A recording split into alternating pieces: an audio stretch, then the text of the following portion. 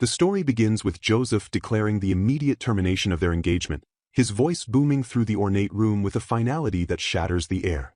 He looms over Bridget, his expression twisted into a scowl of absolute rejection, refusing to entertain any defense she might attempt to mount. He accuses her of harboring deep-seated jealousy toward Lisa, claiming she has bullied and harassed the other girl from the shadows, hidden from his view but not from his knowledge.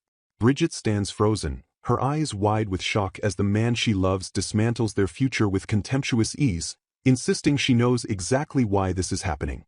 He leans in, his glare piercing, and delivers a scathing ultimatum. She is never to approach him or Lisa ever again, effectively banishing her from his life. The narrative shifts backward in time to the root of this rejection, anchoring in a memory that haunts Bridget. In a grand, high-ceilinged ceremonial hall, a young Bridget kneels on the cold floor, cradling a small, indistinct spirit within a protective sphere of light. The officiant announces her fate to the gathered crowd, declaring her contracted spirit to be a nameless one, a designated failure in a society obsessed with spiritual hierarchy. Her father stands in the foreground, his face a mask of cold disappointment, turning away from his kneeling daughter without a word of comfort. Bridget looks up, sweat beading on her forehead, sensing the crushing weight of her family's shame descending upon her. The memory twists into a nightmare where she pleads desperately with her father, begging him not to abandon her, crying out that she is his child.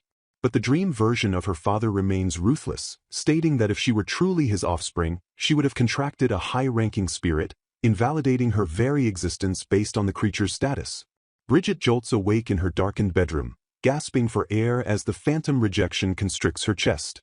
She clutches the fabric of her nightgown over her heart, the physical ache of a heartbreak that happened over a year ago still throbbing with fresh intensity.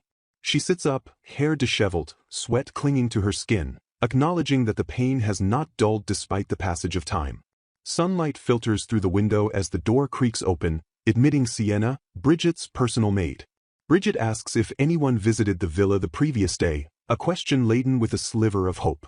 Sienna pauses, her expression softening into pity, before confirming the harsh reality. No one came, and she doubts anyone will come in the future. The maid predicts that Bridget's parents will inevitably hear about the recent events, implying that their absence is a deliberate act of distancing rather than ignorance. Sienna observes her mistress, noting that Bridget is already awake, and prepares to help her start the day in their isolated sanctuary. Sienna gently broaches the subject of the previous day's incident, verifying that Bridget remembers the confrontation with the third prince at the party. The maid confirms that the news of Joseph breaking the engagement has already spread, becoming common knowledge among the social circles. Sienna lowers her gaze, her fists clenching slightly as she apologizes for her inability to intervene or protect Bridget from the public humiliation she endured. Tears well in the maid's eyes as she expresses her deep regret, knowing exactly what her mistress is suffering.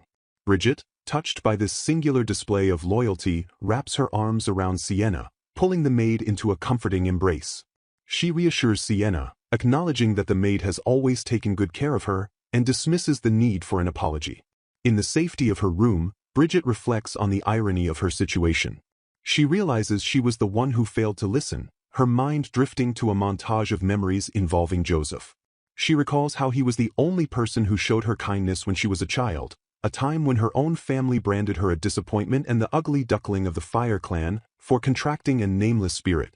The flashback vividly depicts a young Joseph approaching a solitary Bridget in a library, asking her what she is reading with a gentle smile that contrasted sharply with the scorn she received from everyone else. The memory deepens, revealing the conversation that cemented her love for him.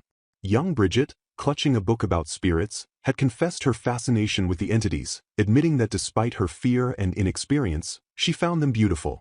She confided in Joseph about her encounter with a contracted spirit and her ambitious dream to become a spirit researcher in the future. Instead of mocking her, Joseph had praised her resolve, calling her amazing for having a dream and working toward it. He had listened intently, his eyes warm, making her feel seen and valued for the first time. He had encouraged her passion, suggesting that the spirits surely loved the attention she gave them, and asked for her name, initiating a bond she thought would last forever. Back in the present, Bridget sits at a table, forcing herself to eat the soup Sienna prepared. She acknowledges the warmth of having at least one ally left in her life, even as she accepts that the kind Joseph from her memories is gone, replaced by the cold stranger who discarded her. After eating, she attempts to commune with her spirit, whispering into the air and hoping for a sign. A small, faint distortion appears, but there is no answer. She sighs, resigning herself to the continued silence of her nameless companion, a stark reminder of her lack of power. Bridget arrives at the Otoliana Magic Academy, where the social fallout of the breakup greets her immediately. Students line the hallways, whispering loudly as she passes. They sneer at her, calling her the Red Fairy, and mocking her poor academic performance, noting her terrible test scores from the other day. The gossip confirms that she has lost her title as the third prince's fiancée, and the students wonder aloud how someone could live with such shame. Bridget keeps her head high but hears every word, the insults piercing her composure as she walks through the corridor, acutely aware that she is the subject of everyone's scorn. She turns a corner and stops abruptly. Directly ahead, Joseph stands in conversation with another student. Bridget recognizes the second figure as Yuri Aurealis, the heir to the Water Clan. The atmosphere in the hallway shifts instantly, becoming charged with tension. Bridget attempts to navigate the situation by offering a formal greeting to Yuri, simply wanting to acknowledge his presence. However, Joseph instantly steps in, blocking her attempt with hostility. He accuses her of being disrespectful to royalty and claims she is acting cold and rude, mirroring the behavior he alleges she showed toward Lisa. Bridget defends herself, explaining that she treats everyone with the same level of formal equality and that she intends no disrespect. Joseph rejects her explanation, his face darkening. He insists that while she might claim equality, her demeanor is icy and unwelcoming. He cites her interaction with Lisa as proof, claiming Bridget responded to Lisa's greeting with a coldness that bordered on cruelty. Bridget recalls the interaction differently, remembering that she responded pleasantly, yet Joseph refused to smile or acknowledge her effort. She argues that she expects a basic level of reciprocal courtesy, noting that others usually smile back when she greets them, implying that Joseph's perception is skewed by his bias. Joseph escalates the verbal attack, asserting his closeness to Lisa and positioning himself as her defender against Bridget's supposed malice. He dismisses Bridget's defense as the usual accusations from the Selmine family, twisting her attempt at civility into a narrative of harassment. Yuri Aurealis stands silently by, observing the scene with a detached, almost bored expression. When Bridget glances at him, Yuri simply asks, "Okay, and? What does that have to do with me?" effectively dismissing Joseph's drama as irrelevant to his own existence. Suddenly, the air pressure in the corridor drops. A massive wolf spirit, radiating power and danger, erupts from the shadows behind Yuri. It bares its fangs and unleashes a low, thunderous growl directly at Joseph. The prince recoils, his eyes widening in genuine fear as the beast, identified as Fenrir, asserts its dominance. The students in the hallway gasp, and even Joseph's confidence shatters in the face of the high-ranking spirit. Yuri remains completely calm, explaining that Fenrir emerged on its own accord because it sensed danger, specifically, the hostility radiating from Joseph. He frames the incident as a natural defense mechanism of his spirit, subtly criticizing Joseph's aggression without raising his own voice. Joseph, intimidated by the sheer power of the Aurealis heir's spirit, decides to cut his losses. He grits his teeth, muttering that he will let the matter slide for today. He turns to call for Lisa, signaling a retreat. He walks away, his posture stiff, leaving the confrontation unresolved but clearly having lost the upper hand. Bridget watches him go, her gaze then shifting to Yuri, who recalls his spirit with a casual gesture, seemingly unaffected by the fact that he just stared down a member of the royal family. Bridget analyzes Yuri as the hallway clears. She notes his cold, brusque demeanor and acknowledges that, like her, he is disliked by the general student body for his unapproachable nature. However, she sees something else in him, a steadfast refusal to bend. Despite his isolation and the hatred directed at him, Yuri remains true to himself, looking straight ahead without seeking validation. Bridget feels a surge of admiration for his strength. She realizes he is a noble with no lovable qualities in the traditional sense, yet his independence makes him cool in her eyes. She finds herself wishing she could possess that same level of self-assurance. Yuri interrupts her internal monologue, speaking to her directly for the first time. He expresses mild surprise that she showed up to the academy today, considering the public humiliation she recently endured. He identifies her as the Count's daughter, his tone factual rather than mocking. Bridget looks at him, surprised by the acknowledgement. The interaction serves as a catalyst for her own internal shift. As she walks away, a new resolve hardens within her.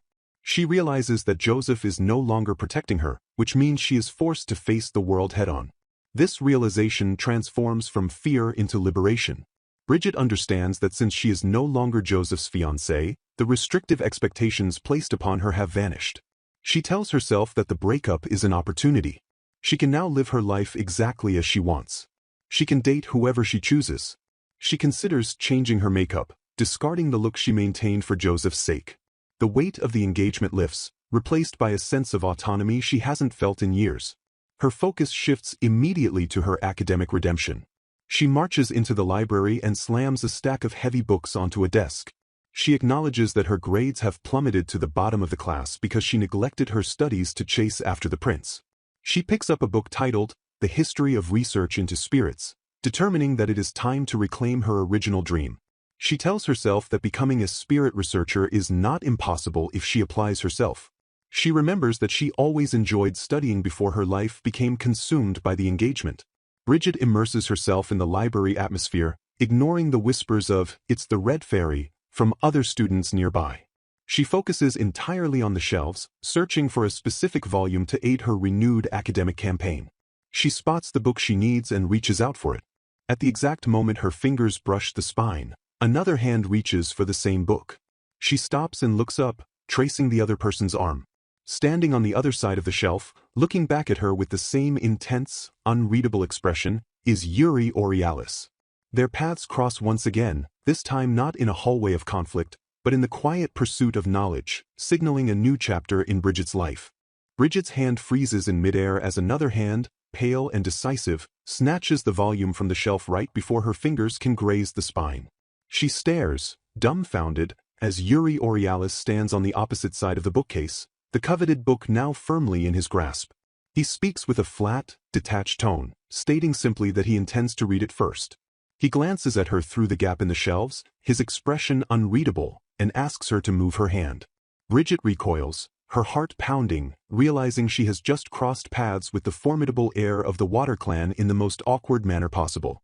She watches him, her mind racing to process the identity of the man standing before her. He leans against the shelf, already flipping through the pages with a casual arrogance that leaves her breathless. She recognizes him not just by his face, but by his overwhelming reputation.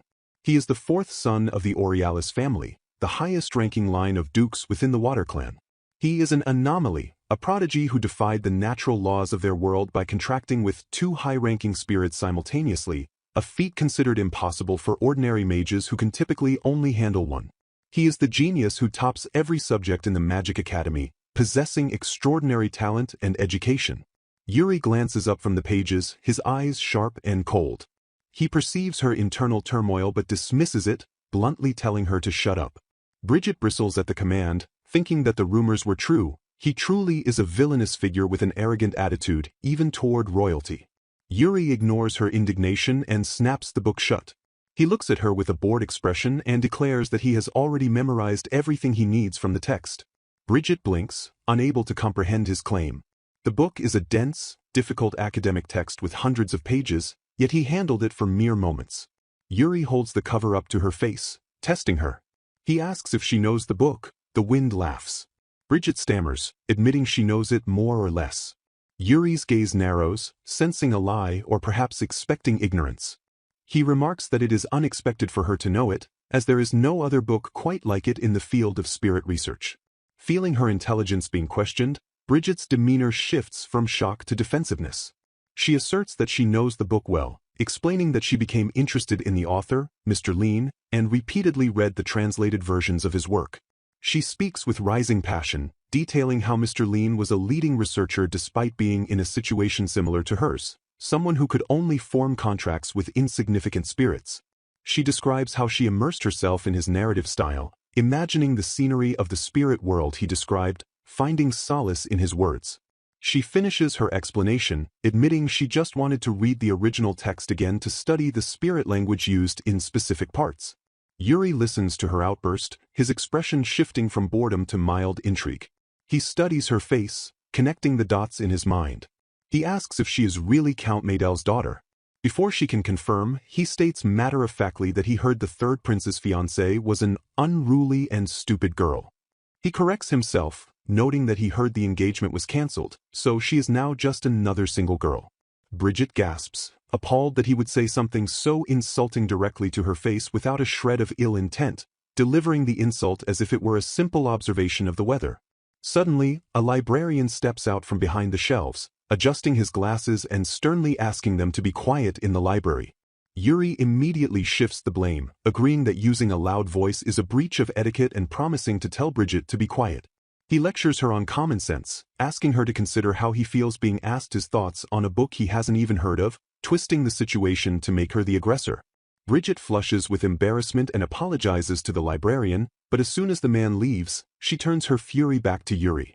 Yuri begins to walk away, dismissing her with a wave of his hand, stating he doesn't have time to hang out with her. Bridget pursues him, demanding a moment of his time. They exit the library and stand near a gazebo on the school grounds. Bridget confronts him, demanding to know if he was making fun of her. She lectures him, explaining that words have power, a fundamental concept in magic where chanting activates spells. She insists that he cannot go around calling people stupid, or even implying it. Yuri cuts her off, looking bored. He counters that he can use magic without chanting, rendering her lecture moot. He clarifies his earlier statement, explaining that he never actually called her stupid. He admits that he simply thought the rumors about her being unruly and stupid were untrustworthy because she seemed knowledgeable in the field of spirit research during their conversation. Bridget pauses, realizing that in his own twisted way, he was actually acknowledging her intelligence. However, Yuri's curiosity remains unsatisfied. He looks at her intensely and asks why she was pretending to be stupid. Bridget flinches, the question striking a nerve. She hesitates, then quietly admits the truth. She explains that Joseph, her only ally at the time, told her he liked stupid, cute girls. A montage of memories floods Bridget's mind, depicting the toxic reality of her engagement. She recalls Joseph sitting on a throne-like chair, surrounded by sycophants, telling her that a girl who gets better test grades than her fiancé is the worst. She remembers him demanding she distract him from his boredom, instructing her to scream at others every day. He had insulted her intelligence, betting the inside of her head was the same color as the pink dresses he forced her to wear. He told her she could put on a thicker layer of makeup to the point where her old face was unrecognizable. Bridget confesses to Yuri that she continued behaving exactly as Joseph wished because when she did, he was kind to her and praised her. She reveals that the real her is actually a shy and weak girl, but she maintained the act of an arrogant, vapid noblewoman solely to receive that praise. Yuri stares at her, his expression unreadable for a moment before he speaks. He asks if she is stupid. He dissects her actions with ruthless logic, pointing out that doing things others wouldn't understand, changing her makeup, clothes, speech pattern, and personality all for one person, is inherently foolish. He questions the point of such love. Bridget tries to defend herself, saying that love makes people do strange things, but Yuri cuts her down. He suggests that Joseph was likely happy she fell for his manipulation, but emphasizes that blaming her behavior on love is just an excuse. He leans in, his eyes cold and piercing. He tells her that she is usually quite stupid for allowing this to happen. Bridget snaps. The repetition of the word, stupid, breaks her composure completely. She screams at him, demanding to know whose fault he thinks it is. She yells that he didn't have to say it like that, her voice vibrating with such intensity that Yuri flinches, covering his ear and calling her noisy. She accuses him of being extremely rude to a girl in love. Breathing heavily, Bridget makes a decision. She refuses to be looked down upon any longer. She glares at Yuri and issues a challenge, a competition. She proposes they compete to see who gets a higher grade on the next written exam. Yuri looks at her, surprised. He mentions that despite his current demeanor, he was called a prodigy even as a baby. He asks if she understands the stakes, reminding her that since he entered the school, he has been top of the class in every single test. Bridget stands her ground, her eyes burning with determination. She asks if it sounds fun. She sets the terms. The loser has to listen to any one thing the winner says. Yuri smirks, his interest finally piqued. He accepts her challenge, asking if she is scared of losing. He taunts her, asking if she is ready to become his slave, confident that it will be his victory. Bridget clenches her fists, her shy persona completely gone. She fires back, telling him to prepare himself, signaling the start of a fierce academic rivalry. A star-filled sky, the quiet of the night enveloping the Maydell villa. Inside the library, Bridget kneels on the floor, rummaging through the lower shelves. She pulls out a stack of books and turns to her maid, requesting the study materials she had previously put away. Sienna stands frozen, her eyes widening in disbelief as she processes the request. She stammers, reminding Bridget that she hasn't touched a book since Prince Joseph explicitly ordered her not to study. The maid recalls the days when Bridget refused to even look at study materials, no matter how much Sienna worried, adhering strictly to the prince's controlling command. Bridget confirms her intention, declaring that she plans to put effort into the upcoming test. Sienna's shock transforms instantly into fiery determination. She clenches her fists, tears forming in her eyes, and vows to support Bridget with all her strength. She encourages her mistress to get a good grade and strike back at the royals who treated her so poorly. The narrative briefly overlaps with the memory of the challenge issued to Yuri Aurealis. The loser of the exam must listen to any one command from the winner. Bridget laughs nervously, realizing she has engaged in a battle she absolutely cannot afford to lose. Back in the present, Bridget's resolve hardens. She questions if a failure of the Flame clan can truly defeat a genius, but she quickly dismisses the doubt, telling herself she cannot lose. She turns to Sienna with a new request, asking the maid to bring out the clothes she bought for Joseph to admire. Sienna presents the frilly, ribbon-laden dresses, and Bridget decides to change her image entirely. She suggests getting rid of them, but Sienna, misunderstanding the sentiment as a need for emotional catharsis, enthusiastically offers to burn the dress to cheer her up. Before Bridget can clarify, Sienna practically vibrates with intensity, promising to use all her strength to incinerate the garments. The scene shifts to the Academy Library, where the atmosphere buzzes with whispers. Students glance sideways, murmuring about the Count's daughter and questioning what she is doing. Bridget sits at a desk, pen moving furiously across paper, ignoring the scoffs of those calling her the Red Fairy.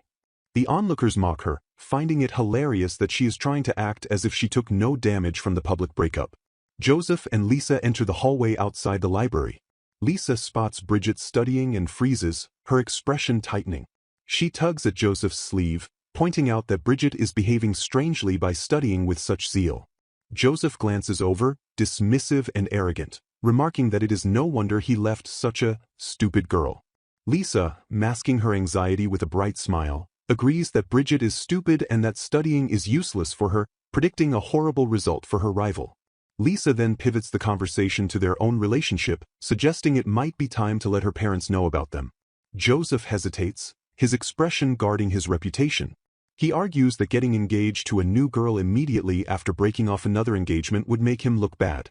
He suggests they wait until things settle.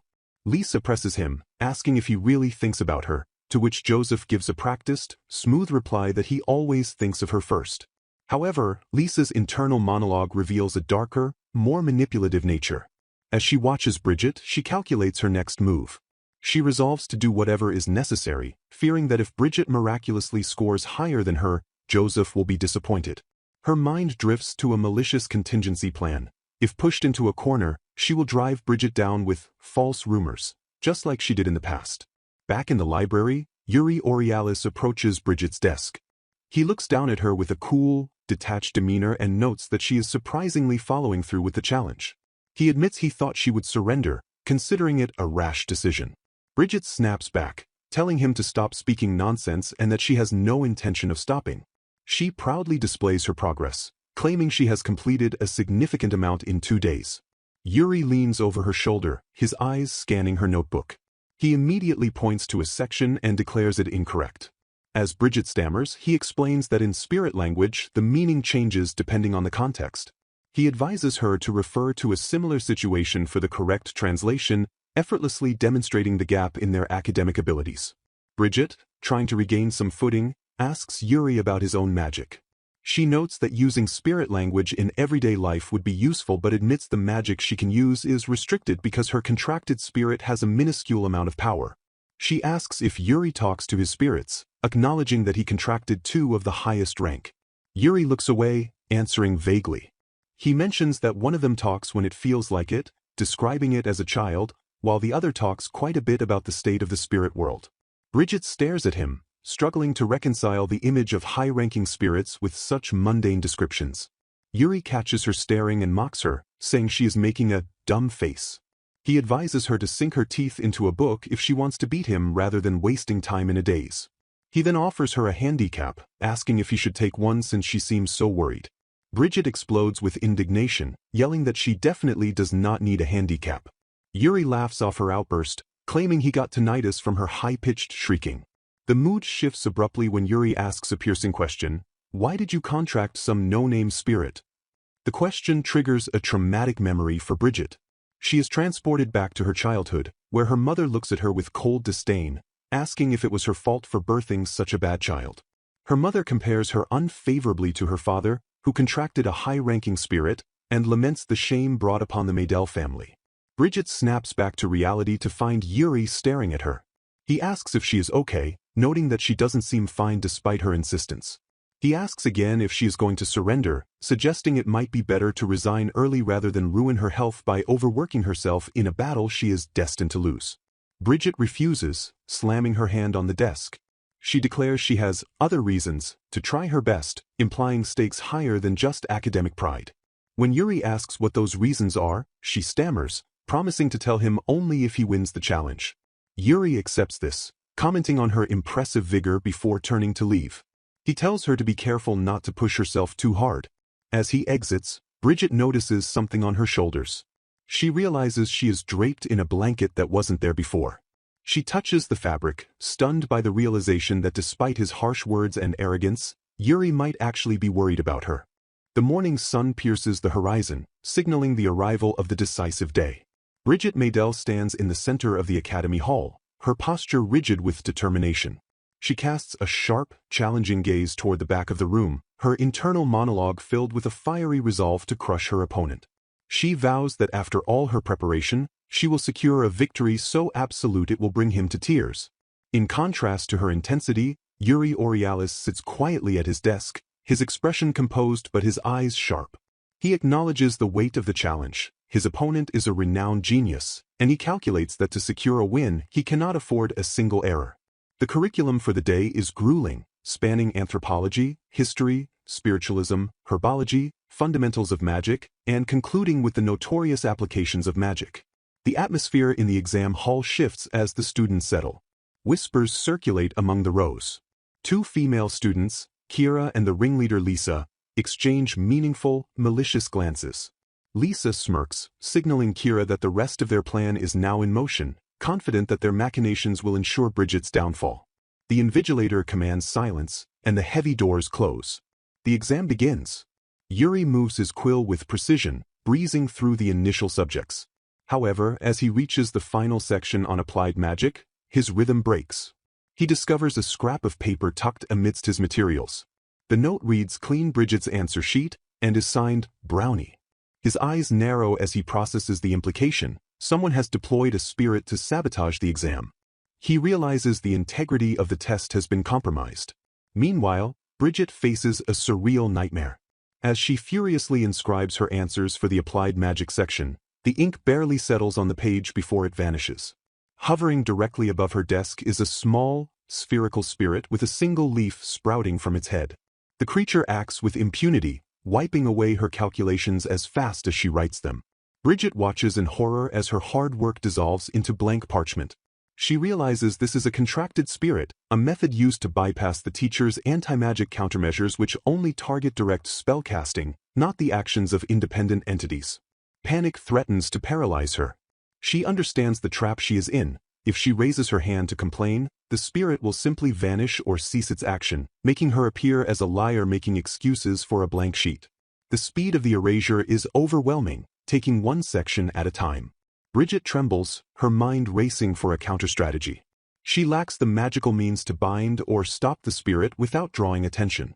However, a surge of pride cuts through her despair.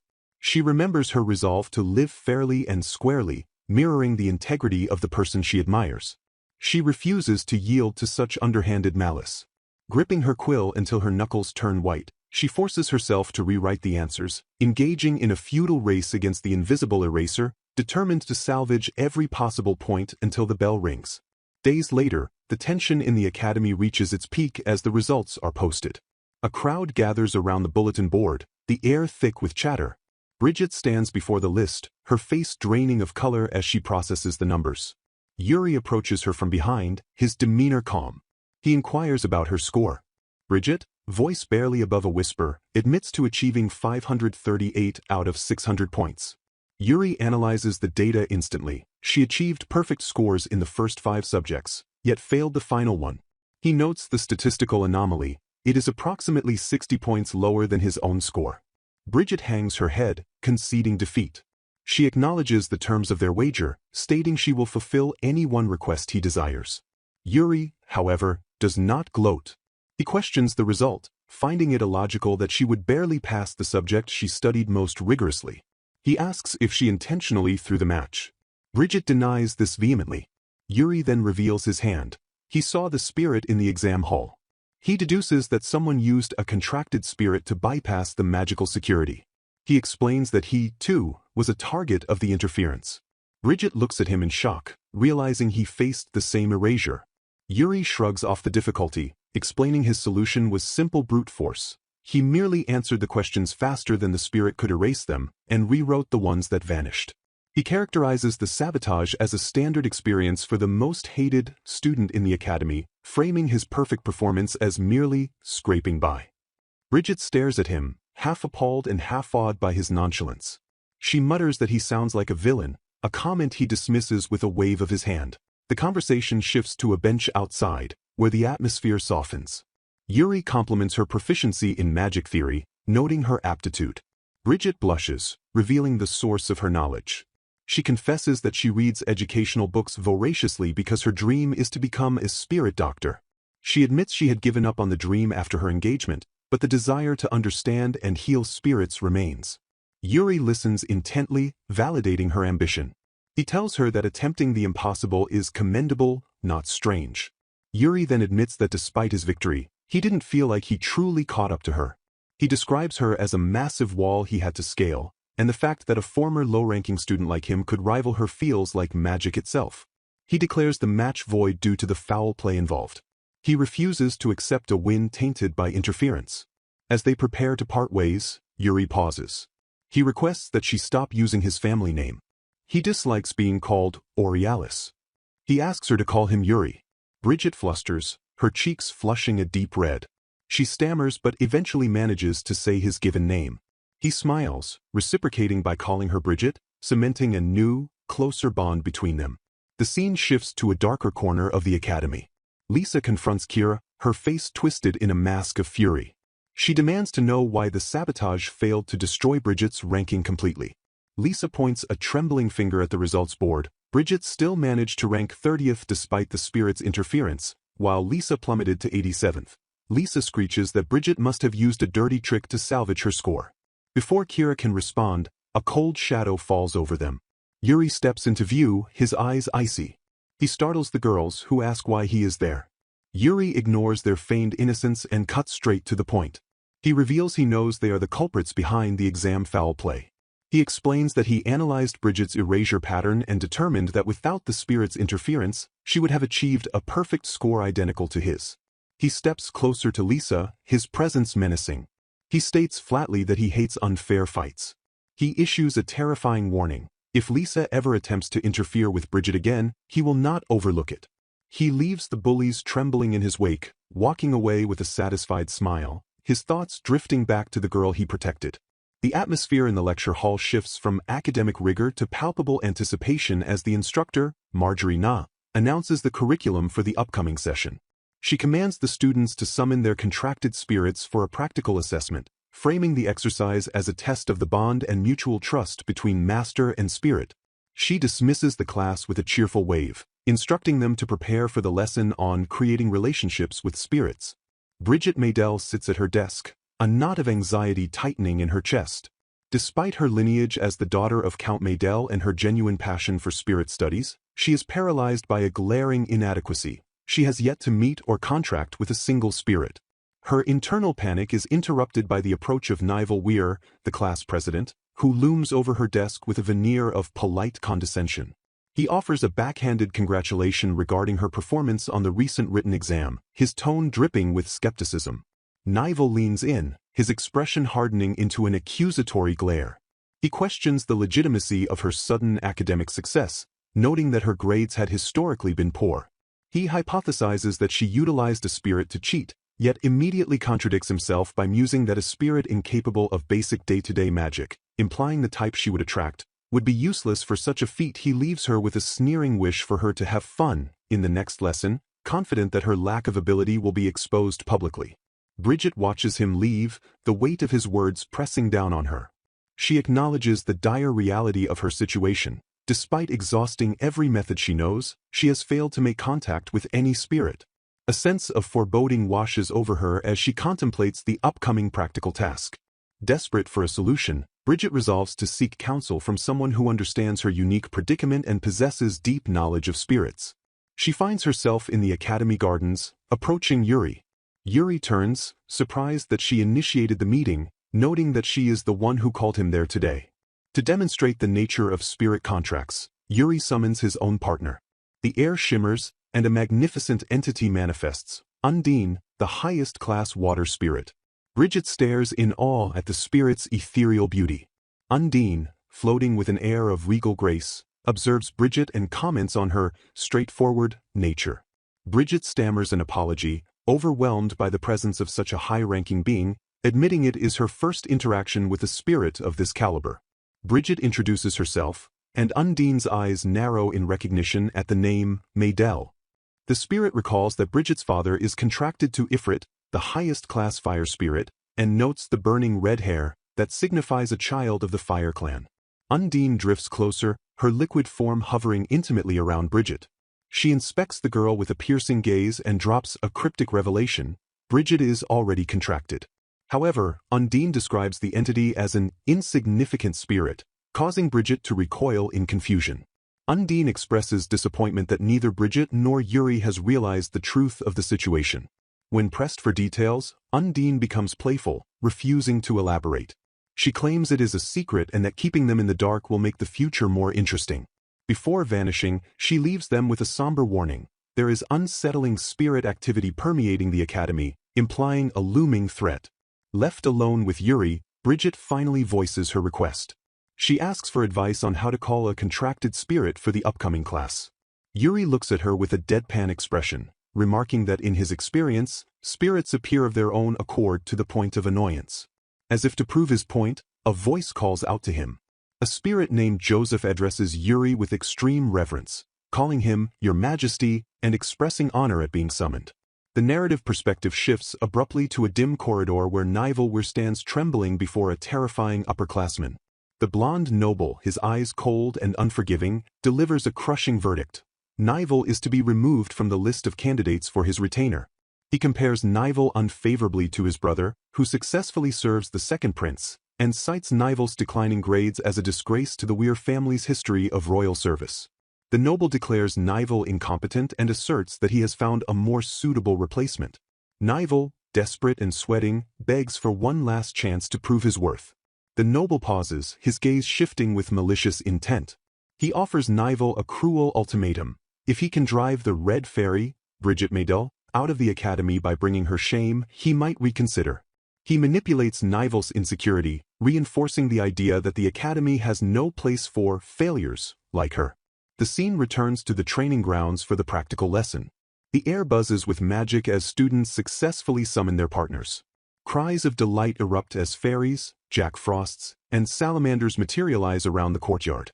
Nivel stands amidst the celebration, his eyes scanning the crowd until they land on a familiar, small, spherical spirit hovering near Bridget, the brownie. He recognizes it immediately as the spirit used to sabotage the written exam. A surge of vindictive opportunity courses through him. He calls forth his own partner, Ariel, a middle-class wind spirit known for its gentle nature and high loyalty. However, Nivel's command is not one of display, but of aggression. He unleashes a blade of wind toward Bridget. The attack is intercepted, and the teacher, unaware of the malicious intent, praises Nivel for the display of power and control. Emboldened by the praise and his desperate mission, Nivel turns his aggression verbal. He publicly mocks Bridget, declaring that she has contracted a worthless, nameless spirit, and asserting that it is impossible for someone like her to perform the summoning. Bridget stands her ground, her expression shifting from fear to defiance. She questions the fundamental values of the institution, asking if an academy that rejects those who struggle with magic is truly necessary. Her words strike a nerve. Nival snaps, screaming that she is an incompetent who cannot even take a lesson properly. The teacher intervenes sharply.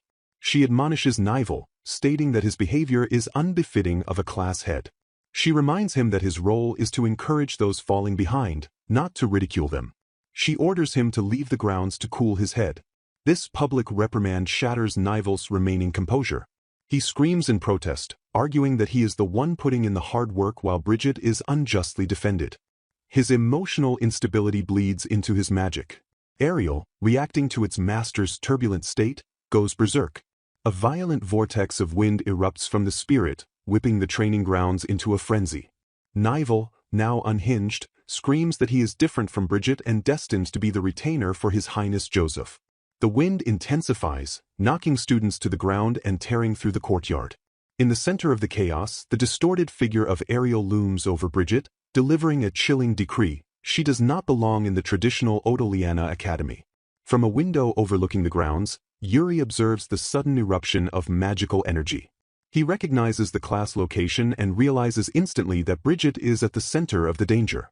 Panic flares in his eyes as he witnesses the catastrophic scene unfolding below. At the prestigious traditional Otoliana Academy, the atmosphere of scholarly pursuit is violently shattered. Chaos erupts across the campus grounds as students and faculty bear witness to a catastrophic anomaly. Bridget Maydell stands at the epicenter of the commotion, her expression etched with grave concern as the situation spirals out of control. A massive, swirling vortex of wind dominates the landscape, tearing through the training grounds with the ferocity of a natural disaster. From the safety of the academy buildings, students press their faces against the glass, paralyzed by the sight of the towering tornado that threatens to consume everything in its path. Amidst the panic, a realization dawns upon the onlookers. This is not a weather phenomenon, but a magical catastrophe.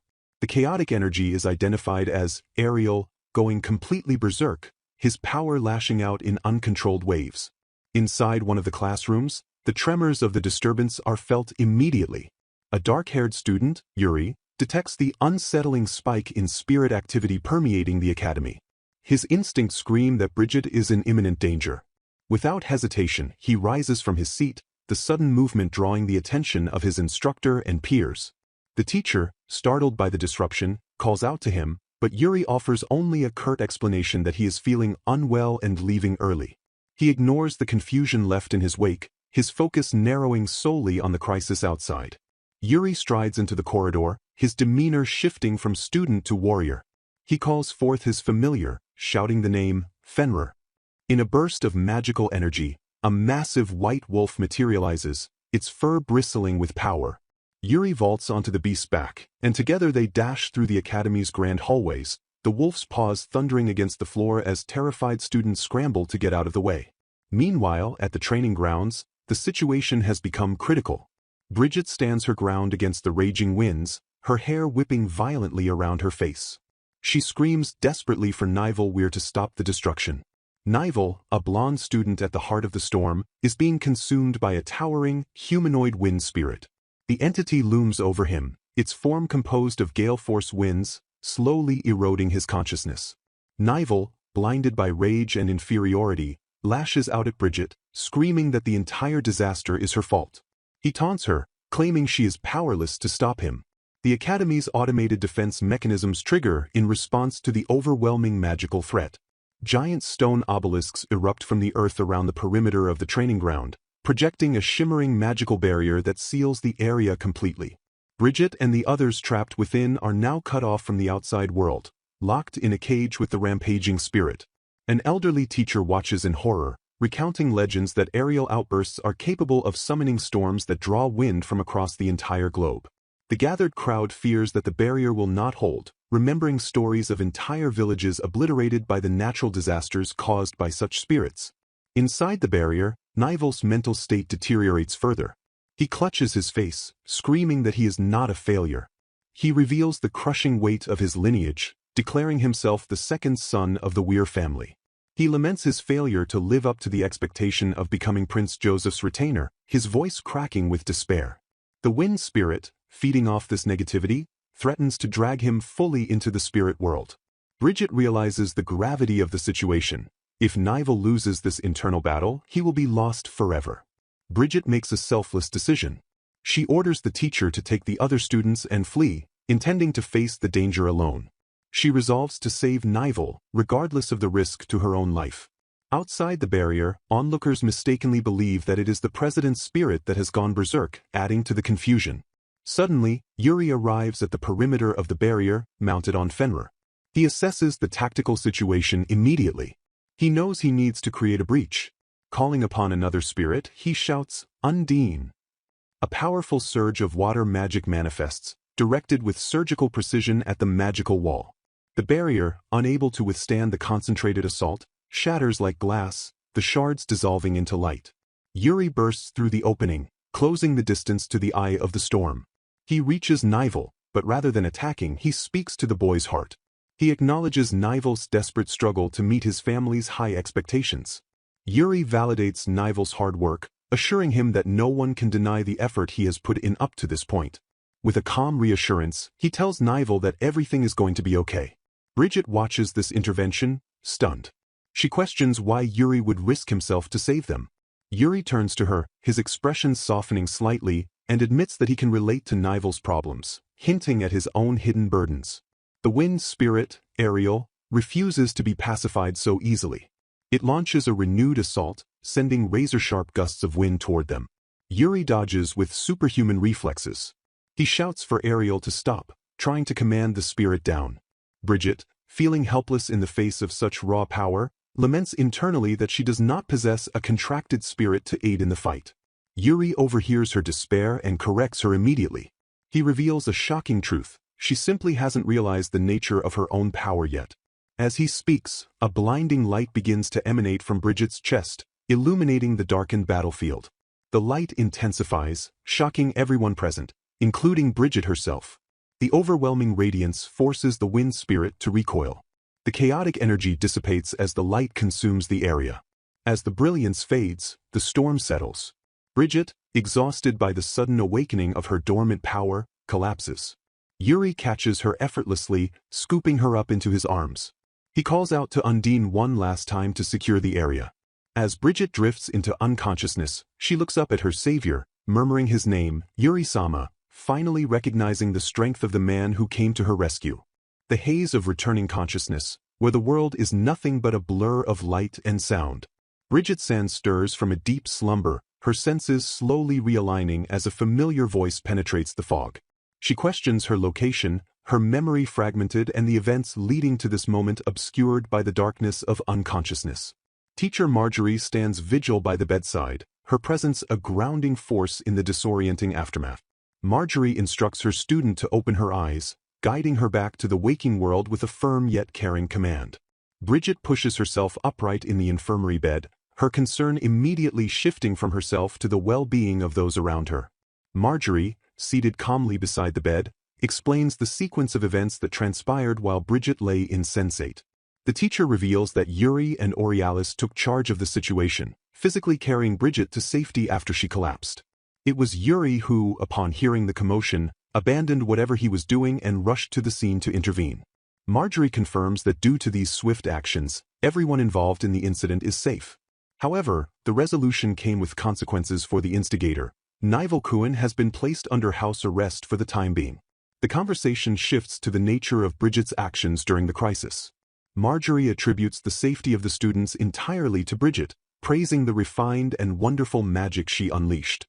The teacher describes how Bridget's power surged forth, a light shrouding her body that effectively counteracted the aerial spirit's violent outburst. Bridget listens, confused, as Marjorie mentions a nameless spirit that she supposedly possesses, a detail Bridget seems unsure of herself. Marjorie playfully pivots the topic, hinting at a certain someone who has failed to appear at her bedside. She teases that the only reason this person hasn't shown up is simply because he is a sleepyhead, casting a mischievous look toward the door. At that precise moment, the sound of urgent, heavy footsteps echoes from the hallway, tap, tap, tap, growing louder and more frantic with each strike against the floor. The door is thrown open with force, revealing Yuri standing in the threshold, his chest heaving and sweat clinging to his face. He is breathless, his composure shattered by panic, having evidently run the entire way there. He catches the tail end of Marjorie's comment about him being asleep and incredulously repeats the accusation, offended that his desperate sprint is being characterized as laziness. He calls out Bridget's name, his eyes widening as they land on her conscious form. A moment of silent intensity passes between them. Bridget stares back, surprised by his disheveled appearance, while Yuri stares at her, his expression a mix of relief and lingering fear. Marjorie, sensing the thick atmosphere and the need for privacy, gracefully bows out. She remarks that she appears to be in the way and notes that Yuri seems to be doing fine now that he sees Bridget is awake. As the teacher departs, Yuri remains standing by the bed, his demeanor shifting as he attempts to mask his earlier panic with a facade of coolness. Yuri takes a seat, crossing his arms and legs in an attempt to project nonchalance. He scoffs at the idea that he was genuinely worried, dismissing his frantic arrival as merely a figure of speech, rather than an admission of emotional distress. However, he quickly pivots to an interrogation, demanding to know why Bridget placed herself in such a perilous situation. He acknowledges hearing about the class president's spirit going berserk but questions the logic of her involvement. Bridget, catching the undertone of his questioning, timidly asks if he was worried about her. Yuri immediately deflects, turning his head away and flatly denying he ever said such a thing. Bridget explains her motivation, stating that she attempted to persuade the president to control his spirit because she feared the damage would extend beyond just the immediate area and harm innocent people outside. She reasoned that if the aerial spirit lost control completely, the devastation would be widespread. Yuri listens but remains critical, chastising her for being reckless when she cannot even use magic to defend herself. He calls her a stupid girl for thinking she could persuade a rampaging spirit with mere words. Bridget pouts at the insult, crossing her arms. Yuri's harshness dissolves into a somber reflection. He looks down, his expression softening into regret. He admits that things would have been easier if they were in the same class, implying that his proximity would have ensured her safety. He laments that if he had only rushed in a little sooner, she wouldn't have had to get hurt. The weight of his guilt is palpable as he gazes at her, the bravado from moments ago completely gone. Reasserting his protective stance, Yuri declares that from now on, Bridget can count on him for any problems she faces. He warns that he will be very upset otherwise. The atmosphere in the room grows intimate as Yuri leans forward, invading her personal space. Bridget blushes furiously, her heart racing at his proximity. Yuri, noticing her flushed reaction, questions if she should be resting more, his face inches from hers. Bridget, overwhelmed, stammers and tries to push him away, asking him to leave or else she will have to leave instead. Yuri observes her struggle but points out that she was unconscious for a long time, implying she needs the rest. Suddenly, Yuri freezes, his intense gaze locking onto a specific spot on her face. Bridget panics, letting out a confused sound. Yuri breaks the romantic tension with a blunt observation. He asks if she was sleeping with her mouth open because she has drool marks on her face. Bridget is mortified. Yuri bursts into laughter, revealing that he was just kidding and tells her not to take him so seriously. Bridget, realizing she has been teased, covers her red face with her hands but sincerely thanks him for his concern. She touches her cheeks, feeling the heat, flustered by the rapid shift from romance to teasing. The door rattles again, interrupting the moment. A group of female classmates hesitantly enters the room, calling out to Lady Maydell. They bow their heads, thanking Bridget profusely for her actions earlier. One student explains that it was incredibly cool when Bridget stood up to the class president. They shudder to think what would have happened to them if she hadn't been there to intervene. The girls, who previously kept their distance, now ask if they can become friends with her. One of the students, a girl with glasses, admits that seeing Bridget shut down the Ariel's power gave her no choice but to admire her. She confesses that she never had the guts to speak to Bridget before because she seemed so untouchable and awesome. Another girl chimes in, saying she always had a feeling Bridget was actually a kind person. The group gathers around the bed, their admiration genuine. Bridget is stunned by this revelation. She listens to the rattling of the door and the voices of her classmates, realizing how wrong her perception had been. She thinks to herself that it must have taken courage for them to approach her. She admits internally that she thought everyone hated her, which led her to view them as enemies. Hearing their desire to be friends, she feels a wave of relief and happiness, glad that she decided to change her outlook. The mood shifts abruptly as another figure enters the room. It is Nivel, the class president. He looks humbled and defeated. The students notice a thick, metal device clamped around his neck, a demon-blocking collar. One student remarks on the harshness of the punishment. Nival stands before Bridget, his hands clenched at his sides, struggling to articulate his thoughts. The room falls silent, the only sound the clack of his movements. He stammers, trying to get the words out, his usual arrogance completely stripped away. Bridget breaks the tension, inviting him to speak his mind if he has something to say. Nival takes a breath and bows deeply, his body bending at the waist in a formal gesture of contrition. He states clearly that Bridget saved his life. He acknowledges that his actions were unforgivable but asks to be allowed to bow his head to her. Furthermore, he apologizes for always being rude to her in the past, his voice trembling with sincerity. He exhales a heavy breath and thanks her. Bridget stares at him, wide-eyed. She turns to Yuri and whispers that this must definitely be a dream. Nival snaps his head up, indignantly shouting that it is not a dream and begging her to believe him. Yuri confirms dryly that this is indeed reality. Bridget worries aloud about what would happen if Joseph were to find out about Nival bowing to her in public. Nival, regaining some composure but looking away, asks for a moment. Bridget still mutters that she feels like she is dreaming. Nival asks if she is sure about accepting his apology, noting that it isn't just about the act of bowing. He asks if she doesn't find it humiliating to have someone like him bow to her, considering she hated him. He admits that letting his spirit run wild has destroyed his career, and he likely won't get away with it, nor will his family, the Weirs. He confesses that he really did hate her.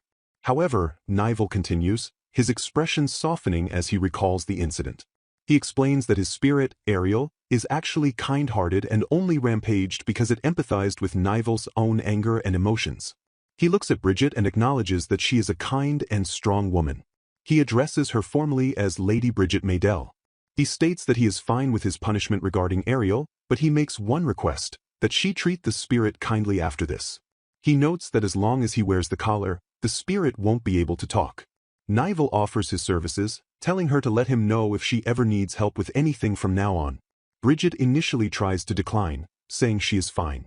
But Nival insists, wanting to be of use to her. He looks at her bandage and guesses correctly that she got hit on the head. Bridget hesitates, then changes her mind. She states that she does have one request. Nival listens intently. Bridget reminds him that Yuri said something similar earlier about granting a request. She smiles broadly and asks to see Ariel again. Nival is shocked by the request but agrees, reaffirming that he never goes back on his word. He prepares to summon the spirit, looking slightly bewildered by her choice. Bridget beams at him, telling him he is a surprisingly nice guy. As the scene fades, a vision of the spirit Ariel appears, expressing a desire to help everyone. The perspective shifts to the exterior of the building, where a figure stands in a window, watching the events unfold. The observer notes coldly that Nival has failed. Below, in the room, Yuri holds Bridget in a gentle embrace, the two of them finding comfort in each other's presence. The mysterious watcher ponders their next move, casting a shadow over the happy resolution. The sound of footsteps echoes sharply against the floor. Tap, tap, tap, heralding the arrival of a frantic messenger. Lisa approaches Joseph-sama with urgency, her breath catching as she delivers a report that has already begun to circulate through the academy whispers.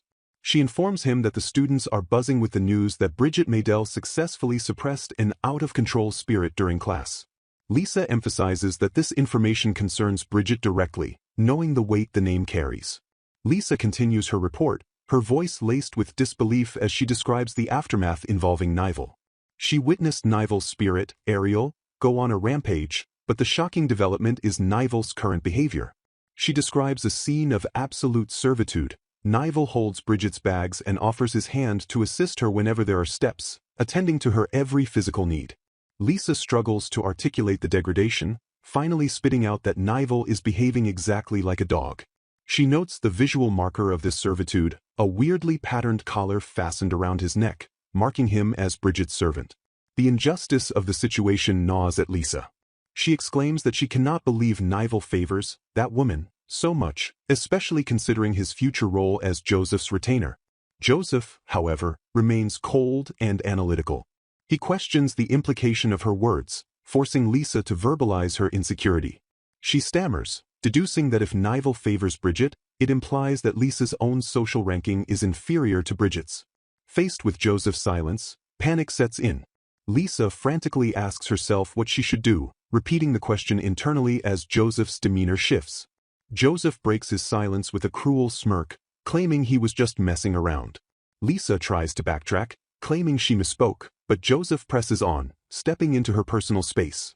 He whispers a poisonous thought. Bridget is an incompetent girl, so there is no logical way she could have the power to subdue Ariel. He suggests that Lisa need not worry about such lowbrow rumors, dismissing the collective witness of the student body as a mass mistake. Lisa agrees hastily, eager to escape his intensity, admitting she was just being hasty. Joseph then reveals his callous nature regarding Nival. He notes that Nival was not very capable and that he had already planned to cut ties with him regardless of this incident. The scene shifts to the academy corridors, where gossip continues to swirl. Two female students discuss a rumor about a bet between Yuri and another party. They whisper about the incident, sharing a rumor that it was actually Yuri who arrived and used his spirit to save Bridget, casting doubt on her achievement. One girl notes that regardless of the truth, it appeared that Yuri-san was genuinely interested in Bridget. In the hallway, Yuri Aurealis stands firm, declaring his intent to follow Miss Bridget wherever she goes. Bridget, looking annoyed, questions how far he intends to carry this charade. Behind them, Nival works tirelessly, carrying a stack of bags and items, sweating profusely but maintaining his servitude. Bridget sighs, looking at Nival's shimmering dedication, and worries about how this looks to Yuri. Nival insists that he will never forget how she saved him when he was in trouble, cementing his loyalty. Suddenly, Bridget halts, her attention caught by Yuri's behavior. Bridget denies the rumors internally, but the reality confronts her in the library. She demands to know what business Yuri has in the library, a place of quiet study. Yuri, leaning casually amongst the shelves, quips that he wouldn't mind being her contracted spirit, referencing the rumors. Bridget demands quiet, flustered by his teasing. She asserts that his joke isn't funny and asks him to stop, but Yuri counters that she has a similar aura, which led him to think it might be possible. Yuri, realizing he might have pushed too far or perhaps confused by his own words, pauses. He clarifies that he actually came to the library simply to read a book. Bridget, feeling the pressure of his presence, mutters that Yuri-san is a nuisance. Nival, ever the protector, overhears this and immediately offers to eliminate the threat. He asks if he should get rid of this boy, interpreting nuisance as a command for removal. Bridget panics, shouting no, and calling Nival president in her distress, telling him not to do anything. Bridget struggles to articulate her feelings. She admits internally that she came to the library specifically to meet Yuri, yet she cannot say that aloud. A library patron shushes them, demanding they keep it down. Nival, confused by her mixed signals, points out that she just called the man a nuisance. Bridget clenches her fists, trapped between her duty, her embarrassment, and her developing feelings. Yuri takes control of the situation. He calls out, "Over here," beckoning Bridget. He leads her away from Nival and the prying eyes, slipping into a secluded aisle of the library. Bridget asks why she is with him, her voice trembling. Yuri comments on Nival, noting that the noisy guy seems to feel indebted to her, perhaps even more than she realizes. Bridget agrees that Nival is loud, trying to deflect the intimacy of the moment. Yuri, however, takes offense to the idea that he is loud, muttering that he isn't nearly that bad. The atmosphere shifts abruptly. Yuri steps closer, his presence overwhelming. The sound of a heartbeat, thump, thump, fills Bridget's ears. Yuri calls her name softly. He leans in, trapping her against the bookshelf in a moment of suspended time. He asks if his proximity just stopped her from breathing. Bridget, face burning red, stammers an excuse about making noise in the library. Yuri notices the other students leaving and remarks that they are gone. Bridget, unable to handle the intensity, excuses herself and slides away, fleeing the aisle. Days pass, and the memory of the library incident haunts Bridget. Her heart races, bottom, whenever she thinks of it. She admits to herself that lately, she has been acting weird.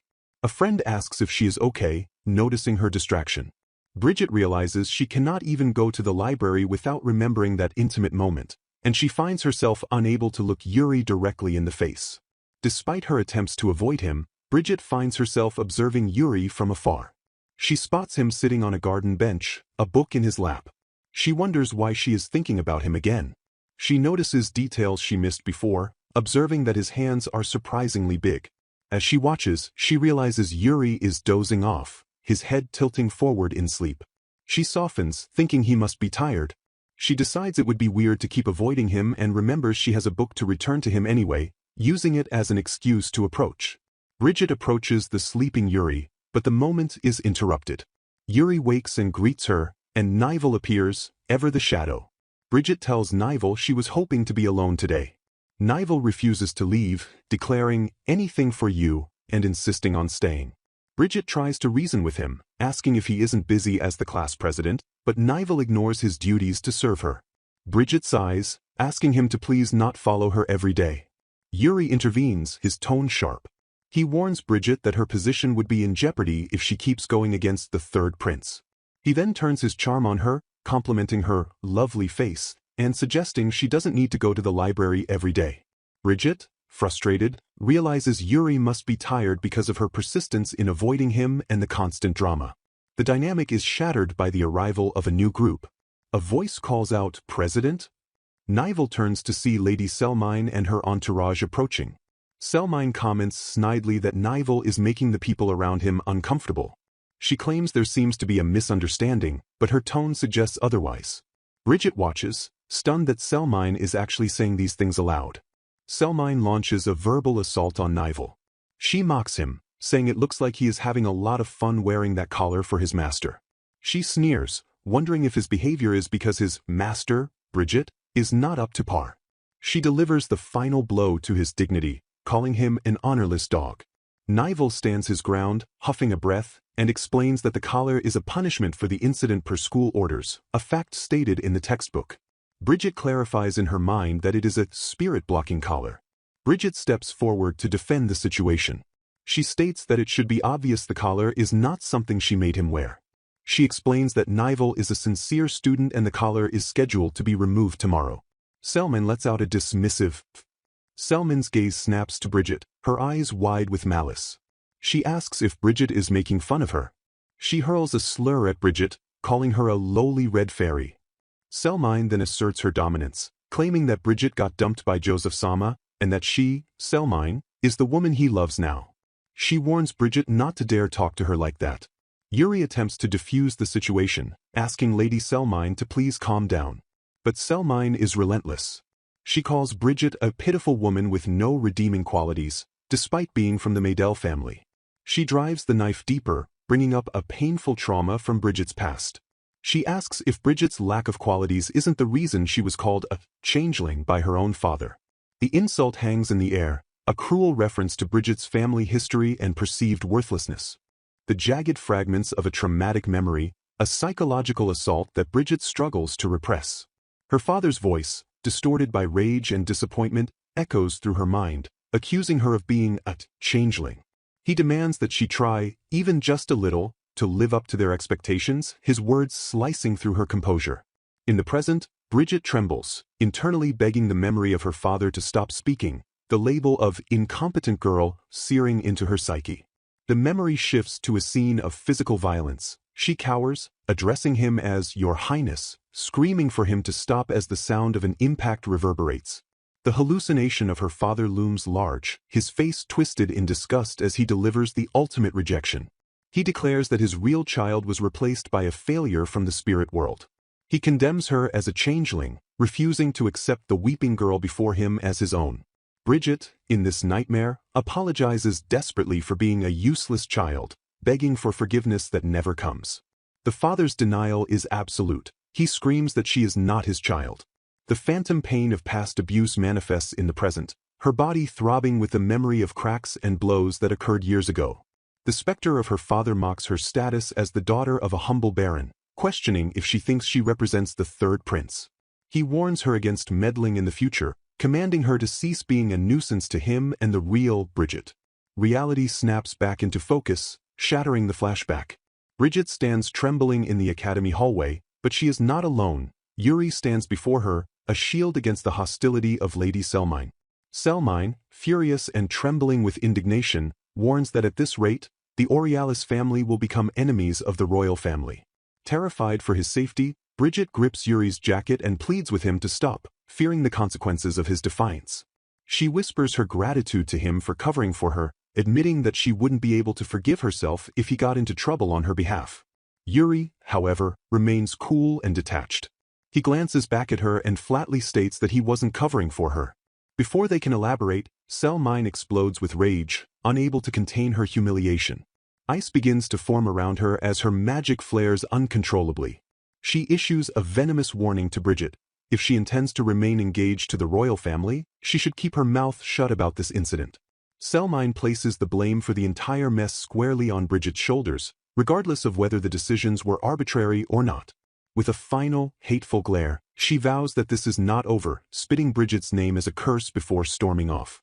Left in the wake of the confrontation, Yuri questions the meaning behind Selmine's parting threat. Bridget, however, is consumed by worry for Yuri, asking if everything will be okay.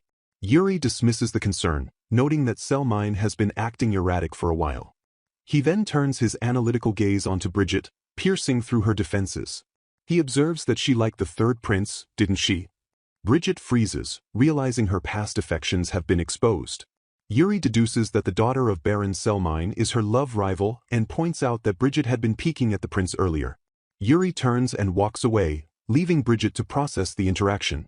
She watches his retreating back, acknowledging that once again, Yuri-san has saved her. She marvels that this man, usually so aloof, actually cares about her feelings. A wave of self-loathing washes over her as she reflects on how the mere mention of her father incapacitated her. She hates herself for being so weak. She admits to herself that she is jealous of Yuri, not of his status, but of his strength and kindness. Bridget hurries to catch up to him, stammering a correction. She confesses that she doesn't remember much about the prince lately because she finds herself thinking about Yuri instead. Yuri pauses, glancing back with mild surprise. Panic sets in, and Bridget frantically backpedals, claiming she only thinks about him because of the bets between them. She insists she is fixated on settling the score because she couldn't win their bet regarding the written exam. She stammers that she must settle the score, her face flushing with embarrassment. Yuri looks at her, a genuine, amused smile breaking across his face. He calls her a stupid girl, noting that she tries too hard. His expression is soft, lacking any malice, describing her effort as neither admiration nor envy. Bridget lowers her gaze, accepting the label with a quiet defeat, admitting she knows she isn't stupid but feeling the weight of his words. Suddenly, a voice shouts from the background. It is Nivel, encased in ice, yelling for Yuri to wait. He complains indignantly that while the situation has resolved, the ice around him specifically has not melted, leaving him trapped. The scene shifts to the privacy of Bridget's bedroom. She lies on her bed, thrashing her legs and burying her face in a pillow, letting out a muffled squeal of overwhelmed emotion. The realization hits her with the force of a physical blow. She actually likes him. She lists his faults. He has a sharp tongue and is a cold person, but admits that even though he is mean, she has fallen for him. Her maid, Sienna, enters the room, noting the strange noises Bridget has been making since her return. Bridget sits up abruptly, flustered, denying everything while her face burns red. Sienna, perceptive and kind, asks if something good happened, or perhaps if something is worrying her. She gently reminds Bridget that she knocked before entering and encourages her mistress to open up. Bridget hesitates, unable to voice her romantic confusion, but Sienna offers a solution to the restlessness. She suggests that Bridget might feel better if she went shopping in the royal capital for a change. Bridget agrees, realizing there are indeed things she wants to buy. They decide to go on an outing the following day to change the mood. The next day, the atmosphere is light and celebratory. Sienna helps Bridget dress, complimenting how the outfit suits her. Bridget stands before the mirror, feeling unable to calm down, her heart racing. As they walk through the town, Sienna squeals with delight, pointing out that the townspeople are looking at Bridget in awe.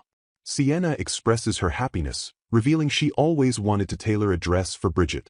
Bridget notes the shift in public perception. Until now, people looked at her with disdain, whispering her name as a warning, but today, no one seems to notice her identity, allowing her to simply exist. They arrive at a magic stone shop. Bridget explains her mission. She wants to buy a magic stone as a token of appreciation for Yuri, Fenrir, and Undine, who were all very helpful to her. She stares into the glass display cases, overwhelmed by the sheer number of options. The sound of the door chiming signals a new arrival. Bridget looks up from the display case and freezes. Standing there, reflected in the glass and in person, is Yuri-san. The coincidence leaves her breathless, her internal monologue cutting off in shock. The hushed, glittering interior of the magic stone shop, where the air hangs heavy with the scent of polished glass and ancient mana. Bridget stands frozen, her breath hitched in her throat as the reflection in the display case manifests into reality. Yuri Aurealis stands behind her, his presence dominating the cramped space of the boutique. He is not alone. A tall, bespectacled attendant stands at his shoulder, observing the interaction with a keen, analytical eye. The silence is broken by the attendant, Clifford, who remarks with a hint of amusement that they seem to have some weirdly lively customers today. He asks Yuri if it isn't a good day, to which Yuri replies with a non-committal grunt, his gaze fixed intently on Bridget. Bridget's heart hammers against her ribs, bump, ba-dump, as she processes the sheer improbability of running into him here, of all places, on the very day she sought a gift for him. She realizes with a jolt that he has already noticed her, his eyes locking onto hers with unnerving precision. Yuri turns his attention to the shopkeeper, his voice cutting through the tension with casual authority. He orders 50 water and ice magic stones, pointing to the highest quality items in the case. The shopkeeper stammers, overwhelmed by the magnitude of the request, noting that these are the most expensive items of the day. Yuri dismisses the concern, stating simply that it isn't much and commanding the man to take it. He glances at the stones, noting their pretty craftsmanship, and asks the shopkeeper if he at least knows their effects. The transaction is swift, a display of wealth and power that leaves Bridget staring in disbelief. Bridget, unable to contain her bewilderment, interjects. She suggests, somewhat timidly, that it would be better if he gave such a significant gift, a collection of 9 magic systems capable of defending against attacks, to a girl he actually cherishes. She reasons that these are protective items, meant for a partner. Yuri looks at her, his expression unreadable, and delivers a flat rejection of her romantic hypothesis. He states coldly that is all the more reason not to give them, as he has no intention of getting such a partner. The rejection hangs in the air, sharp and absolute. The awkward silence is punctured by a deliberate cough from Clifford. Ahem. He steps forward, chastising the two of them for being so close yet failing to even greet one another properly. He formally introduces himself as Wisey Clifford, the attendant to the Duke of Aurealis's son. Bridget, flushing, introduces her own attendant, Sienna. Yuri, seemingly bored by the formalities, confirms his identity as Yuri Aurealis. The social dance of nobility resumes, but the undercurrent of tension remains palpable. Wisey, ever the instigator, presses his master. He asks Yuri for his opinion on Lady Bridget's outfit today, forcing the conversation into personal territory. Yuri sighs, a sound of long-suffering patience. Phew, and glances at Bridget. He offers a lukewarm assessment, stating that in his opinion, it is not bad. Bridget bristles at the backhanded compliment, demanding he be a bit more specific. Wisey chides him, suggesting that not bad is hardly sufficient praise for a lady. Yuri pauses, his gaze softening as he looks at her. The atmosphere shifts, the ambient noise of the shop fading into the background. He murmurs, almost to himself, that she looks cute as always. The words hang in the air, a sudden, devastating admission. Bridget's face erupts in heat, her cheeks burning a deep crimson. She stammers, completely disarmed by the casual intimacy of the compliment. Wisey, seizing the moment, suggests that perhaps the lady would like to have a chat with Yuri after this.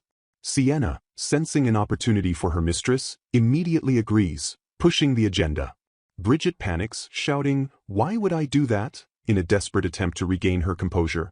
Sienna leans in, whispering teasingly that surely Bridget planned to meet him here all along.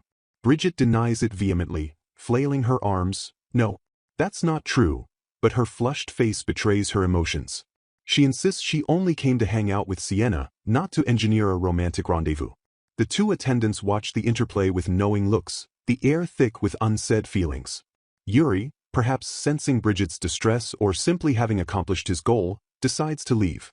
He announces he will take his leave and tells Bridget he will see her the day after tomorrow at the entrance. Bridget snaps back that she knows, declaring she is not a child, but her defiance is undercut by her lingering embarrassment. As Yuri and Wisey exit the shop, the dynamic shifts.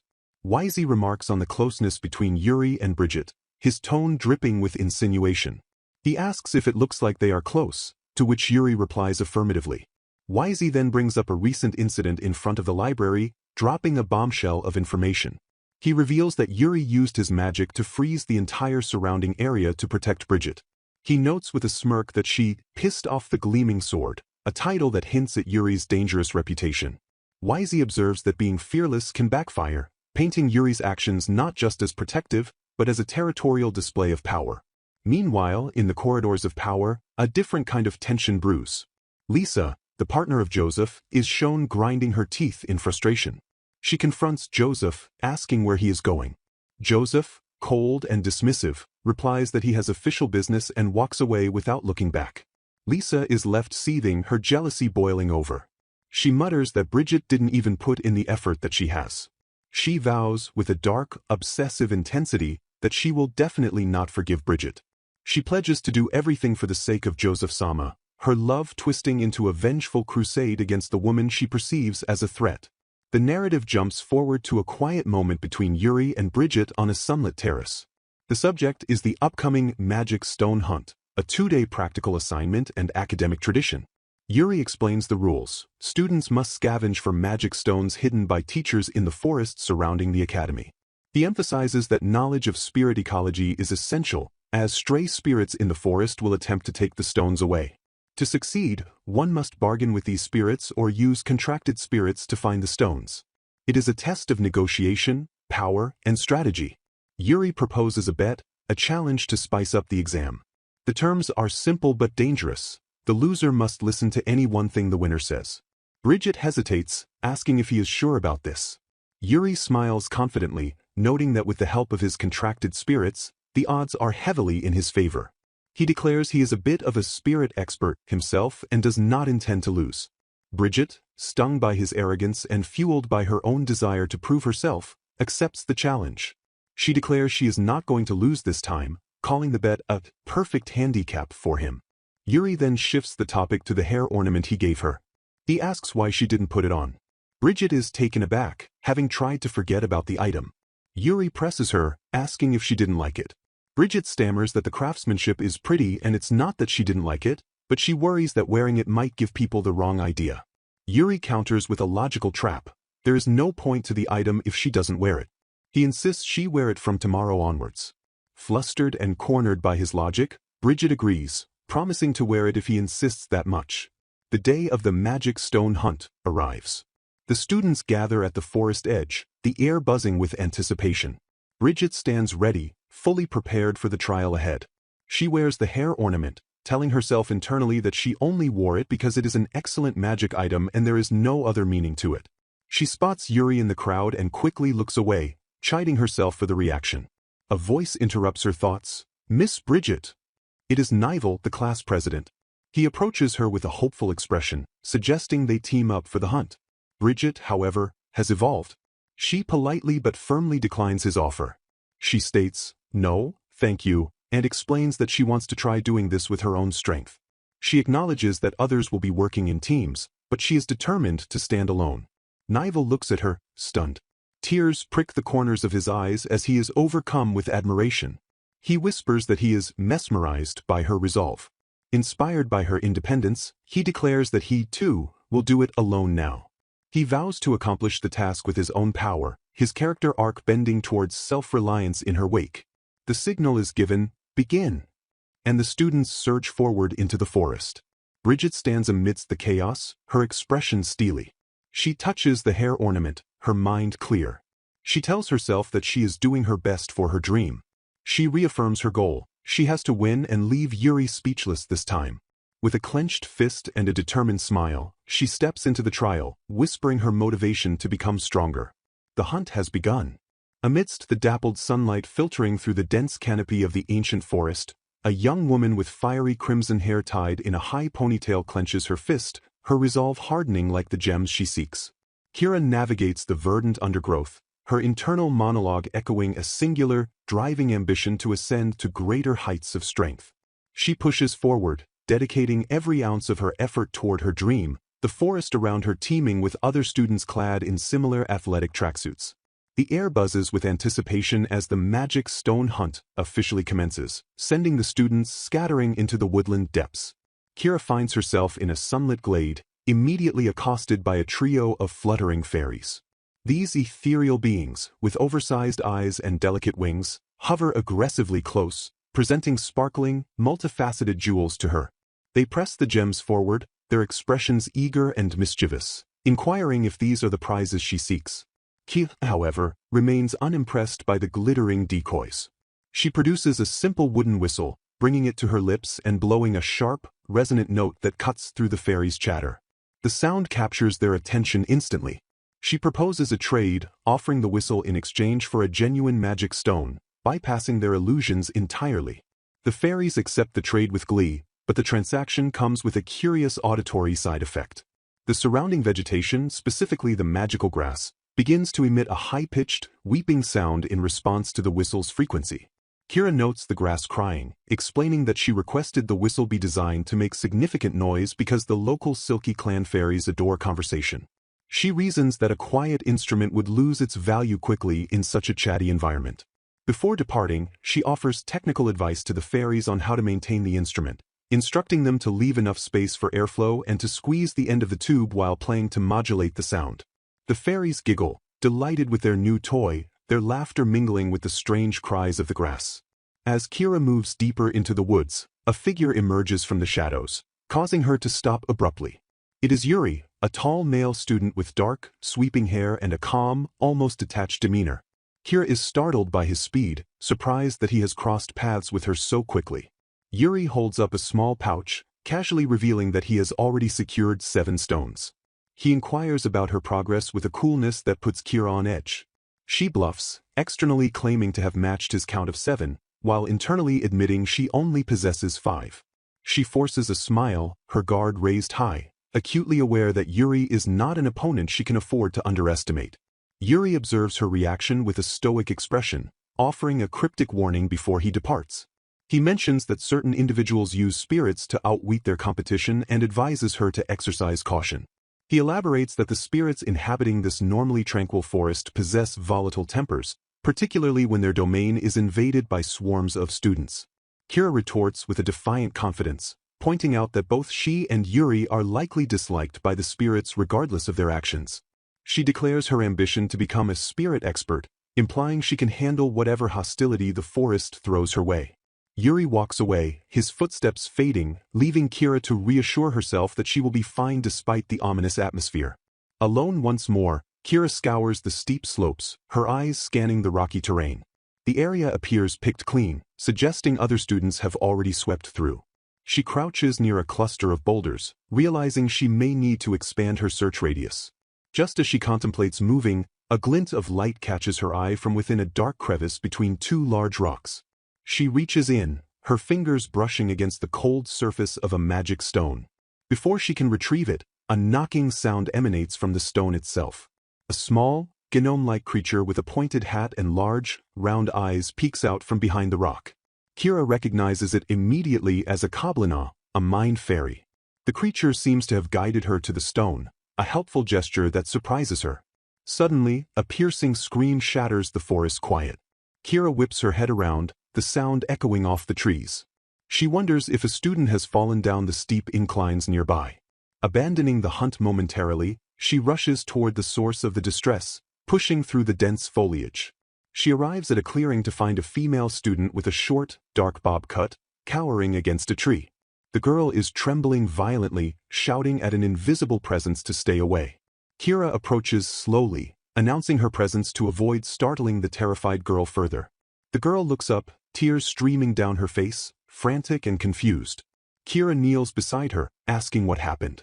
The girl, hyperventilating, explains that she hears footsteps and rustling sounds trailing her, even though the forest appears empty. She feels the distinct, oppressive sensation of being stalked, her paranoia mounting with every second. Kira listens intently, her expression serious. She asks the girl if she turned around to check for the source of the noise. When the girl confirms she did, Kira makes a startling, seemingly nonsensical demand. She orders the girl to take off her clothes immediately. The girl recoils, bewildered and flushed with embarrassment, questioning Kira's sanity. She asks if this is some form of retribution for a past grievance, referencing a specific instance where she might have wronged Kira. Kira dismisses the notion of punishment, her tone urgent and commanding. She clarifies the instruction: they must remove not just their clothes but their shoes as well, and then put them back on backward. The girl remains frozen in confusion, thinking Kira intends to throw her shoes into the river. Kira, realizing there is no time for debate, begins to strip off her own track jacket to demonstrate, asking the girl to trust her. She explains the bizarre logic. Wearing their attire in reverse is the key to counteracting the invisible threat. Reluctantly, the girl follows suit. Moments later, both students stand in the clearing, their tracksuits zipped up backward, hoods covering their faces, and shoes on the wrong feet. The visual is absurd, but Kira's focus remains razor-sharp. She grabs the girl's hand, signaling that it is time to move. They bolt through the trees, the awkward positioning of their shoes making every step a challenge. Kira drags the girl along, forcing a sprint despite the physical difficulty. As they run, the invisible presence manifests. A towering, monstrous entity materializes from the gloom. It is a leshy, a powerful forest spirit with a bleached skull for a face and antlers branching from its head. Its hollow eyes glow with a menacing light as it pursues them. Kira identifies the creature between ragged breaths, confirming her suspicions. The leshy is known for leading travelers astray, trapping them within the forest's boundaries once it locks its gaze upon them. Kira explains that the chaotic visual of backward clothing confuses the spirit's perception, breaking its magical hold. Now that the creature is visible, its spell of disorientation has been shattered. However, the physical toll of running in reverse gear proves too much. The girl trips over a root, crashing onto the dirt path. Kira skids to a halt, turning back to help just as the leshy looms over the fallen student. The spirit's massive, fur-covered arm reaches out, its skeletal face descending toward the terrified girl. She screams, paralyzed by the proximity of the monster. Just as the leshy's claws are about to make contact, a small, round, floating creature intercepts. It is a brownie, Kira's contracted spirit, appearing with a soft, puro sound. The presence of the brownie, coupled with the broken spell, causes the leshy to recoil or fade, its dominance over the situation neutralized. Safety secured, the two students collapse against a large rock, gasping for air. The adrenaline begins to recede, replaced by exhaustion. Kira praises the girl for her bravery and effort, wiping sweat from her brow. The short-haired girl, still recovering from the shock, looks at Kira with a mixture of awe and confusion. She asks softly why Kira knows her name. Kira responds with a gentle matter-of-factness, reminding her that they are classmates, as if knowing her name is the most natural thing in the world. Overcome with guilt, the girl lowers her head, her hands clutching the hem of her backward shirt. She begins to confess, her voice trembling. She reveals that she was the one who interfered with Kira's midterm exams. The admission spills out. She didn't want to do it, but she was coerced. She was terrified of her, implied to be a bully or a person of influence, and felt she couldn't refuse the order to sabotage Kira's test. Tears well up in her eyes again as she apologizes profusely, expressing deep regret for her cowardice. She admits she has wanted to apologize for a long time but lacked the courage. Kira listens to the confession without a hint of anger. She leans back against the rock, looking up at the canopy. She recalls the exam incident, noting that she accepted the resulting tie score without complaint. She turns to the girl, whose face is buried in her hands, expecting retribution. Instead, Kira offers absolution. She explains that she could sense the girl's honesty. Kira gestures to the small, round brownie hovering near the girl's feet. She elaborates on the nature of spirits, stating that they are inherently honest creatures. A contracted spirit like her brownie would never protect or aid a person who was fundamentally deceitful. The fact that the brownie intervened to save the girl is proof enough of her true character. The girl is overwhelmed by this unexpected forgiveness. Sniffling, she looks up at Kira, her eyes wide with gratitude. In a rush of emotion, she pledges her absolute loyalty to Kira for the rest of her life, swearing never to cause her trouble again. Kira laughs lightly, finding the grand declaration of servitude a bit much. She counters the offer with a different proposal. Instead of a servant, she asks the girl to grant her a single wish, to become her friend. Kira smiles warmly, insisting that they drop the formalities and treat each other as equals. The girl is stunned, her mouth hanging open slightly before a bright flush of happiness colors her cheeks. She stammers a yes, agreeing to the friendship with vigorous enthusiasm, declaring she will do whatever Kira wants. The tension of the chase and the weight of the secret guilt dissolve, replaced by the nascent bond between the two former strangers. Elsewhere in the forest, the atmosphere remains volatile.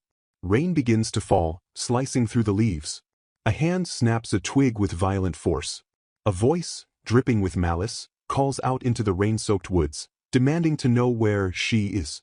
The name, Bridget, hangs in the air, suggesting that the person who coerced the girl is now on the hunt herself, and she is far less forgiving than Kira. Kira and Bridget sit together in the quiet aftermath of their chase, resting against the pale, rough surface of a large boulder within the forest.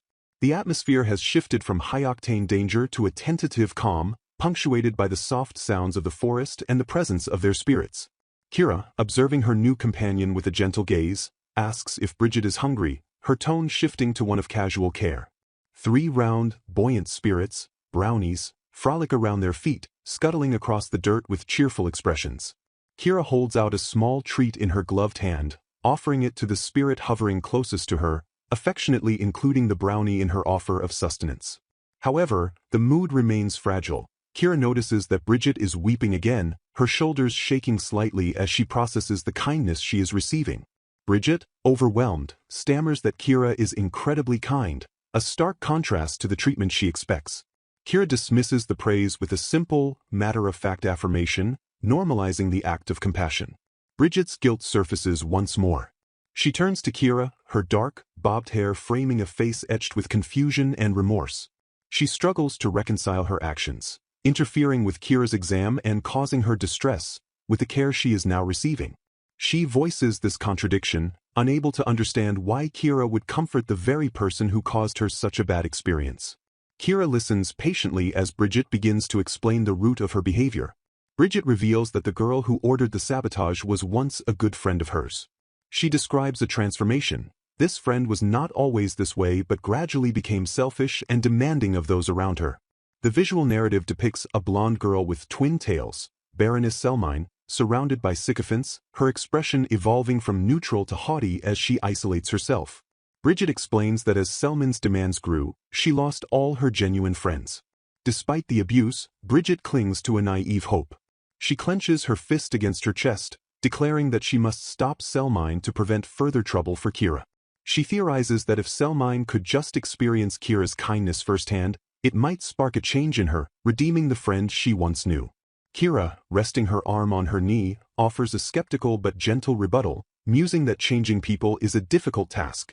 However, she admits that hearing Bridget's optimistic desire makes her happy. In a moment of intimate connection, Kira leans forward and reaches out to Bridget's face. With a soft smile, she suggests that Bridget should lift her bangs, brushing the dark hair away from the girl's forehead. As the hair parts, Kira compliments Bridget, telling her that she possesses beautiful eyes. Bridget flushes deeply, tears welling up again, touched by the validation. She whispers a sincere thank you, the bond between the two solidifying. The tender moment shatters abruptly. A voice cuts through the clearing, cold and imperious, demanding to know if Bridget has business with Kira. Bridget freezes, her eyes widening in terror as she recognizes the speaker. Standing at the edge of the clearing is Baroness Selmine, her blonde hair styled in elaborate twin drills, holding a burning torch. Selmine addresses Bridget with a familiar, almost mocking nickname, Lisa-chan, indicating their past closeness. Selmine wastes no time in launching a psychological assault. She points an accusatory finger, screeching that everything is Bridget's fault. Bridget trembles, attempting to de-escalate the situation, pleading for them to stop. Selmine ignores the plea, her face twisted with malice as she comments on Bridget's condition, mocking her fear and vulnerability. She sneers that Bridget has become improper, deriding her for associating with Kira. Kira stands, placing herself between Bridget and the aggressor, shouting Bridget's name to snap her out of her panic. But Selmine continues her tirade, questioning why everyone, even Kira now, seems to become a slave to her whims or stands in her way. She screams Bridget's full name, Bridget Maydell, asserting dominance. The confrontation turns physical. Selmine thrusts the torch forward, bringing the flames dangerously close. Bridget recoils, screaming that it hurts and is hot, her reaction disproportionate to the physical distance of the fire, suggesting a deep-seated psychological trigger. The heat summons a traumatic memory. A flashback overwhelms Bridget. She sees a looming male figure, her father, and herself as a child, terrified and begging for forgiveness. Selmine observes Bridget's breakdown with sadistic glee. She connects the dots aloud, revealing the source of Bridget's terror. She taunts Bridget, reminding her that she is bad with fire. With cruel precision, Selmine exposes the trauma, Bridget's father burned her hands as punishment. Selmine finds the irony delicious. Bridget is the daughter of the Fire Clan, yet she is paralyzed by the very element her family controls. She laughs maniacally, calling Bridget pitiful and unsightly. Selmine demands total submission. She commands Bridget to open her mouth and beg for help, specifically addressing her as Baroness Selmine. Broken and terrified, Bridget collapses to her knees, complying with the humiliation. She whispers the plea, confirming Selmine's power over her. Selmine revels in the victory, laughing at the absurdity of a Fire Clan daughter afraid of flames. Kira watches this torture with a darkening expression. She realizes that Selmine is not just being mean, she is exploiting deep abuse. Selmine notices Kira's defiance and asks if she is trying to be tough. Selmine's laughter echoes through the woods, encouraging them to mock her as much as they want. Suddenly, Selmine's expression shifts from mockery to a focused, psychotic curiosity. She looks at her torch and claims to have thought of something amazing. She turns her gaze back to Bridget, a dark shadow falling over her face. She wonders aloud what it would be like if Bridget's hands were burned once more. She steps forward, the torch crackling. Bridget scuttles backward on the ground, hyperventilating. Kira grabs her hand, and they bolt. They run through the forest, gasping for breath. Selmine chases them, screaming for fire, Bridget, to stop running and wait. Bridget is in a panic, believing she must keep running to survive. As they run, Selmine closes the distance. She notices the hair ornament Kira is wearing. A realization strikes her. Yuri, the boy she likely fancies or respects, gave that ornament to Kira. This realization acts as a catalyst, transforming her cruelty into a jealous rage. She screams, calling Kira a bitch. Selmine catches up, swinging the torch like a weapon. She unleashes a wave of flames toward Kira. Kira turns to face the attack, her expression fierce. As the flames crash down, Kira does not flinch. She blocks the attack, or rather, the attack fails to have the intended devastating effect. The flames dissipate against Kira's defense. Selmine stares, perplexed. She asks why the fire worked on the torch but not on Kira. Kira stands amidst the fading embers, unharmed. She begins to dismantle Selmine's intimidation tactics with cold logic. Kira reveals that she has been observing Selmine's magic this entire time. She deduces that the torch is a magic torch, a tool that generates fire on its own. Kira exposes the fraud. Selmine has been using wind-based magic to manipulate the flames of the torch, not fire magic. This is an impossibility for a high-ranking member of the Fire Clan. Kira points out the contradiction. Selmine is defending herself with wind, and her contracted spirit is nameless, indicating a lack of true power or status. Kira shouts the question that shatters Selmine's facade. Why? Selmine unravels. Her face contorts in a mix of shame and fury. Kira presses the advantage, asking why a supposed elite like Baroness Selmine is resorting to such tricks. Kira labels her a dull idiot and a dropout, who is hated by everyone, stripping away the Baroness's perceived superiority. Selmine screams at Kira to shut up, her sanity fracturing under the weight of the truth. In a horrifying display of madness, Selmine grasps the burning end of her own torch. Kira watches, eyes wide with shock, asking what she is doing. Selmine presses the burning wood directly against her own chest, the fabric of her uniform smoking and searing. Her eyes bulge, veins popping on her forehead as she endures the self-inflicted agony. She throws her head back and laughs, a broken, hysterical sound.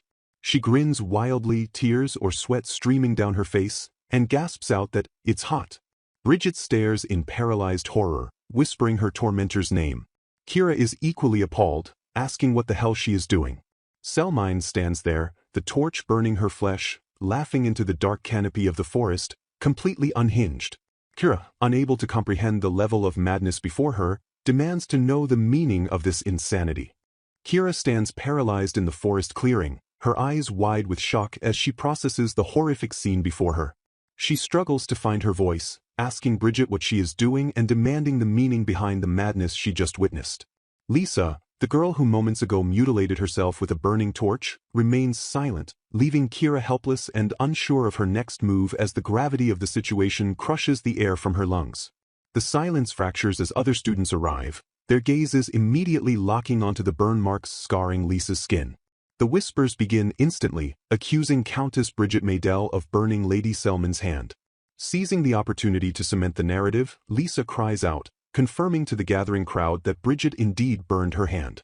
Teacher Marjorie pushes through the throng of students to take control of the chaotic scene, her presence signaling the escalation of the conflict to an official level. Rumors swirl through the onlookers like a poisonous mist. Students speculate that the third prince will inevitably hear about the injury to Lisa, a thought that adds a layer of political dread to the atmosphere. The crowd's prejudice against the Red Fairy erupts. They scoff at the idea that she had repented, branding her an arrogant woman capable of committing such violence during an exam. Bridget stands isolated in the center of the accusation, the judging eyes and jeering mouths of her peers manifesting in her mind as a suffocating pressure. She attempts to dissociate, telling herself she was merely giving her all for the magic stone hunt, but the weight of the collective hatred forces her to resign herself to the familiar pain of being the villain. A calm voice cuts through the hostility. Yuri steps forward, calling Bridget's name to snap her out of her spiraling thoughts. He commands her to stop looking down, his presence acting as a shield against the scorn of the crowd. While the students murmur about the terrifying nature of the situation, Yuri speaks directly to Bridget, urging her to continue as she always does. He reveals that he never suspected her from the very beginning, a declaration that fractures the isolation surrounding her. He presses her to acknowledge the truth, asking confirmation that she did not do anything wrong. Yuri looks her in the eye and states unequivocally that he believes in her, demanding she understand that she is no longer fighting this battle alone. The realization hits Bridget with physical force. Nival stands beside Yuri, their united front offering her a foundation of support she did not expect. Bridget focuses on her breathing, inhaling and exhaling slowly to quell the tremors in her body. She declares she is fine, drawing strength from the knowledge that there are people who believe in her innocence. With renewed strength, she rises to her feet. Kira steps forward, her voice shaking but determined, offering to testify on Bridget's behalf. She states clearly that Lisa appeared in the cave wielding a torch and inflicted the injuries upon herself. Lisa immediately counters the testimony, weaving a complex lie that Bridget had been acting strangely and that she, Lisa, had tried to call for help. She screams that Kira and Bridget are lying, begging the crowd not to be fooled by their deception. Lisa escalates the drama, claiming Bridget has been abusing her the entire time out of jealousy regarding her relationship with Joseph-sama. Bridget feels the walls closing in again, realizing she lacks the physical proof to counter Lisa's fabricated victimhood. Suddenly, the air grows heavy with magical energy as a massive water spirit materializes behind Yuri. The students gasp in awe at the appearance of Undine, a high-ranking spirit of immense beauty and power. Yuri smiles coldly, asking the crowd if they are aware of his family's ability to wield the water mirror. He reveals that he was watching the events closely at the exact moment Lisa pressed the torch against her own arm. He announces his ability to evoke and recreate scenes he has witnessed upon the water's surface, offering to project the memory for the entire assembly to see. Lisa panics, stammering that there is no need to show such a thing, trying to frame her objection as a desire to protect the students from seeing something gruesome. She attempts to discredit the spirit, claiming Bridget seduced Yuri and that Undine, being Yuri's contracted spirit, will inevitably show a biased reality. Yuri rebuffs the accusation with absolute confidence, stating that spirits are incapable of speaking anything but the truth. He reminds the crowd that an Undine's water mirror is a tool so reliable it has long been used in official trials to prove innocence. To ensure there is no doubt regarding fairness, Yuri invites the teachers to witness the projection firsthand. The water swirls and expands, forming a massive, crystal-clear screen. The image displayed is undeniable. It shows Lisa, her face twisted, pressing the burning torch into her own arm while Kira watches in horror. The revelation silences the crowd and exposes Lisa's treachery beyond a shadow of a doubt. Teacher Marjorie delivers the verdict, telling Lisa to reflect on her actions and promising that she will be punished accordingly. She adds a cutting remark that even a contracted spirit would be disgusted by what Lisa did. Teacher Marjorie announces the immediate suspension of the test, ordering all students to return to the academy and remain in their dormitories for the rest of the day. As the chaos disperses, Yuri turns to Nival, entrusting Bridget to his care. Nival accepts the charge, assuring Yuri that he will handle it. He guides Bridget away from the scene, her energy completely spent. Bridget whispers that she wants to return, her voice barely audible. Away from the crowd, under the cover of the forest and the night sky, Bridget's composure finally shatters. She confesses to Nival that the experience hurt a lot and admits she was terrified. She reveals the depth of her suffering, telling him that she thought it was all over for her. Nival listens quietly, validating her pain. He tells her he knows she tried her best and acknowledges that she endured the ordeal well. He reaches out, grabbing her gently, his touch breaking the last of her resolve. Tears stream down Bridget's face as she accuses him of making her cry by saying such kind things. Nival pulls her close, embracing her under the stars. He tells her he will take responsibility for her tears and urges her to cry as much as she wants, offering her a safe harbor after the storm. Bridget accepts the comfort, her quiet response lost in the safety of his arms. The magical exertion lingered in the air, heavy with the sounds of labored breathing and quiet sniffling. Bridget Maydell stood amidst the settling dust, her posture hunched slightly as she caught her breath, the weight of the recent events pressing down on her shoulders. Beside her, Yuri Aurealis turned his head sharply away, his dark hair falling over his eyes as he refused to meet her gaze. Bridget, sensing the tension, offered a breathless apology, her voice trembling with exhaustion and lingering fear. Yuri remained silent for a beat, his profile sharp against the light, before he awkwardly broke the silence to ask if she had recovered, his concern masked by a stiff, almost dismissive posture. He brought a hand to his face, covering his mouth as if to hide his expression, muttering to himself in sheer confusion about his own actions, questioning what on earth he was doing. Bridget watched him, her eyes wide and searching. She noticed the way he deliberately avoided looking at her, a realization dawning on her that he was perhaps more affected than he let on.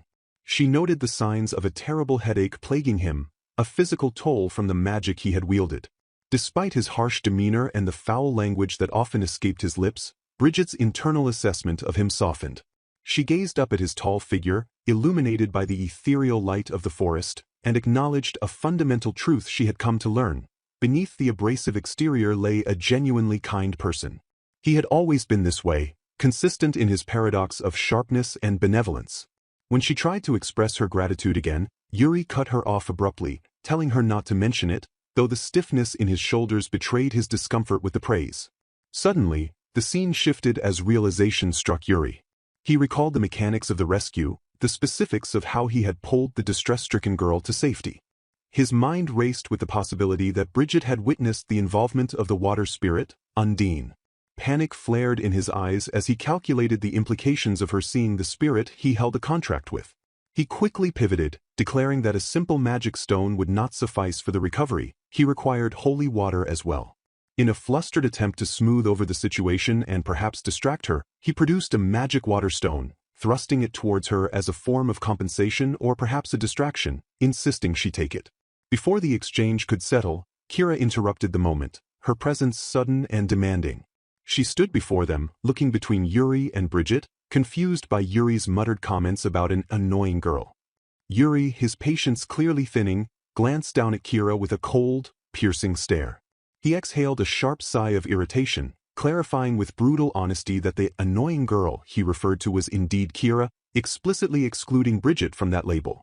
The dismissal was sharp, cutting through the social pleasantries. Bridget's mind momentarily drifted to the past, a shadow crossing her face. She remembered the silhouette of another man, Prince Joseph, turning his back on her. The memory was stark. He had never shown up when it mattered, abandoning her to a cruel fate despite his closeness to Baroness Selming. The contrast between that abandonment and Yuri's begrudging presence was stark. Snapping back to the present, Bridget realized Yuri was addressing her again. He looked at her with an unreadable expression, his attention shifting to the results of their ordeal. The narrative moved forward to the academic aftermath. The bulletin board displayed the merciless rankings of the magic stone hunt.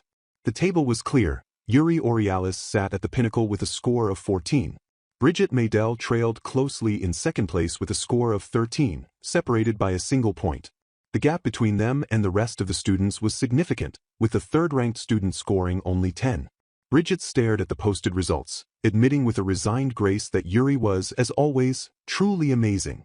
She accepted her second place standing, though the sting of loss was evident in the way her shoulders slumped. Ki, however, took the loss far harder. She fell to her knees in despair, lamenting her defeat. She crushed the ground with her fists, wailing about the unfairness of the exam's sudden termination. She calculated that just a few more stones would have changed her fate, her regret pouring out in a dramatic display. A nearby student commented on the sheer gap in ability, noting that Yuri was on a completely different level, having collected such a vast number of stones in a single day. Kira, recovering slightly from her slump, turned her attention back to Yuri, misinterpreting his previous actions. She beamed at him, referencing the magic stone he had given her earlier. She framed it as a romantic gesture, a gift he had wanted to bestow upon her. Yuri, looking disinterested and distant, questioned her certainty, his tone flat. He clarified immediately that he was talking about the magic stone he had just given Bridget, not whatever interaction Kira was fantasizing about. Kira froze, her delusion shattering. Yuri ignored Kira and turned his full attention to Bridget. He noted the magic water stone now adorning her hair, complimenting how well it suited her and asking if she had trimmed her bangs. He completely bypassed Kira's attempt to thank him for saving her from a dangerous situation. Yuri's focus remained locked on Bridget as he explained the origin of the stone. He referenced a scene from the novel The Laughing Wind, describing the romantic lore associated with the item, a talisman shared between the characters Lean and Sylphide. He explained that the stone was originally one piece, broken in half to be shared. Bridget touched the ornament, her face flushing crimson as the implications of his words sank in.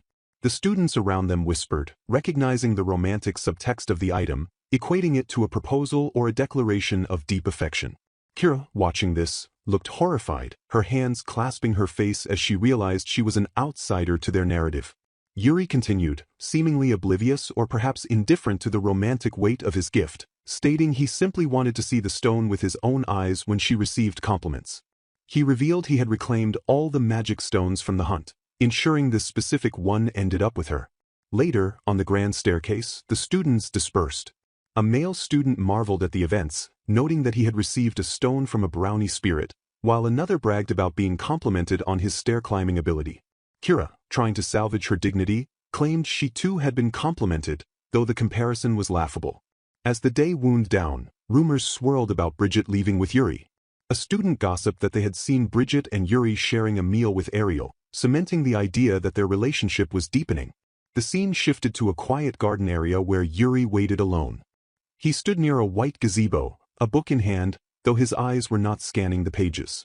He looked up as footsteps approached. Bridget appeared, catching him off guard. Yuri snapped the book shut, feigning nonchalance, and asked what she was doing there. He stammered slightly, trying to cover his tracks, claiming he was merely remembering a past blunder. Bridget, sensing his deflection, approached him tentatively. She brought up the hair ornament again, asking if he had anticipated the situation in advance. She thanked him for his help the other day, her voice soft. Yuri turned away, denying any noble intent. He claimed he played no part in her safety and insisted the water mirror incident was merely because he knew how much she despised losing to him. He framed his kindness as rivalry, refusing to admit to any softer emotion. Bridget accepted this with a knowing look, simply expressing her relief that he was safe. The conversation turned inevitably to the bet. Yuri leaned against the stone railing, reminding her of the competition results. He had checked the bulletin board. The score was 14-13. He called her dishonest for implying otherwise, asserting his victory. Bridget conceded gracefully, congratulating him. Yuri, however, seemed compelled to explain himself further. He admitted that despite the uproar about his ability, he had only collected 6 stones through his own power, implying the rest were gathered by his contracted spirits. He waited for her judgment, perhaps expecting her to call it cheating. Instead, Bridget looked at him with clear, unwavering eyes, stating that a loss was a loss. She acknowledged that he collected those stones using his own ability to command spirits, validating his strength. Yuri stared at her, a flicker of surprise and relief crossing his features. He nodded slowly, accepting her validation. He then invoked the terms of their bet. The winner could make any request of the loser. Bridget braced herself, heart pounding. Yuri looked her in the eye and asked if she would mind coming to his house. Bridget blinked, her mind going blank. She questioned her hearing, convinced fatigue was making her hallucinate. She stared at him, dumbfounded. Yuri, thinking she hadn't heard, repeated the invitation, asking again if she would visit his house. Bridget's face erupted in heat. She stammered a polite apology, claiming she couldn't hear him properly, her internal monologue screaming in panic. She retreated mentally, unable to process the request. It was too intimate, too sudden. She began to voice her refusal, stumbling over her words. She reminded him, and herself, that they were not lovers, nor were they engaged. A visit to his home was improper. Seeing her visible distress, Yuri's expression fell. He quickly backpedaled, telling her she didn't have to come if she disliked him that much. He turned away, the rejection stinging him, muttering that he must have misheard her interest. Bridget stopped. She saw the hurt in his posture. She realized he wasn't trying to be improper, there was a reason behind the request. She clenched her fists, her internal voice chiding her for assuming the worst. She shouted internally that she was an understanding person. She looked at his retreating back and forced herself to speak. She stammered out that there must be a serious reason for the invitation. Yuri paused. Bridget, trembling with a mix of embarrassment and determination, declared that she would visit him. Yuri turned back, his eyes widening slightly. He asked if she was sure, or if she was going back on her refusal. Bridget confirmed, yes, she would go. A palpable relief washed over Yuri. He exhaled, a small, genuine smile touching his lips. He nodded, accepting her acceptance. The tension broke, replaced by a softer, shared moment. They exchanged congratulations again on their rankings, the rivalry now serving as a bridge rather than a wall. Bridget walked away, her heart racing. She touched her chest, feeling the rhythm of her heartbeat. She admitted to herself that she was incredibly happy to have this special time promised with him. A smile bloomed on her face as she realized how much fun she always had when he was around. The prospect of visiting his home, which had terrified her moments ago, now filled her with a nervous excitement. The following day, or perhaps later that week, Bridget prepared for the visit. She walked down a sunlit path, dressed in her uniform, a bag in hand. Her mind was occupied with the social protocols of the visit. She wondered if she should have asked her friend Sienna for gift ideas. She fretted over whether she should bring something, her thoughts consumed by the desire to make a good impression. Her path was suddenly blocked. She stopped, her eyes widening in shock. Standing before her on the stone steps was Prince Joseph. The sudden appearance of her ex-fiancé, the man who had abandoned her, froze the blood in her veins.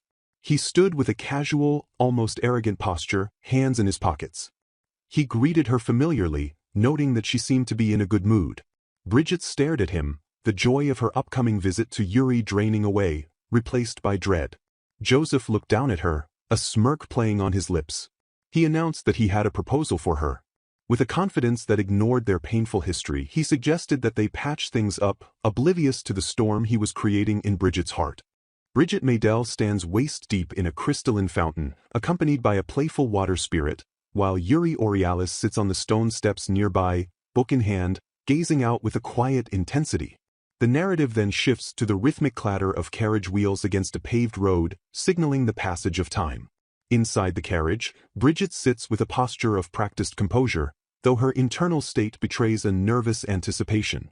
A week has passed since the commencement of summer vacation, and despite her attempts to feign indifference by claiming she hasn't met him every day, the anxiety of the destination weighs on her.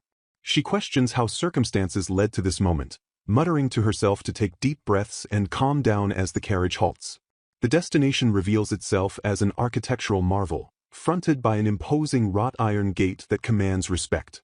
This is the stronghold of the Water Clan, the ancestral home of the Aurealis family. As the carriage passes through the gates, the mansion looms ahead, a testament to the family's prestige. Bridget steps out to be greeted by the household staff, including Sienna, who welcomes her warmly.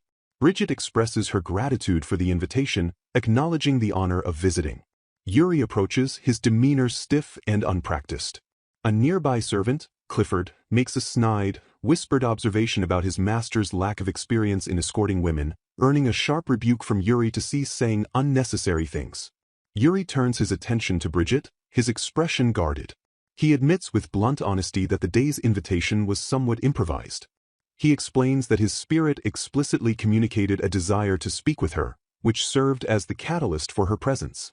Bridget, seeking clarification, asks if the spirit in question is Undine.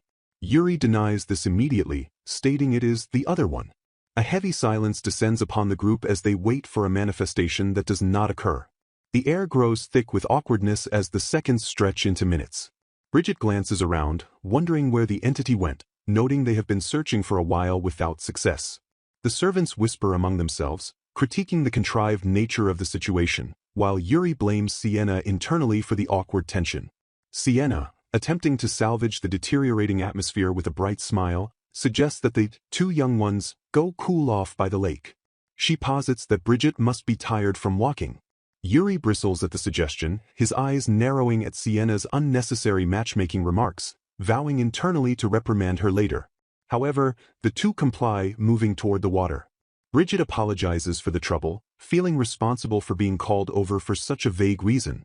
Yuri dismisses her apology, walking with his hands in his pockets, his gaze distant. They settle on a white bench overlooking the water. Bridget attempts to normalize the situation, reminding him and herself that a bet is a bet, and she does not mind fulfilling the terms. She pivots the conversation back to the supernatural, noting that she hasn't seen Yuri's other contracted spirit, Fenrir, since the incident at the academy. She probes for details, asking if the spirit is male or female and questioning why it would specifically call for her. Yuri looks away, admitting he also doesn't know the spirit's location or reasoning. Yuri elaborates on the nature of this specific spirit. Unlike the playful Undine, who manifests visually, Fenrir prefers to remain unseen. Yuri complains that the spirit has been shouting and creating a ruckus inside his head, a sensation he finds intrusive. He wonders aloud if there is a reason the spirit refuses to manifest unless it is within the mansion. Bridget listens intently, fascinated by the mechanics of spirit communication. She notes that while books describe spirits speaking to humans as an obvious phenomenon, she has never experienced it herself.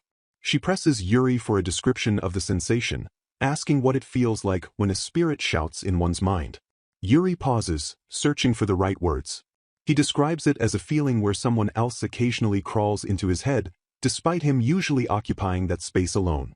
He admits that he ends up shooing the intruder away, especially when he is thinking and the spirit interrupts, causing him annoyance. Bridget's eyes light up with understanding. She draws a parallel to her own experience, exclaiming that she somewhat understands the sensation. She reveals that, for her, it feels like a version of Yuri suddenly pops into her head and starts talking to her. Yuri freezes, his eyes widening. He asks for clarification, stunned by her admission. He quickly adopts a defensive, mocking tone, laughing haughtily to mask his sudden nervousness. He interprets her words cynically, assuming that the version of him in her head is one that hurls annoying insults and makes fun of her, consistent with his usual behavior. He asks if that is still the image she holds of him. Bridget, caught off guard by his interpretation, flushes deeply. She stammers, correcting him. She admits that recently, a kinder version of him, one with a somewhat forlorn look on his face, has been occupying her thoughts. She confesses to thinking about him constantly. The admission hangs in the air, raw and vulnerable. Yuri stares at her, his composure cracking. He utters a quiet "Pff," his cheeks dusting with color. Overwhelmed by the intimacy of the moment, he abruptly stands up. He declares that it is getting hot and he needs to go cool off his head, retreating hastily and leaving a bewildered Bridget on the bench. Left alone, Bridget tries to process the interaction. She wonders what is wrong with her and why she spoke so freely. In her confusion, she begins to wander the grounds and finds herself re-entering the mansion. She marvels at the grandeur of the first ducal family's residence, noting that she ran without thinking and got lost in the heat of the moment. The opulence reminds her of the royal family's palace, which triggers a darker train of thought involving Prince Joseph. Her mind drifts back to a recent, painful encounter with the prince. She recalls his casual suggestion that they patch things up. The memory shifts to a flashback where Joseph looks at her with cold eyes, reprimanding her for calling him Your Highness, claiming it hurts him, and demanding an answer for next time. Back in the present, standing at the foot of the Aurealis staircase, Bridget grips her bag tightly. She feels a surge of disbelief and anger that Joseph would try to reconnect right after the scandal with Baroness Selma. She realizes she had intended to tell Yuri about this burden today. She craves his support, admitting to herself that she wants him to worry about her. She acknowledges that despite his emotionally disconnected demeanor, she believes he would listen to her seriously. As she navigates the hallway, lost in her selfish desire for his attention, she suddenly collides with a small figure. Bridget recoils, asking who bumped into her. Standing before her is a young boy in formal attire, his arms crossed and his expression radiating hostility. Bridget blinks, struck by the boy's appearance. He looks remarkably similar to Yuri. She wonders if he is a sibling, though she recalls Yuri not having one. She introduces herself politely as Bridget Maydell. The boy ignores the pleasantries. He glares at her, his eyes sharp and judgmental. He accuses her directly, stating that she thought she was invited for a date today. Bridget stammers, confused by the accusation from a child she has never met. The boy continues his verbal assault, claiming he has something to say to her. He calls her frivolous, asserting that the reason the spirit isn't responding to her is that her mind is filled with such trivial thoughts. Bridget attempts to defend herself, admitting she might have had the wrong idea but arguing that it shouldn't matter. The boy cuts her off, shouting a slur at her. He calls her a slut, and claims she was so easy. Bridget is horrified, her face flushing with shock and indignation. She tries to explain that she accepted the invitation because it was a coincidence and she simply had free time, asserting that she doesn't just go out with anyone. The boy remains unimpressed, looking down at her with a sneer. Bridget stares at him, her shock turning into a realization. She notes that his insults are twice as foul, and that he speaks with the same abrasive cadence as Yuri. She realizes he has the same foul mouth. A sudden epiphany strikes her. The boy speaks as if he has intimate knowledge of spirits. She recalls Yuri's earlier words, "My spirit told me that it wants to talk to you." She looks at the boy, who looks like a miniature Yuri, and connects the dots. She feels a wave of sympathy, not for the rude child, but for the spirit, realizing the complexity of what stands before her. The chapter concludes with Bridget asking, "Could it be?" The realization dawning that this hostile child might be the manifestation of the spirit Fenrir, or perhaps something even more complex related to Yuri's own nature.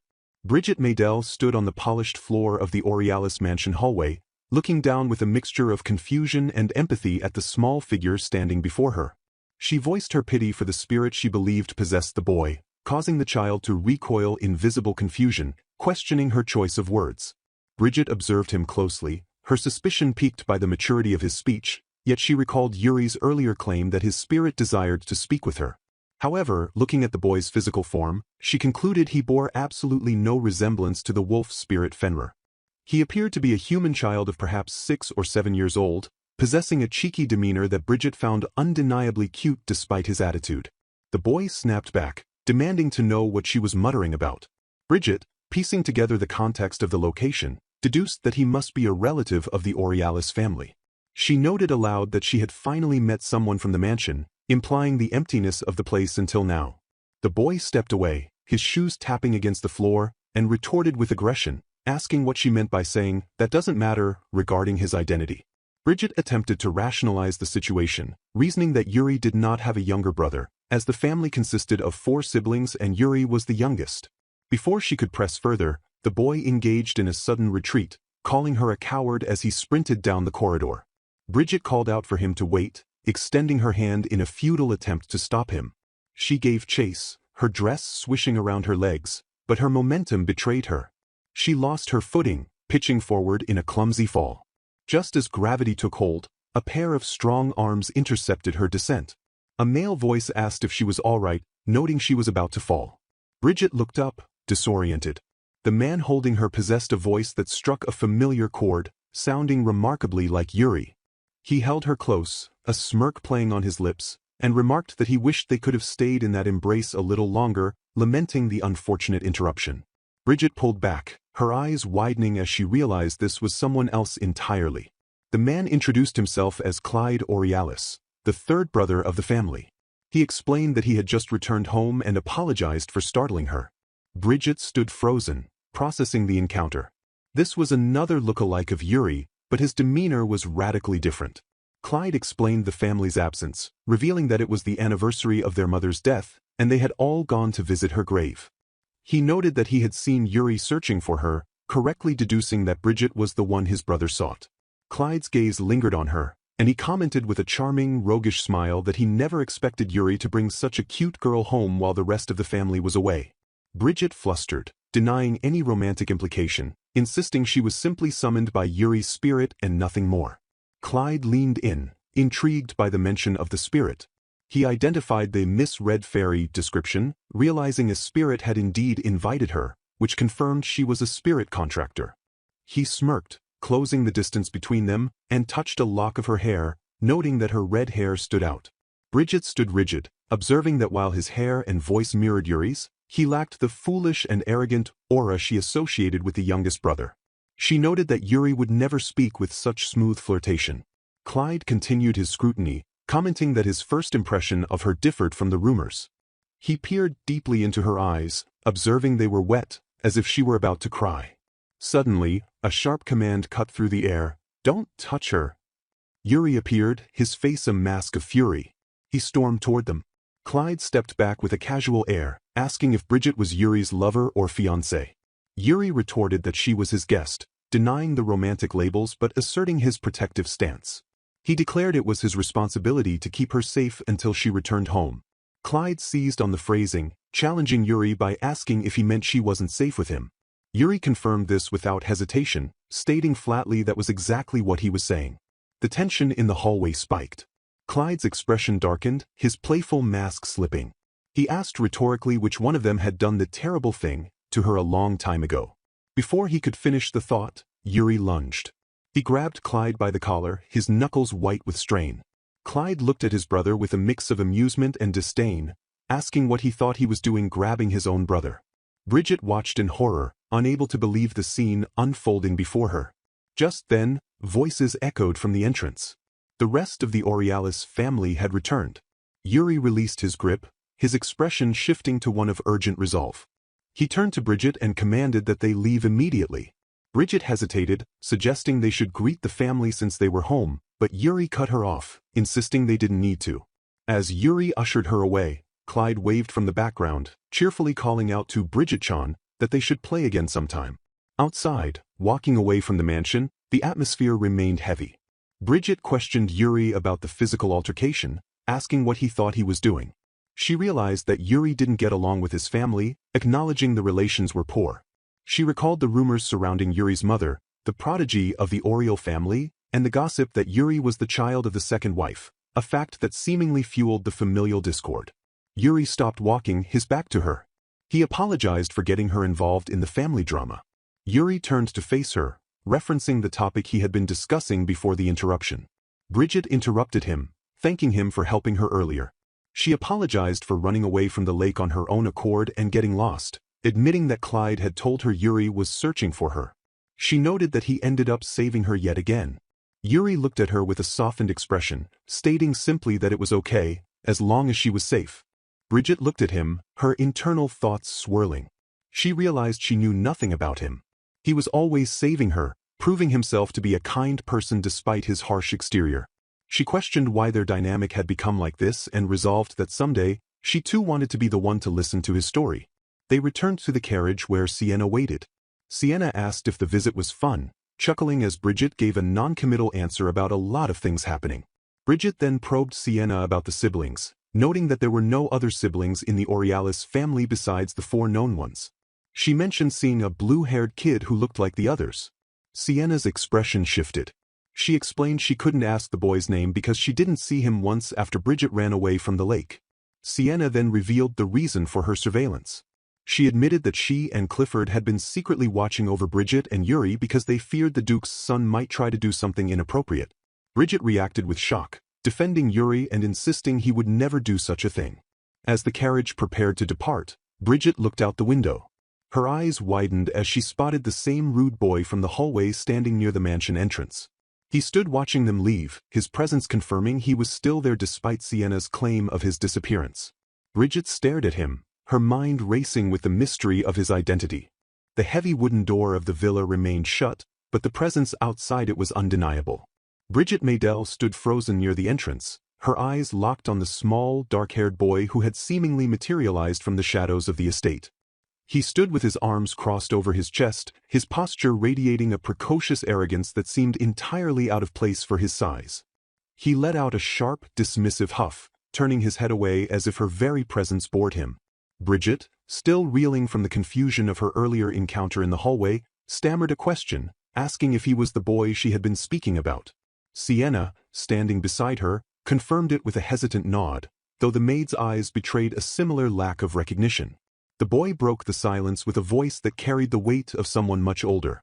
He scolded Bridget for attempting to leave so abruptly, declaring that he had something to tell her.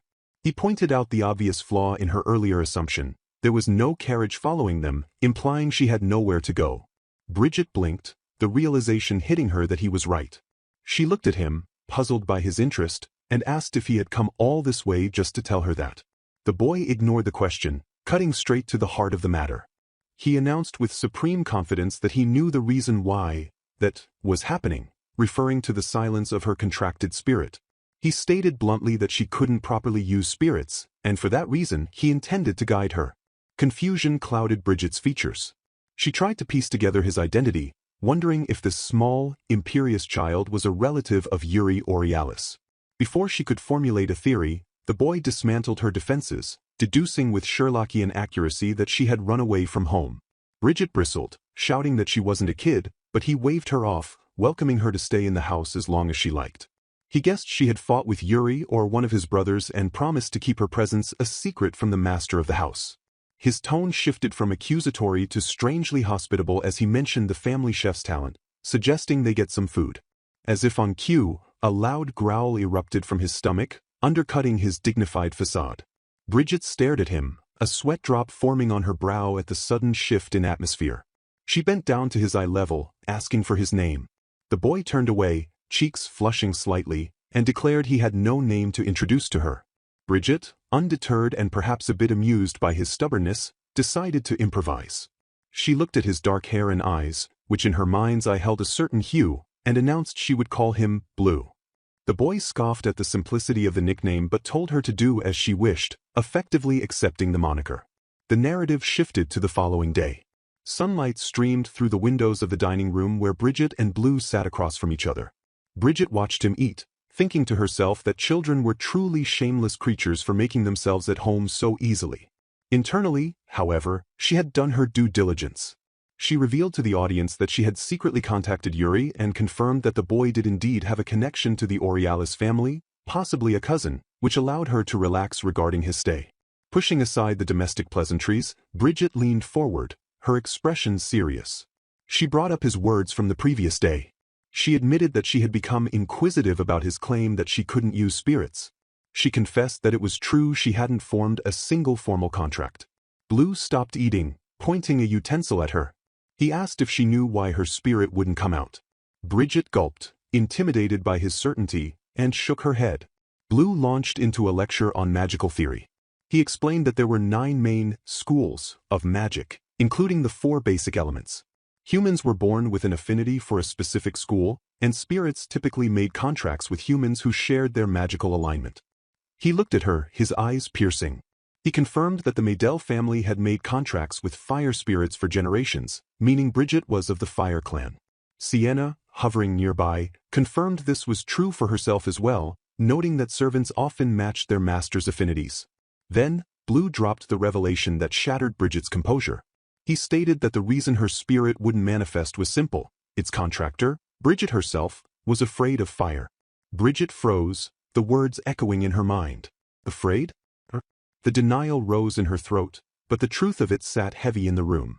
Blue continued, his voice softer now, saying he fully understood what that fear was like. But he warned her that if things stayed this way, it was unfair to the spirit waiting for her. Bridget's eyes widened as the pieces fell into place. She realized the injustice she was inflicting on the entity that chose her. She asked, her voice trembling with hope, if overcoming her fear would allow the spirit to appear. She deduced that her spirit must be a fire elemental. Blue nodded, asserting that this was why he would personally guide her. Sienna immediately interjected, her protective instincts flaring. She argued that she couldn't let her mistress do something so dangerous as facing fire up close. Bridget turned to her maid, her expression resolute. She insisted that this was her fault and she had to face it eventually. Sienna looked at Bridget's determination and reluctantly backed down, acknowledging that Blue was right about the unfairness to the spirit. The scene transitioned to the villa's kitchen, a spacious room filled with the scent of ingredients. They stood before Carson, the villa's pâtissier, a young man with messy hair and an apron. Blue, reverting to a childish demeanor to mask his agenda, demanded snacks, specifically noodle. Carson looked down at the boy, then at Bridget, asking what they should do first. Bridget, taking charge of her therapy, asked Carson to prepare the snack in front of her. Carson, confused but willing, agreed. The stove ignited with a whoosh, the sudden sound causing Bridget to flinch. Blue, standing beside her, offered a sarcastic warning to the chef about the danger, though his eyes were on Bridget. Bridget watched the blue and orange flames lick the bottom of the pot. She realized that she had subconsciously arranged her life to avoid places where fire was essential, living with minimal use of it. The servants had always been considerate of this, shielding her from the very element she was born to command. She glanced at Blue, realizing that his demand for snacks was a ruse to expose her to a controlled, non-threatening fire. He was being considerate in his own roundabout way. As the water boiled, the tension in Bridget's shoulders began to ease. She focused on the culinary process, the mundane nature of cooking acting as a buffer against her phobia. When the noodle was finished, she remarked that it looked tasty. The sensory details of the kitchen, the smell, the bubbling sound, triggered a vague, distant memory. She wondered why she still felt a lingering dread even though the scene before her was peaceful and completely different from back then. The trauma hovered on the edge of her consciousness, a ghost she couldn't quite see.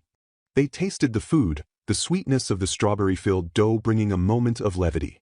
Bridget praised Carson's genius. Then she decided to push further. She noted Carson's red hair and asked if he could use fire magic. Carson admitted he wasn't good at controlling it, which was why he stuck to the stove. Bridget, her hands clenching her dress, asked him to summon just a little bit of his magic. Carson hesitated, looking at the young girl who seemed so fragile. Blue stepped in, clarifying that he just wanted him to show her the fire, not attack her. He reassured the chef it was for a purpose. Bridget added her voice to the request, telling Carson it was okay. Carson sighed, relenting. He stepped back, wiping his hands on his apron. "Here I go then," he announced. He held out his hand, palm up. The air shimmered, and a small, controlled flame materialized above his palm, crackling softly. It was a beautiful, dancing light, harmless in this context. "So, are you getting comfortable with it?" Blue asked, watching her closely. Bridget stared at the flame. At first, it was just a light. But as the crackling sound filled her ears, the kitchen vanished. The warmth on her face ceased to be comforting and became searing. The small flame expanded in her mind, consuming her vision. Her breath hitched. Her pupils dilated to pinpricks of terror. The control she thought she had maintained shattered in an instant. She gasped, a harsh, ragged sound that drew everyone's attention. "Oju-sama!" Sienna cried out, reaching for her. Bridget stumbled back, her hand clutching her throat. The flame in Carson's hand was no longer a cooking tool, it was an instrument of destruction. A voice from the depths of her memory screamed, "Not my child." The hallucination was visceral, overlaying the reality of the kitchen with a scene of horror. Bridget's knees buckled. Carson rushed forward, catching her as she collapsed. She wheezed, her lungs seizing up as if the air itself had turned to smoke. "Breathe," Carson commanded, his voice laced with panic, but Bridget couldn't hear him. She was drowning in the memory, the physiological response to the fire overwhelming her physical body. Her vision blurred, the faces of Sienna and Blue distorting into shapes of concern and fear as she spiraled into the depths of her trauma. Servants and attendants gather in a frantic huddle at the base of the manor steps as Bridget Maydell collapses into the grass, her body failing her as the heavy atmosphere of failure settles over the estate. A young boy watches from the background with a steady, unreadable gaze while the adults cry out in alarm, their hands reaching out to steady the falling girl. The weight of her lineage presses down on her because the members of the Maydell family have historically established contracts with the most formidable fire spirits, yet Bridget finds herself staring into the void of a failed expectation. Her father stands amidst a swirl of phantom flames, his expression twisted into a mask of pure disbelief as he questions how his daughter could possibly be linked to a nameless, bottomless entity instead of the powerful spirits she was supposed to command. Bridget remains huddled on the ground in the shadow of the stairs, her spirit breaking as she offers a desperate apology for her perceived uselessness, begging for a forgiveness that her father seems unwilling to grant. The memory shifts into a suffocating vision of heat and shadow where Bridget feels herself becoming trapped within a metaphorical blaze, her mind spiraling into a cycle of self-hatred for her own fragility. She clenches her fists against the earth, the physical strain of her frustration manifesting as she gazes toward a distant figure of strength she wishes to emulate. Her breath hitches and catches in her throat, leaving her unable to draw air as she wheezes in the dirt, her internal voice screaming for someone to help her find the strength she lacks. Suddenly, a firm hand seizes her wrist and yanks her back toward reality, the sharp intervention coming from a boy who berates her for her foolishness while the world around her begins to blur into the past. She recognizes those piercing citron eyes immediately, seeing them as dandelions blooming under a vast blue sky, a stark contrast to the dark fire of her current failure. The narrative flows backward to a sunlit carriage ride toward a temple, a time when Bridget was still a child filled with innocent wonder about her upcoming contract ceremony. Her father reaches out to pat her head, noting the passage of time with a gentle smile while questioning why she looks so troubled on such a momentous day. Young Bridget ignores the creeping anxiety of the future to ramble about her dreams of becoming a spirit expert, wondering aloud if she will be met by a salamander, a powerful ifrit, or perhaps even a cute jack-o'-lantern. Her father encourages these grand ambitions, suggesting that she might be a true prodigy destined to partner with a high-ranking fire spirit just like the rest of their kin. Bridget smiles brightly while clutching a book of lore to her chest, insisting that she would be happy with any spirit as a friend, though she secretly hopes to befriend a legendary entity that would prove her worth to her family. This warmth shatters as the scene transitions to the cold reality of the temple where the officiant delivers the devastating verdict that her contracted spirit is merely a nameless minor remnant. These entities are described as weak remnants of spirits that do nothing more than wander aimlessly in the atmosphere, so small and insignificant that they are barely noticed by the world. Bridget tries to maintain her resolve, telling herself she can be happy with such a partner, but the immediate shift in her father's demeanor proves that her life has changed forever. His face hardens into a terrifying visage of rage as he stares down at his daughter, his eyes turning cold as he prepares to discard the child he once called a prodigy. The memories of what followed become a hazy nightmare of violence and abandonment as her father drags her through a downpour, his voice echoing like a madman's as he yells at her despite her frantic pleas for mercy. The abuse escalates as he shoves her into an unseasonably cold carriage and later thrusts her left arm directly into a burning fireplace, the physical agony of the flames searing into her flesh as she screams in total helplessness. He towers over her while hurling insults, branding her a worthless parasite, a good-for-nothing fool, and an incompetent failure who has brought shame to the Maydell name. Bridget eventually wakes in the present day, her vision clearing to find herself in her own room, her breath trembling as she realizes someone is holding her hand. She looks up through tear-filled eyes to see Yuri sitting by her bedside, the familiarity of his touch sparking a sudden realization that she knows these hands from a long-forgotten moment in her past. Yuri watches her with a calm, attentive expression, asking if she is in pain or if she needs anything as she slowly regains her senses. Bridget sits up in bed, clutching the covers to her chest as she struggles to piece together how she returned to her room after collapsing in the garden. She feels dizzy and disoriented, shocked to learn that it is already the middle of the night and that she has been changed into her pajamas while she was unconscious. Yuri explains that her maid was by her side until just a few minutes ago, but he had sent the woman away to rest because she looked exhausted from worry. Bridget becomes flustered, realizing her hair is a mess and her appearance is undignified, but Yuri ignores her vanity to question why she would do something as reckless as forcing herself into a fire. She lowers her gaze, her hand trembling as she confesses that she only wanted to meet her spirit, believing that as long as she remained afraid of fire, her contracted entity would never manifest. Yuri leans forward, his voice steady as he reminds her of the time she was cornered by Lisa Selmine, pointing out that Bridget had admitted to being scared then and had even cried in her fear. Bridget's frustration boils over as she grips the bedsheets, tears beginning to drip onto the fabric as she admits that she hated showing that weakness. She confesses that she only wanted to be strong like him, feeling a deep sense of irritation and self-loathing for being such an idiot in his presence. Yuri turns his back to her, looking out into the dark room as he makes a startling admission of his own. He does not consider himself truly strong. He recounts a memory of a girl who was being mistreated right in front of his eyes while he stood by, completely powerless to intervene. He clenches his own hands as he explains that his entire drive to become powerful stems from that single moment of failure, where he wanted to help someone but found that he could do absolutely nothing. Would you like me to analyze the specific visual cues that link Yuri's childhood memory to Bridget's past? Bridget Maydell lies trembling in her bed as the weight of her past collapses upon her in the quiet room. Her eyes well with tears while her thoughts drift toward a girl who seems to haunt her memories, leaving her feeling utterly powerless in the present moment. Across from her, Yuri stands with a somber and steady expression, his gaze fixed on her as he absorbs the depth of her distress. Bridget looks up at him with a vulnerable expression, her face partially obscured by the heavy blankets, and she manages to whisper his name while acknowledging the strength he possesses. Yuri offers a slight nod in response, which causes Bridget to question her own perception of what it truly means to be strong. She begins to confess that it is specifically because of his unwavering nature that she has found herself falling for him. To her, Yuri represents the coolest person she has ever encountered, someone who is constantly striving to improve and always looking toward the future despite the obstacles in his path. Yuri remains quiet for a moment, his back turned as he looks toward the window, before he finally acknowledges her words with a soft, understanding remark. He turns back to her with a gentle smile that illuminates his face, asking her if she will finally show him her countenance rather than hiding away. Bridget feels a surge of embarrassment, realizing that it might be a bit late to hide her vulnerability now. She reflects on the countless times she has embarrassed herself in front of him, yet she notes that every single time, he reacts with that same light, characteristic laugh. Reaching out from beneath her covers, Bridget looks at him with pleading eyes and asks if he will hold her hands once again. She admits that the simple act of physical contact feels as though it could banish the lingering fear that grips her heart.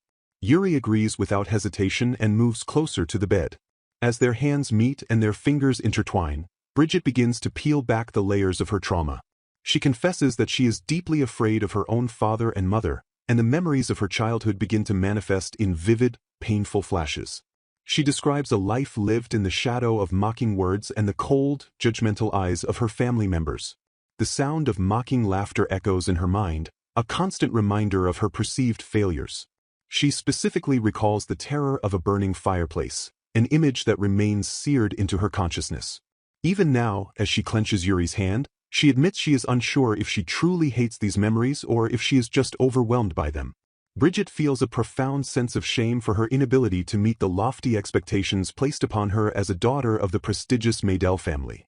The scar on her left hand serves as a permanent physical confrontation with the fact that her parents did not love her. Every time she looked at that mark, she felt a bitter reminder of the terrifying reality that she was unwanted. For years, she convinced herself that her primary fear was fire, blaming the element for everything that had gone wrong in her life. However, in the presence of Yuri's steady warmth, she realizes that she was actually afraid of everything in her environment all at once. Suddenly, a blinding light erupts within the room, mirroring a distant memory of a figure embracing a child amidst a white void. Bridget gasps as she recognizes the luminescence, noting that it is exactly the same as a light she has seen before, though it now shines with even greater intensity. The brilliance is so overwhelming that it pulses outward from the estate, visible from the high mountains and the surrounding forests.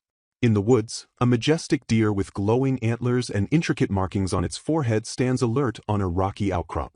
Birds take flight in a panicked flurry, their wings flapping rhythmically as they flee the sudden celestial display. Across the landscape, the light carves a path through the sky, reflecting off the rivers and illuminating the floating islands that hover near the mountains. High above, spirits shaped like glowing butterflies drift through the air, while on the ground, a small, round creature makes soft chirping sounds. The entire town is bathed in this unnatural glow, drawing the attention of commoners and noblemen alike. On a grand balcony, an archbishop and several high-ranking priests watch the sky in awe, recognizing the event as the legendary Night of Light. They speak in hushed tones, wondering if such a beautiful sight could truly be real or if it is merely a story from a dream. Back in the room, Bridget and Yuri are interrupted by a shuffling sound from the bedsheets. A small, fluffy bird-like creature emerges from the blankets, chirping softly as it looks up at them with large, dark eyes. Bridget is baffled, wondering if she is looking at an undiscovered spirit, as she has never seen anything like it in any encyclopedia. The creature's presence and its unique tweeting sound trigger a memory of a legend. Yuri and Bridget look at each other as the realization dawns on them that this might be the legendary spirit known as Laughing in the Wind. The door bursts open as Bridget's maid, along with other staff members, rushes into the room in a state of panic. They are desperate to know what caused the brilliant light and if Bridget is unharmed. Bridget immediately apologizes for causing everyone so much worry, her face flush with a mix of exhaustion and the lingering shock of the spirit's appearance. Meanwhile, news of the event spreads rapidly to the central temple of the kingdom of Firid.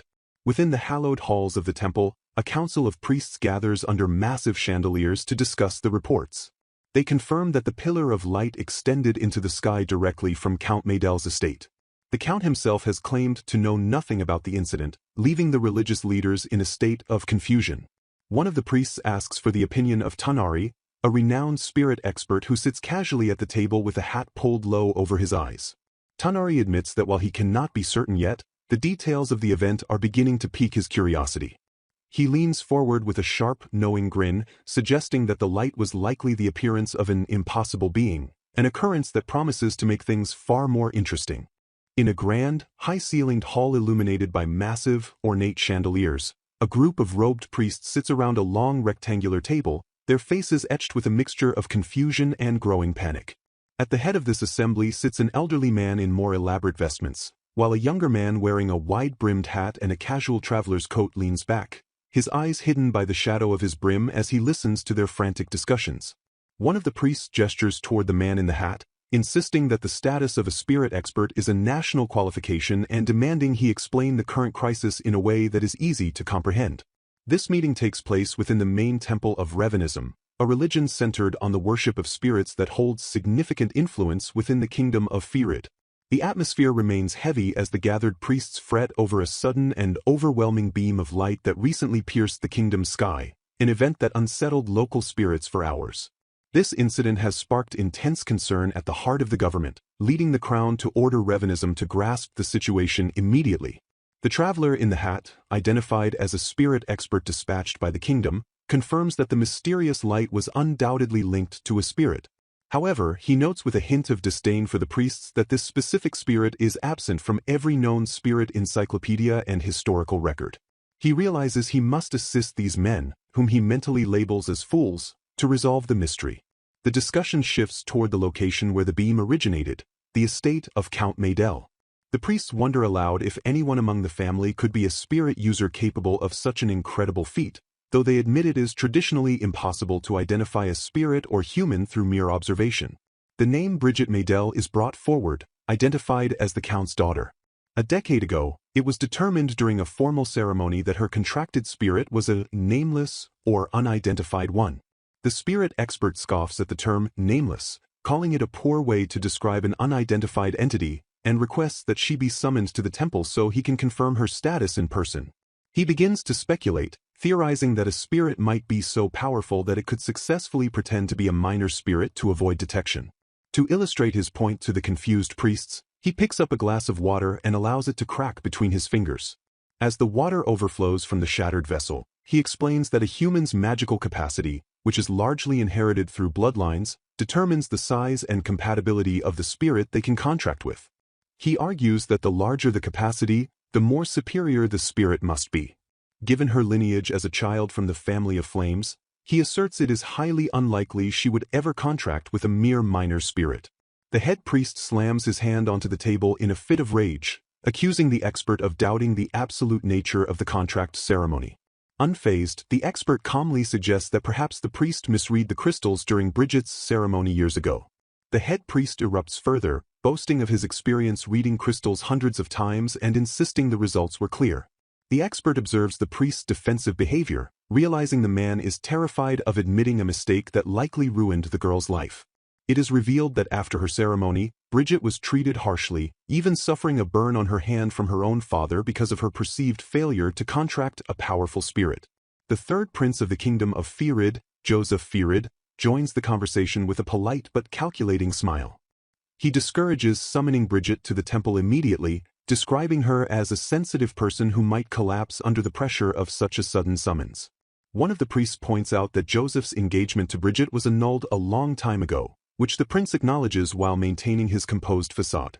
Joseph suggests it would be better to verify her spirit during the upcoming academy inspection after the summer break. The spirit expert narrows his eyes, sensing that the prince is intentionally trying to prevent him from meeting the girl. The following day, Bridget wakes up in her bed and blinks in surprise to find a small, round, bird-like white spirit by her side. The creature shuffles across her blankets, chirping softly. Bridget recalls that this spirit suddenly appeared 2 days ago and has stayed by her side ever since. She wonders if the fever she has been suffering from is caused by the spirit constantly manifesting, as books suggest spirits consume a contractor's magical power while in the human world. She reflects on her past fear of fire and the scar she carries, realizing that her spirit may have stayed hidden and asleep until she was finally ready to face her trauma. As she admires the little spirit, a young man named Yuri enters the room. Bridget thanks him, acknowledging that it was because of his intervention that she was finally able to meet her spirit.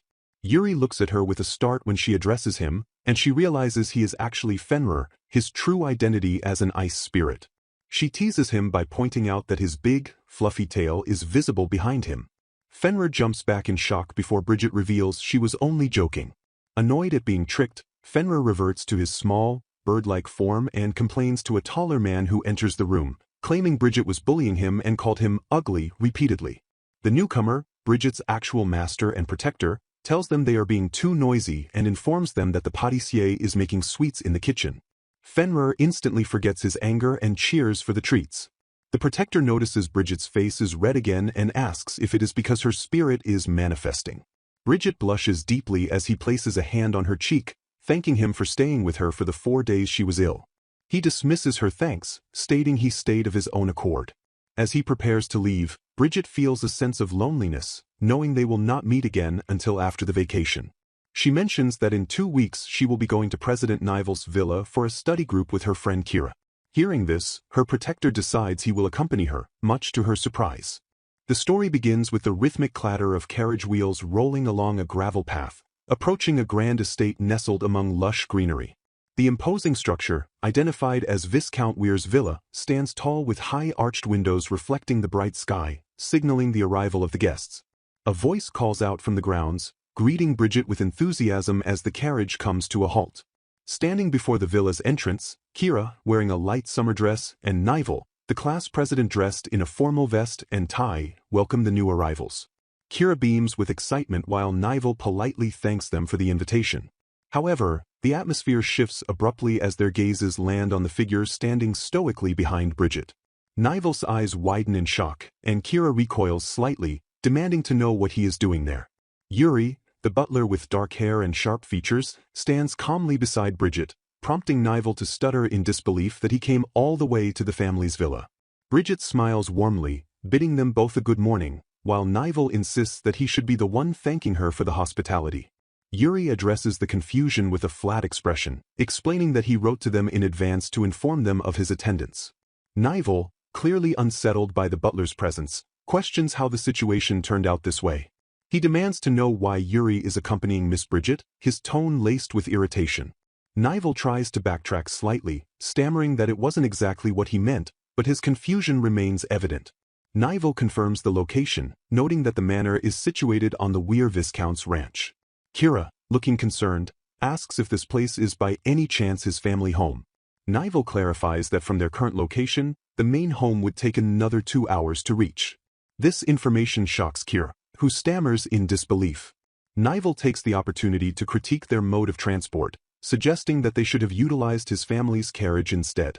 He remarks that their current carriage isn't truly suited for such long journeys, implying a lack of comfort. Despite the logistical critiques, Bridget's expression transforms into one of pure elation. A close-up reveals her blushing face, eyes sparkling with anticipation as she thinks about how even someone like Yuri would be tempted to join a sleepover with classmates. She finds the concept of the sleepover incredibly fun. Yuri, noticing her flushed state, inquires about her well-being. Bridget, overwhelmed by the joy of the moment and the journey, exclaims that she feels amazing, her mouth wide open in a cheerful grin. She admits that she had been incredibly anxious for the past 2 hours. Yuri simply says her name, perhaps trying to calm her down. As the group settles in, they observe the pastoral scenery surrounding the villa. Kira points out the livestock grazing in the fields.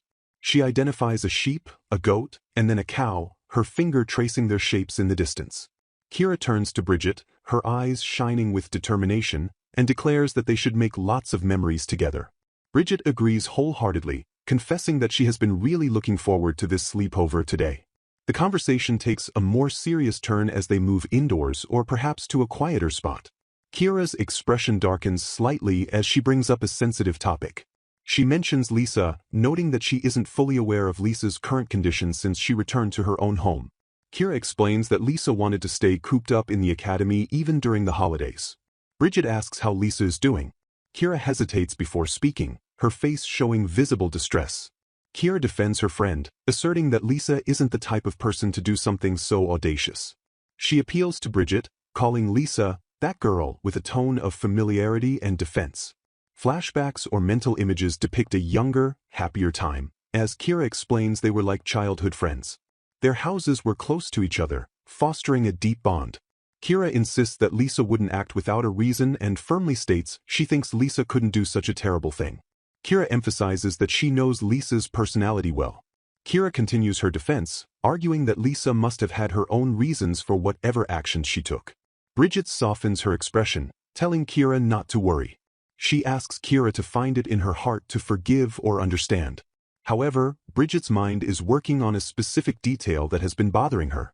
She asks Kira directly if she knows anything about Lisa's contracted spirit. A visual of a humanoid spirit with pointed ears and wings appears in Kira's mind as she answers. She confirms that Lisa is contracted with a lower-class wind spirit. Bridget processes this information, connecting it to the events of the past. She deduces that the torch's flame involved in the incident was indeed magical. She notes that it had the effect of blocking all types of magic at least once. Bridget recalls the hair ornament given by Yuri and ponders the identity of the true culprit, realizing a mystery still remains about him. Bridget concludes her deductive train of thought. She reasons that even if it is too early to jump to conclusions, the facts are clear. Since Lisa is only contracted with a wind spirit, she physically could not have performed the fire-based magic required for the incident. This realization absolves Lisa in Bridget's eyes. Kira reflects on the broader political and social implications involving His Highness. She recalls that His Highness intended to become engaged to Lisa. She speculates that perhaps Lisa thought that after Kira's engagement was broken off, the prince would propose to reconcile with her. Kira questions why His Highness left Lisa unattended for nearly 3 months without any announcement. She wonders just what in the world he is thinking. Suddenly, a small pie sound interrupts their serious conversation. A round, white chick wriggles out of the pocket of Kira's shirt. Kira looks down in surprise, asking if it woke up. Bridget stares at the creature, confused, and asks if it is a chick. Kira confirms that she needs to introduce him to everyone. The chick chirps, "Pie," enthusiastically. Bridget realizes with shock that this small bird is actually Kira's contracted spirit. Nivel recounts the events of several days ago. He mentions that a brownie seemed to be in such a panic in the room that night, describing the evening as quite chaotic. He asks Kira not to tell him that the chaos has something to do with this chick. Nivel explains that a massive beam of light was seen coming from the direction of the Maydell residence. Kira admits that it seemed that way. Nivel emphasizes the scale of the event, stating it was so intense that the capital held an emergency meeting. He adds that even Ariel was restless the entire time.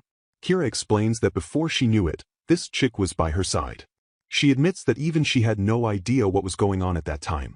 The group stands in a circle, looking at the small, round spirit. Kira abruptly shifts the topic, stating that speaking of chicks, they are having a barbecue today. The transition causes confusion, and the chick chirps again. The scene shifts to an outdoor stone patio where a cooking station is set up. Bridget stands before a stone kiln, looking distressed. She admits she wants to try cooking but has no idea how to actually do it. Yuri, standing tall and composed, asks if he can leave the cooking fire to her. Bridget is hesitant, but Yuri insists she should be ready to use magic now. He calls her name firmly. Bridget responds, still unsure. Yuri points out that her spirit has already come out, implying she has the capacity for magic. Yuri steps closer to Bridget, offering to teach her. He explains the theory of magic, stating that magical power is constantly flowing through the body of the contractor. In this specific case, he clarifies, it is just about lighting a fire in the kiln.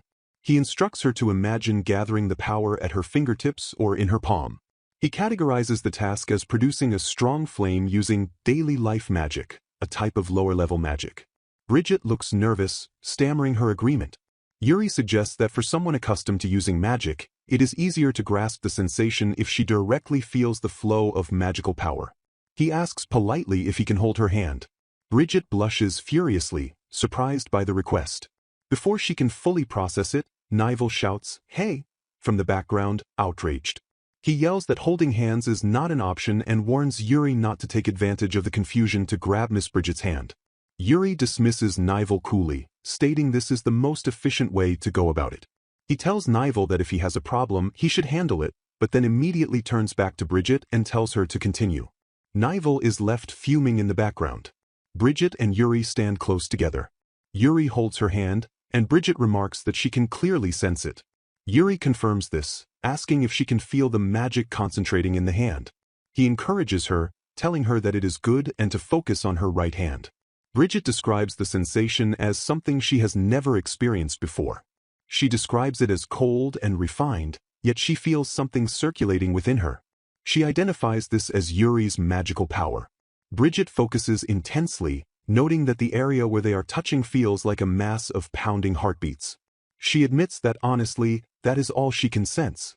Yuri asks if she can do it. Bridget answers yes. With a shout, she releases the magic command, fire. Instantly, a massive, swirling sphere of fire erupts from Bridget's hand. The sheer size of the flame is overwhelming, illuminating her shocked face. Bridget stares wide-eyed at the inferno she has created. She reflects that even though she was so scared of fire earlier, she thinks that because Yuri is right beside her, she feels totally fine right now. However, the reality of the situation sets in. The fireball is enormous and unstable. Nivel, watching from a safe distance, screams in terror, asking how big that thing is going to become. He calls out to Miss Bridget in warning. The fire crackles ominously. Yuri observes the dangerous sphere and remarks dryly that it is quite dangerous. Bridget panics, asking if he is trying to blame her for it. Yuri sarcastically replies that her teaching method was really good, or perhaps referring to his own teaching. He comments, as expected from you. Bridget, terrified, asks if there is no other way to stop it. Yuri looks at her seriously and asks if she is prepared to be drenched from head to toe, implying he will use water magic to extinguish it. Kira, watching the disaster unfold, holds her head in her hands and screams that at this rate, the fire will destroy everything. Bridget resigns herself to the water, stammering, "Do it." Suddenly, the small chick spirit launches itself into the air with a pai. Bridget shouts, "Huh!" in confusion. The round bird flies straight toward the massive fireball. It opens its beak wide and, with a squirming motion, begins to consume the flame. In a defied law of physics, the tiny bird swallows the gigantic sphere of magical fire whole. The immediate danger vanishes. The chick lands on the grass, looking perfectly round and content, and lets out a small burp. Smoke or steam fizzles out of its mouth. The group stands in stunned silence. Nivel, Bridget, and Yuri stare at the bird. Bridget looks utterly baffled, asking what? Kira, covering her face with her hands in shock, stammers out the obvious question, "Why you ate it?" The majestic and terrifying magical mishap has been resolved by a hungry, round chick. The magical anomaly. Kira stands frozen, her hands still covering her face in a mixture of terror and disbelief, stammering out a question about the consumption of the fireball. The massive sphere of flames that threatened the villa has vanished completely, leaving only the small, round chick standing on the grass. Kira, her eyes wide and trembling, stares at the small creature, questioning if it is physically unharmed after ingesting such volatile magic. Nivel, viewing the scene from behind, notes that the storm did not simply dissipate naturally. Rather, this diminutive spirit actively devoured it. He admits that he never expected a spirit to possess the ability to eat fire. The chick, seemingly unaffected by the inferno it just consumed, lets out a small pie. Kira, her mind clearly jumping to culinary conclusions, wonders aloud if the bird has finally transformed into a roast chicken. Nivel, regaining his composure, steps forward with a look of serious realization on his face. He agrees with the gravity of the situation, his gaze fixed on the bird. He addresses Miss Bridget directly, suggesting that the true nature of her spirit is far more significant than they realized. He recites a specific legend, stating that there is a name sung when such a spirit appears, Phoenix. A visual representation of the legend dominates the narrative, depicting a majestic, large bird with flaming plumage spreading its wings over an open grimoire. Nivel explains that even among the numerous spirit legends, there exists a legendary bird considered a phantom. He quotes the ancient text, "The flame of origin awakens and the night of light fills the world." Bridget, holding the chick in her hands, listens intently as Nivel continues the prophecy describing a golden pillar rising. He connects this to recent events, noting that the palace and the Revanism religion have been making a fuss about a night of light, claiming the phenomenon observed recently matches the legend. Bridget confirms this, recalling that the scene that night looked as if it were copied directly from a picture book she had read. Despite the overwhelming evidence, Bridget smiles nervously, admitting that it is still hard to believe. She looks at the small, round bird in her hands, a stark contrast to the majestic creature of legend, and notes that right now, it appears to be a very free-spirited being. Nival, however, clenches his fist with excitement, insisting there is no mistaking it. He argues that he has never heard of any other spirit possessing such a crazy ability to consume fire. Bridget reflects on the irony of her situation. She finds it hard to believe that she, who was once scorned as the Red Fairy, would contract with such a legendary spirit. Nival shifts the topic to a practical matter, asking Miss Bridget what she plans to call the spirit. Bridget hesitates, looking at the chick which tilts its head with a pie. She admits she tried giving him a name, reciting a convoluted title involving Scarlet Sunshine, but notes that it didn't seem to click. Nival, eager to assist, suggests names that reflect Miss Bridget's prestige. He proposes the Great Chick of Miss Bridget, or the Splendid Spirit of Miss Bridget, beaming with pride at his suggestions. Bridget stares at him blankly, her internal monologue screaming that his naming sense is awful. Kira joins the conversation with a bright, hungry expression. She suggests kangari-chan, well cooked, claiming it sounds good. The chick reacts with a shocked, pie? Bridget realizes Kira is not any better at naming. Undeterred, Kira proposes mariaki, whole roast, while holding a knife and fork over a plate of food, visualizing the bird as a meal. Bridget turns to Yuri, asking for his input. Yuri, sitting calmly with his back to the chaos, suggests that something simple like pie is good enough. Bridget realizes the logic, noting that the way he squeaks is cute. However, the group has mixed reactions. Kira thinks it is too simple. Nival stammers that for the Aurealis family, that is too much of a letdown. Bridget tries to express that Yuri is being lazy, but before she can finish, the chick runs across the table with a loud, pie. Yuri explains that when he called the bird by other names, it didn't react at all. He declares that from now on, they will call it Pai-chan. Bridget sighs, admitting she wanted a name that was a little more complex, but accepts it. The chick chirps happily in agreement. The narrative transitions to the interior of the villa, where night has fallen. The group sits around a large table covered in books and papers. Nival announces that now that they have had their fun, they must face reality. There is only a little bit of summer vacation left. He urges them to work together and quickly finish their assignments. Bridget smiles, noting that it doesn't end with just the vacation, but she looks forward to studying with friends for the first time. Nival takes inventory of their workload. He states he only has assignments in anthropology left. He asks what everyone else has left. Kira lists 6 handouts from basic magic studies and an assignment from magical history. Yuri, cool and collected, states he finished everything. Bridget admits she only has a few pages of problems from applied magic studies left. Nival reveals he has half of the applied magic studies problem set remaining. Yuri turns to Kira, bluntly calling her an idiot. Kira tears up, admitting she has the most work left. Yuri critiques her lack of planning as something else. Kira pleads for help, saying she would be happy if Yuri would assist her. Yuri agrees, offering to help if she doesn't mind. Nival, shocked and jealous, slams his hands down, demanding to know what Yuri means by that. Kira smiles nervously, saying she feels somewhat intimidated to be taught by Yuri and would actually be fine with the class president instead. Nival tells her she is making it worse. Bridget, observing the interaction, turns to Yuri with a flushed face. She stammers, trying to ask for help herself. She calls him an idiot internally for making her ask, feeling this is the worst way to seek assistance. She holds up a notebook, averting her eyes, and asks if he would be interested in helping her with her anthropology assignment. Yuri looks at her, momentarily surprised, and lets out a small laugh. Bridget reacts defensively, asking what that was for. Yuri smiles gently, agreeing to help and asking which part she needs assistance with. Later, the group continues to study. Bridget sits next to Yuri, looking at his back as he helps the others. She thinks to herself that she doesn't understand this feeling, and that too. The sound of a chair creaking breaks the silence as Yuri stands up and moves to the balcony. Bridget follows him. On the balcony, under a vast, star-filled sky, Yuri asks if it is over. Bridget confirms it is, thanks to him. Yuri comments on the beauty of the night sky. Bridget stands beside him, gripping the railing. She admits she was worried about him. She asks why he accompanied her to the manor. She notices him looking at her and wonders why. Yuri agrees that she is right to question, simply stating it is because he is traveling far. Bridget insists she isn't so frail that he needs to worry about her, but admits she is just being a worrier herself. Yuri calls her name softly. Bridget clenches her hand on the stone railing. Yuri asks directly if she is hiding anything from him.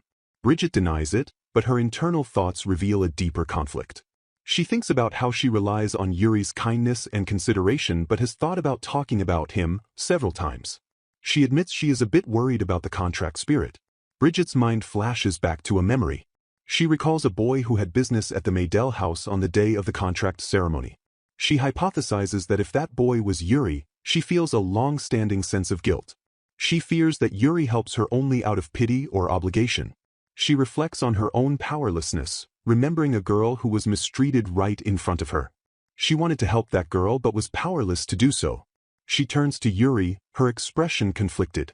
She admits she had completely forgotten about that time and wouldn't know what to do if the truth came out. She feels that would be too pitiful. She recalls being overwhelmed by the terror of the flames earlier. She asks Yuri, "But what about you?" Yuri stands with his back to the interior light, facing the darkness. He states he had never seen something like that fire before. He turns to face Bridget, his expression softening. He tells her that he never gets bored watching her. He says she is always full of surprises, no matter the occasion.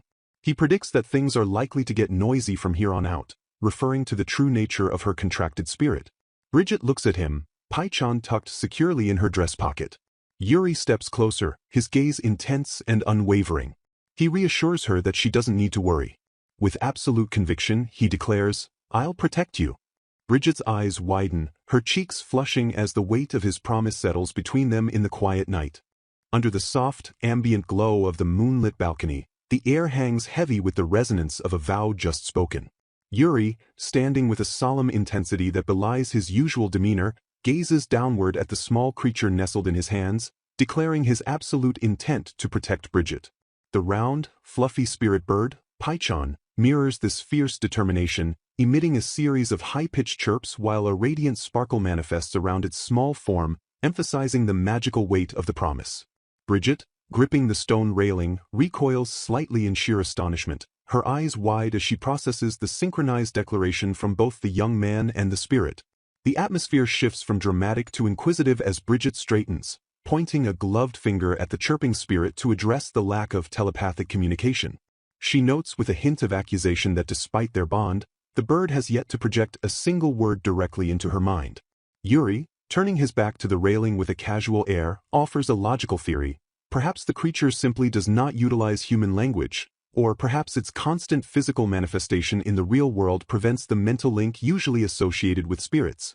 The bird simply chirps again, oblivious to the metaphysical debates surrounding its existence. Determined to bridge this gap, Bridget leans forward, bringing her face level with the spirit as it rests on the railing. She proposes a change in nomenclature, suggesting that perhaps a cutesy nickname like Pippi might trigger a response, urging the creature to attempt speaking directly into her thoughts. Pai-chan tilts its head, emitting a sound of confusion rather than compliance. Undeterred, Bridget closes her eyes, furrowing her brows in deep concentration as she attempts to clear her mental slate to facilitate the connection. She strains visibly, her internal monologue revealing a desperate need to focus solely on the bird, but the silence in her mind remains unbroken. Yuri watches her struggle with a knowing smirk, breaking her concentration with a teasing observation. He suggests that the telepathy fails because her mind is already too occupied, specifically, that she is perpetually thinking about him. The remark strikes home with the force of a physical blow. Bridget's face erupts in a flush of heat, the sound of her own heartbeat thumping loudly in her ears. Flustered and defensive, she lashes out, calling him mean before turning on her heel to flee the embarrassment of the balcony, leaving Yuri to apologize to her retreating back. The narrative briefly dissolves into a montage of chaotic school life, capturing a frantic maid pleading for assistance against a strict class president, before settling into a calm interior scene several days later. In a well-lit study, Bridget stands before a mirror, adjusting the ribbon of her uniform, her expression resolved as she declares herself ready for the new semester. Kar-sin stands nearby, observing the morning energy, while Pai-chan bounces enthusiastically on the furniture, mirroring the bustle of the new day. Kar-sin directs his attention to the spirit bird, now resting in Bridget's gloved palms, and remarks on its physical development. Bridget agrees, noting that the creature has indeed grown larger since their last study session, looking down at it with affectionate curiosity. However, this moment of tranquility shatters instantly as the heavy wooden doors swing open. Sienna, a maid, bursts into the room, her chest heaving from exertion and her face pale with urgency. Bridget and Carson spin around, alarmed by the servant's panic. Sienna stammers out the cause of her distress. Prince Joseph Farid has arrived unannounced and is currently waiting at the front door. The news hits Bridget with paralyzing force, her eyes widening in disbelief as the reality of the visitor sinks in. The scene transitions abruptly to the confined, velvet-lined interior of a royal carriage, the rumbling of wheels against cobblestone filling the silence. Bridget sits rigidly on one side, her hands clasped tightly in her lap, while Prince Joseph sits opposite her, observing her with a relaxed, almost predatory smile. He breaks the tension by asking if she is angry, his tone light and conversational. Bridget, maintaining a mask of polite neutrality, denies the emotion, deflecting by commenting that he appears to have acquired a tan. Joseph leans back, crossing his legs, and reveals the motive behind his visit. He reflected during the break and decided he wants to resume their old tradition of walking to school together.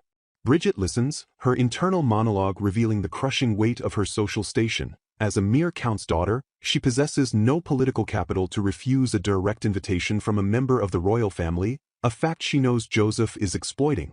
Despite this power imbalance, she attempts to establish a boundary, asking him to refrain from such ambush tactics in the future. Joseph offers a superficial apology but remains undeterred.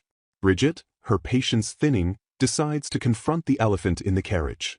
She reminds him firmly that their engagement was officially annulled months ago, a direct consequence of his own harsh words to her. She asserts her independence, stating clearly that she is no longer his fiancée. She details the disruption his visit caused, explaining that his sudden appearance threw her entire household and servants into a state of bewildered confusion. Her voice gains strength as she draws a line between her past and present selves. She admits that while the old her might have been flustered into submission, the current Bridget has no intention of passively going along with his whims. She requests plainly to be left out of his schemes. Joseph's expression shifts, the casual smile fading into a look of somber admission. He confesses that he wronged her, admitting that he foolishly believed the lies spun by Baroness Selmine, which led him to hurt Bridget deeply. He offers a direct apology, his eyes searching hers for a sign of forgiveness. He presses further, asking her to revert to addressing him with the intimate honorific Joseph Sama, as she once did, signaling his desire to erase the past months and start over. He reiterates his regret, claiming he wants to rebuild their relationship from the ground up. Bridget remains silent, her expression guarded.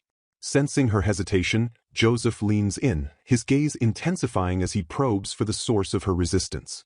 He asks, with a sharp, piercing stare, if there is someone else she has fallen for, casting a shadow of jealousy over the conversation. Before she can answer, the carriage rolls to a stop. The door opens, flooding the dim interior with light. Joseph stands and extends a hand toward her, a gesture of chivalry that doubles as a command. Bridget, trapped by the public nature of their arrival, resigns herself to the role, murmuring a reluctant thank you as she places her hand in his. She steps out onto the pavement, the sound of her shoes striking the stone echoing the heavy thump of her heart. The school entrance is bustling, and the sight of the prince and his former fiancée arriving together draws immediate attention.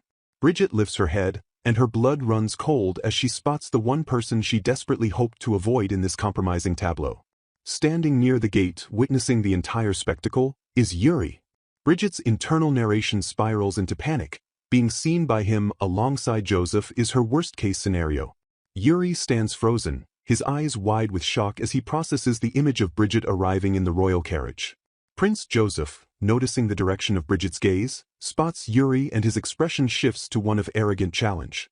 With a possessive air, Joseph addresses Yuri directly, announcing with deliberate clarity that he walked to school with Bridget and intends to restart his relationship with her. The declaration hangs in the air, a gauntlet thrown down. Yuri's shock dissolves instantly into a look of dark, seething anger. He demands to know what Joseph told her, his voice lacing with protective fury as he questions the prince's actions. The chapter concludes with a volatile standoff. Yuri, dropping all honorifics, addresses the royal by his name, Prince Joseph, while Joseph counters with a smirk, addressing Yuri Aurealis, with equal disdain, asserting that he could ask the same questions of him. The tension between the two men crackles, leaving Bridget caught in the center of a looming conflict. The confrontation at the school gates reaches its simmering peak as Prince Joseph Farid, wearing a mask of calm arrogance, parries Yuri's demand for answers. With a dismissive tilt of his head, The prince retorts that he intends to return Yuri's own challenges back to him, addressing the commoner by his full name, Yuri Aurealis, to emphasize the social chasm between them. Without waiting for a rebuttal, Joseph turns his attention solely to Bridget, his voice dropping to a commanding yet polite register as he ushers her away, leaving Yuri standing in the wake of their departure. The narrative consciousness fractures, plunging deep into the recesses of Bridget's memory, triggered by the emotional turbulence of the morning. The scene shifts to a sun-drenched garden from the past, where a younger Bridget stands amidst lush foliage, wiping tears from her eyes. Joseph, appearing as the idealized suitor she once knew, approaches her with gentle concern, asking if she has been targeted by bullies again. Bridget, overwhelmed by feelings of inadequacy, confesses her shame regarding a recent social failure. She laments that although Joseph invited her to a tea party as his fiancée, she failed to behave with the requisite decorum expected of her station. Her apology is cut short as Joseph interrupts with a reassuring smile, absolving her of the guilt. He instructs her that she need not force herself to attend such stifling gatherings if they cause her distress, presenting himself as a sanctuary from the rigid expectations of nobility. Bridget's memory drifts further, solidifying the image of Joseph as her protector. She recalls looking up at him with wide, admiring eyes, her internal monologue affirming her resolve to manage her duties independently to be worthy of him. In this haze of nostalgia, she asks to walk home with him, cherishing the kindness he once dispensed so freely. However, the tone of the recollection darkens, the colors draining as the timeline advances to the moment the warmth began to fade. Bridget notes with a heavy heart that even the prince eventually changed. The memory dissolves into a cold school corridor where Joseph, now distant and aloof, brushes off her request to spend time together. He cites vague business matters, offering a hollow apology before walking away, leaving Bridget staring at his retreating back, the promise of another time hanging empty in the air. The degradation of her social standing manifests physically in the next fragment of her memory. As Bridget navigates the school hallways, a male student deliberately slams his shoulder into hers, the impact jolting her frame. Instead of apologizing, the student and his peers sneer at her, their faces twisted in mockery. They label her a pathetic woman, who desperately clings to Joseph, casting her as a foolish nuisance in the eyes of the student body. Bridget endures the humiliation, her gaze lowering as she clutches her bag, isolated in a crowded corridor. The psychological assault continues as Bridget witnesses Joseph walking with another female student, likely Baroness Selmine, their easy camaraderie contrasting sharply with his coldness toward her. She internalizes this rejection, her self-worth crumbling as she reasons that it is natural for him to be fed up with a worthless person like herself. In her distorted view, Joseph remains blameless. She shoulders the entirety of the fault for the relationship's deterioration. This spiral of self-loathing culminates in the traumatic memory of the final severance. The image of Joseph is stark and unforgiving as he declares, with finality, "I'm ending my engagement with you." The words echo violently, marking the moment she was officially abandoned. The barrage of memories abruptly ceases, snapping back to the present reality of the classroom. A single, heavy tear falls from Bridget's face, splashing onto her open notebook, the ink bleeding outward from the impact point. Bridget stares at the wet spot, disoriented, questioning why these painful fragments are resurfacing now, during a lesson. She hastily wipes her face, but the emotional residue lingers. Across the room, Yuri observes her, his expression unreadable but attentive, noticing the subtle tremble in her posture. The scene transitions to the aftermath of the morning's confrontation. Bridget walks through the school's grand, pillared corridors, her mind replaying Joseph's parting taunt. "I'll return those words to you as they are." She struggles to decipher his intent, but her thoughts inevitably drift to Yuri. She acknowledges that it is Yuri's strength that has consistently propped her up, even whilst trembling before the prince this morning. She realized she felt no true fear because Yuri was there. Later, on a sunlit terrace adorned with climbing ivy, Yuri and Bridget stand in a tense quiet. Yuri breaks the silence, his mind still snagged on Joseph's insinuation that Bridget might have feelings for someone else. He asks pointedly if she has fallen for another. Bridget, sensing the weight of the question, reflects that Joseph is merely a rival to Yuri, nothing more. However, the atmosphere remains thick with unspoken emotion. Yuri presses further, suggesting that her strange behavior lately stems from these unresolved feelings. The dialogue becomes fragmented, Bridget's responses hesitant and mumbled, admitting, sort of, to his inquiries without fully committing to an answer. Yuri, abandoning subtlety, cuts to the core of the issue. He steps closer, his gaze intense, and asks if Joseph was someone she liked from the very beginning. He frames it not as an accusation, but as a question of fact, asking if that affection was a good thing. Bridget recoils, her denial immediate and vehement. She stammers that it is not true at all, her face flushing as she attempts to bury the complexity of her past affections. Overwhelmed by the interrogation and her own resurfacing grief, Bridget attempts to flee. She turns her back on Yuri, clutching her bag, and announces she is heading home, desperate to escape the vulnerability of the moment. She asks permission to leave, her voice small. Yuri, however, refuses to let her retreat into isolation. As she tries to walk past him, he reaches out, his hand firmly grasping the fabric of her skirt to physically halt her momentum. Yuri states plainly that he does not want her to distance herself from him. Bridget, frozen by his grip, tries to maintain her facade, repeating that she is not okay, but then correcting herself to say, so, as if to deflect his concern. She insists again that it is not true at all, but her defenses are crumbling. She finally admits, in a fractured whisper, that she is not okay because of the situation. Yuri releases her skirt but steps into her personal space, looming over her with a mixture of frustration and care. He confesses that seeing her cry troubles him. He commands her, with a rough sort of tenderness, to stop crying. Bridget looks up, startled and defensive, arguing that she isn't crying. Yuri counters immediately, pointing out that she is definitely crying, and chides her for trying to hide it. He expresses annoyance at her pretense, telling her to just admit her emotional state. The proximity is suffocating yet grounding. Bridget, tears now undeniably streaming down her face, finally breaks. She yells that she admits it, her voice cracking with the weight of her suppressed sorrow. Yuri's expression softens into a knowing, almost relieved smile. He observes that she is crying her heart out, validating the pain she has tried so hard to mask. Bridget sinks to the ground, crouching in a ball of misery, and sobs openly. She lashes out childishly, calling him an idiot repeatedly between sobs.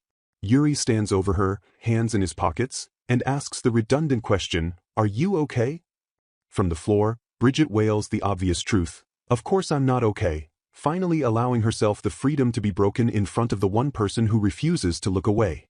Sunlight streams through the tall windows of the quiet study, illuminating Bridget as she sits at a large desk, her pen scratching rhythmically against the paper of a journal.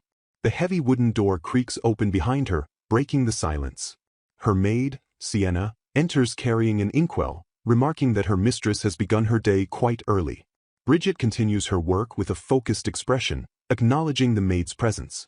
Outside the estate, a carriage clatters to a halt, the sound drifting through the walls and causing Bridget's shoulders to slump in a heavy sigh.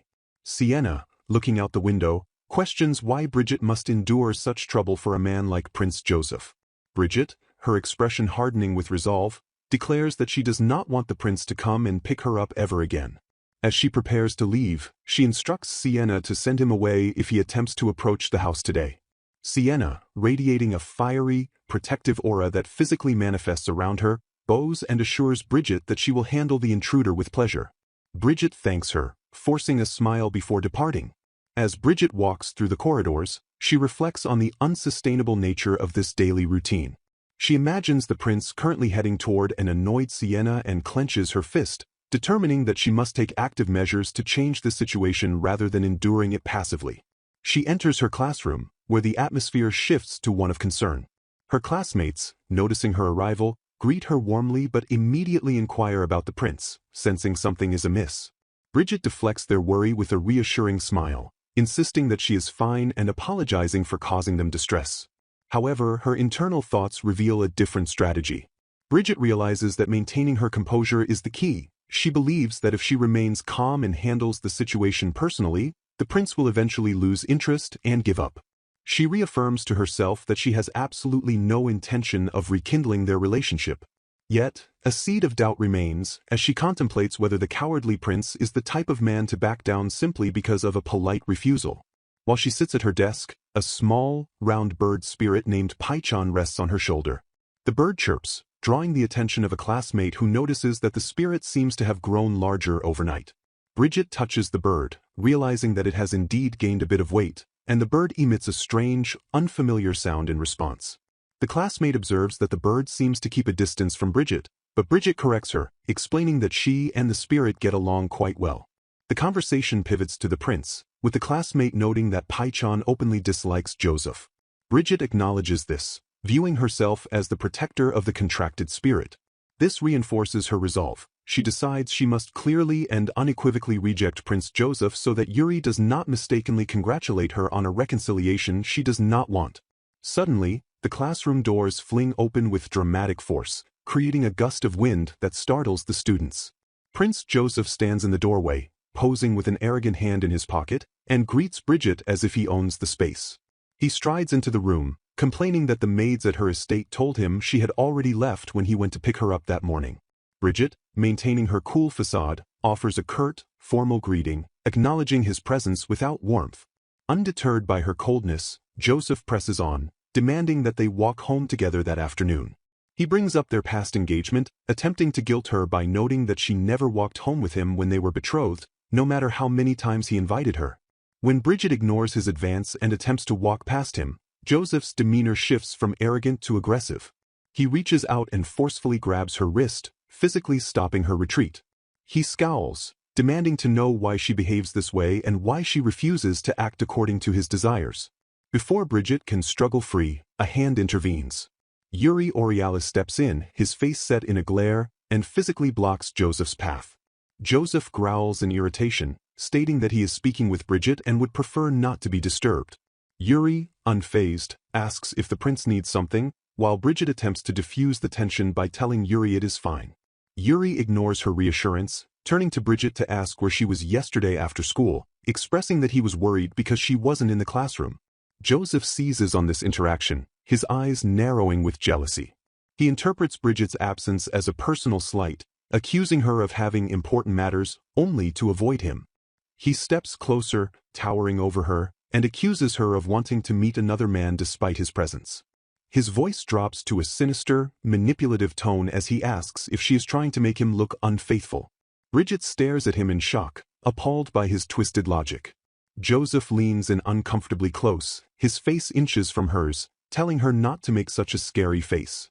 Bridget snaps, firmly stating that she has plans today and tomorrow, and explicitly reminds him that she is no longer his fiancée or anything else to him. Joseph feigns disappointment, smiling condescendingly as he says it is unfortunate. He ignores her rejection entirely, proposing they walk home the following day instead.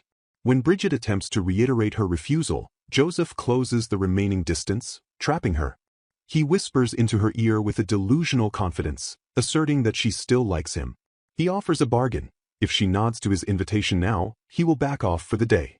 Bridget stands frozen, her eyes wide with a mixture of fear and disgust. Suddenly, Yuri moves decisively. He steps between Bridget and the prince, his arm extended to separate them. He coldly requests that the prince not touch her any further. Bridget looks at Yuri's back, whispering his name in relief. Yuri shields her completely, his presence acting as a physical barrier against Joseph's harassment.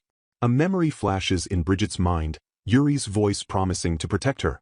Joseph recoils, his face twisting into a sneer. He calls Yuri a shameless man, mocking him for interfering. He claims he almost admires Yuri for his audacity. Yuri stands his ground, his expression unyielding. He retorts with sharp, formal politeness, asking permission to return those exact words to the prince. Yuri condemns Joseph's actions, stating clearly that the way he acts toward his former fiancée is more than a little disgraceful. Joseph looks stunned, as if he cannot believe someone dared to speak to him that way. He attempts to brush it off as harsh words, asking Bridget what she thinks, trying to triangulate the conflict and force her to side with him. Bridget trembles, realizing that simply faltering here would be a mistake. She acknowledges internally that being the center of attention is terrifying, but she finds the prospect of Joseph continuing to stalk her even more troubling. She realizes she cannot just rely on Yuri, she must voice her own truth. Drawing a deep breath, Bridget yells at the top of her lungs, interrupting the prince. She declares that she has someone she loves. The classroom falls silent. Joseph freezes, his eyes wide with shock. Yuri looks at her, equally surprised by the sudden outburst. Bridget's chest heaves with the effort of the confession. The tension hangs thick in the air. Bridget, her face flushed, turns to Yuri and urgently asks if they can leave. Without waiting for a response from the stunned prince, she bids him excuse me and walks away, pulling Yuri with her. They exit the classroom, leaving the prince and the whispering students behind. As they walk down the hallway, the adrenaline begins to fade, replaced by the weight of what she just screamed in front of everyone. Bridget covers her mouth, internally screaming that she actually said it out loud. Yuri walks silently beside her, his expression unreadable. He suddenly stops, causing Bridget to pause. He looks down, his bangs shadowing his eyes, and quietly addresses her. He asks the question that hangs between them: who is the person she loves? The hallway air grows heavy with tension as Yuri Aurealis refuses to let the subject drop, his voice low and demanding as he presses Bridget for a name. He stands firm, insisting on knowing exactly who the person she loves is. Bridget attempts to flee, but Yuri's interrogation continues, his mind racing through potential candidates. He guesses Nivel, the class president, but Bridget vehemently denies this, shouting that it is absolutely not him. Yuri's brow furrows as he offers another possibility, the young pastry chef from her household. When Bridget rejects this with equal force, Yuri's expression darkens as he lands on a conclusion that clearly disturbs him: Clifford. Bridget screams in frustration, begging him to stop this baseless guessing game. Yuri, misinterpreting her desperate deflection as confirmation, resigns himself to the idea that it really is Clifford. Bridget stammers, her face flushing as she insists she has no idea what he is talking about. Yuri presses further, asking if it is someone he knows, leaving Bridget to retreat into a flustered silence. Later that evening, the scene shifts to the privacy of Bridget's bedroom, where the moonlight filters through the large window pane. Bridget lies sprawled across her bed, clutching a pillow in agony while her spirit, Paichan, observes her distress. She laments her current predicament, wondering what she is supposed to do now that she has blurted out a confession without a name. She asks Paichan for advice, debating whether denying the confession now would make things even weirder. The bird offers only a series of chirps, leaving Bridget to spiral further into confusion. A knock at the door interrupts her internal crisis. Carson enters, carrying a tray, and asks if she wants dessert after dinner. He notices her distress immediately and asks what is wrong, though Bridget snaps that she told him to wait for a response before entering. Bridget decides to confide in him, explaining the situation regarding the sadistic prince and the misunderstanding at school. She admits to being totally blindsided by Yuri's reaction. Carson listens intently and pieces together the events. He realizes that Yuri misunderstood the situation and concluded that Bridget had feelings for his attendant. Carson recalls a previous interaction where Yuri asked him about his relationship with Bridget. He remembers seeing a blue-haired man mentioned in Yuri's inquiry and realizes he inadvertently fueled the fire. Carson admits that he told Yuri they were simply master and servant of the household, which Yuri likely misinterpreted as a cover for a secret romance.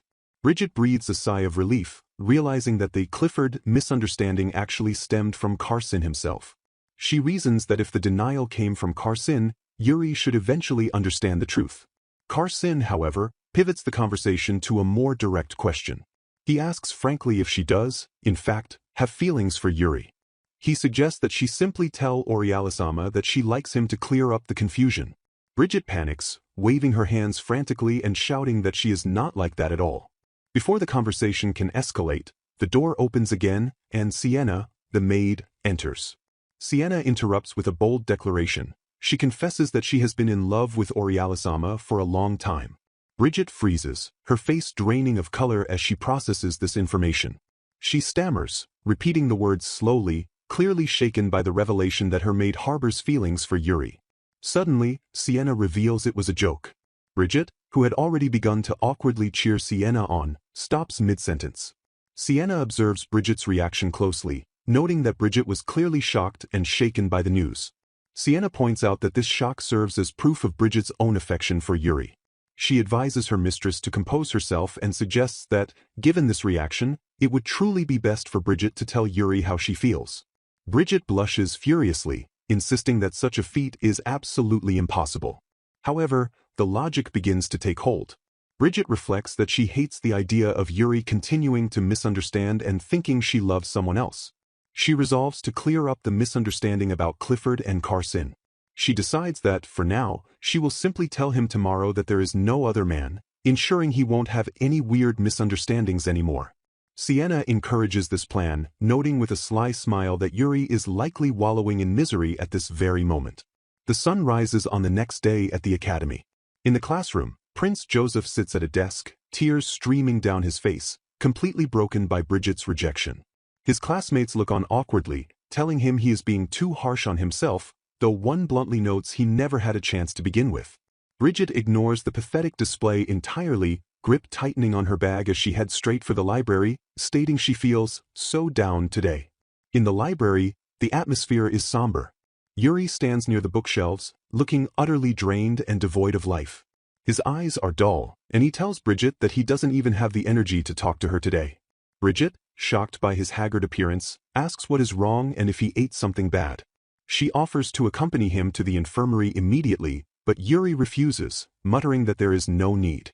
Yuri, still fixated on the previous day's events, brings up the topic of her alleged lover again. He demands to know who the real one is, the pâtissier or Clifford. Bridget stares at him in disbelief, wondering what he is talking about since Carson was supposed to have explained everything.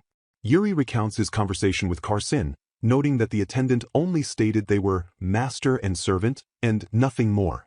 Yuri interprets this lack of explicit denial about feelings as ambiguity. He admits that he thinks Carson is a wonderful person, but he asserts that he would never fall for someone like that, citing their closeness in age as a factor that confuses him. Bridget listens to Yuri's convoluted logic, internally screaming at his density. She realizes she must be direct. Stammering, she attempts to clarify that the person she likes is not Clifford or Carson. She declares that there is only one person she could ever love. In a moment of panic and poor phrasing, she blurts out that it is someone else. Yuri blinks, processing the words literally. He repeats, someone else, understanding it to mean a third, completely different person whom he has not yet guessed. He lets out a sigh, remarking that this is a relief. Bridget watches him, horrified, as she realizes there was a much better way to phrase that confession. Yuri falls silent, seemingly content that his immediate rivals, Clifford/Carson, are out of the picture, even if the true love remains a mystery. Bridget's mind races. She misinterprets Yuri's relief as happiness that he does not have to deal with her feelings. She convinces herself that Yuri doesn't feel anything for her and that she is just imagining things. She retreats into self-doubt, telling herself there is no way he reciprocates her affection. Yuri, observing her sudden shift in demeanor, wonders why she is acting like a puppy and asks what is wrong now. Desperate to change the subject and regain her footing, Bridget pivots to school matters. She mentions the Central Temple visiting the academy this weekend for an inspection. She reminds Yuri of the tradition: whoever gets invited to the temple banquet wins. This invitation is based on a positive evaluation of the students' bond with their contracted spirit. Bridget proposes a third match between them based on this criteria.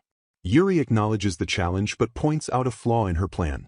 He notes that she possesses the red fairy, Paichon, which would give her a significant advantage in a contest regarding spirits. He also reminds her that she still doesn't even know what kind of spirit Paichon actually is. Paichon chirps in agreement. Bridget counters this, arguing that this inspection is the perfect chance for her to understand Paichon better. Bridget stands tall, her resolve hardening. She declares that she wants to stand as his equal. She vows that this time, she will win, and warns him to be ready. A scoreboard appears in her mind: Yuri Aurealis versus Bridget Maydell. Current record: 1 loss, 1 draw. Yuri accepts the challenge, agreeing that it is a match. The intense moment is abruptly cut short when the librarian scolds them for making too much noise. The narrative shifts to the academy grounds. A mysterious man wearing a hat walks through the corridors. He speaks into a communication device, acknowledging his orders for the academy inspection. He is addressed as Tanari. As he walks, he smirks, noting that this will be a fine chance to observe the infamous Red Fairy. His gaze drifts across the courtyard, landing on a figure in the distance, the third prince. The man chuckles darkly, the sound of his footsteps echoing against the stone floor. 1 year in the past, the atmosphere within the Magic Academy hangs heavy with judgment and expectation. The Academy evaluation, a rigorous assessment implemented across every Magic Academy, looms over the students, authorized directly by the Central Temple. A proctor calls out the next name, his voice echoing in the waiting hall: Bridget Maydell. Bridget sits stiffly on a plush sofa, her expression tight with anxiety as she acknowledges the summons. The evaluation process is a public trial of spiritual affinity. Students must enter a separate chamber, standing before a tribunal of temple priests and spirit scholars to summon their contracted spirits. The goal is to assess whether the student has formed a healthy, viable relationship with their spirit, sometimes with the spirits themselves participating in the interview. Bridget stands before the desk, the pressure mounting as the command is given to summon her spirit. She extends her hands, straining against the air, her face contorting with effort as she groans, struggling to manifest anything at all. The priests watching her do not mask their disdain. They exchange knowing smirks, whispering cruelly amongst themselves while she falters. One priest clicks his tongue in irritation, dismissing her efforts entirely. He posits that she is merely leveraging her family's fire element connections rather than possessing any true individual talent. Bridget stands paralyzed, sweat beading on her forehead, as she overhears their scornful "see" and "huh." Elsewhere in the academy, the gossip mill churns relentlessly. A loud bang interrupts the quiet as students chatter excitedly about the results. Prince Joseph has achieved high marks, earning a prestigious invitation from the temple itself. The students fawn over his success, noting that he executed a flawless interaction with not just one, but 2 contract spirits. He is hailed as a prodigy, his achievements viewed as expected for someone of his highness's stature. Another student chimes in, bringing up the ice blade, noting that he too was invited after contracting with 2 top-class spirits. The gap between these prodigies and the average student is described as being on a whole other level. Bridget, overhearing this praise heaped upon others while recalling her own humiliation, clutches her chest. She remembers the physical pain of the previous year, how her stomach churned because she didn't even know how to summon properly, believing at the time she was only contracted to a minor spirit. However, the timeline shifts to the present, and Bridget's demeanor has undergone a radical transformation. She smiles radiantly, declaring that this year is different. A small, round bird spirit chirps affectionately at her side, "Pai." Bridget's confidence stems entirely from the presence of Pai-chan. She leaves the interview room, the proctor calling for the next student, and Bridget asks her spirit how they did, her face glowing with relief and happiness. As she walks through the classroom, Bridget's thoughts drift toward Prince Joseph. She realizes he has lost all interest in pursuing her after she rejected him so thoroughly. He hasn't attempted to see her since that day. She reflects on her past feelings, acknowledging that she once relied on him and looked up to him. Yet now, a chasm of understanding separates them. She feels she doesn't know him at all. A lingering sadness remains, rooted in the uncertainty of whether she ever truly knew who Prince Joseph was to begin with. Bridget is pulled from her introspection by a familiar voice. A fellow female student approaches, announcing that her interview is finished and she intends to visit Lady Lisa again. The student recounts Lisa's hostile reactions, mimicking how Lisa yells, "You're annoying," or "Buzz off," through the door. Despite the rejection, the student laughs it off, noting that Lisa at least answers sometimes. She expresses a belief that Lisa is merely being stubborn and that the sweet, honest girl she knows is still in there. Moved by the girl's persistence, Bridget offers to join her. She reasons that if they talk it through, Lisa might let go of the burdens weighing her down. Bridget feels a connection to the situation, stating she isn't unrelated to the events. The girl agrees, and they prepare to head to the dorms. Suddenly, a tall figure blocks their path in the hallway. It is Professor Inad, a bespectacled man with a stern expression. He immediately dismisses the other student, stating there is no need for her presence.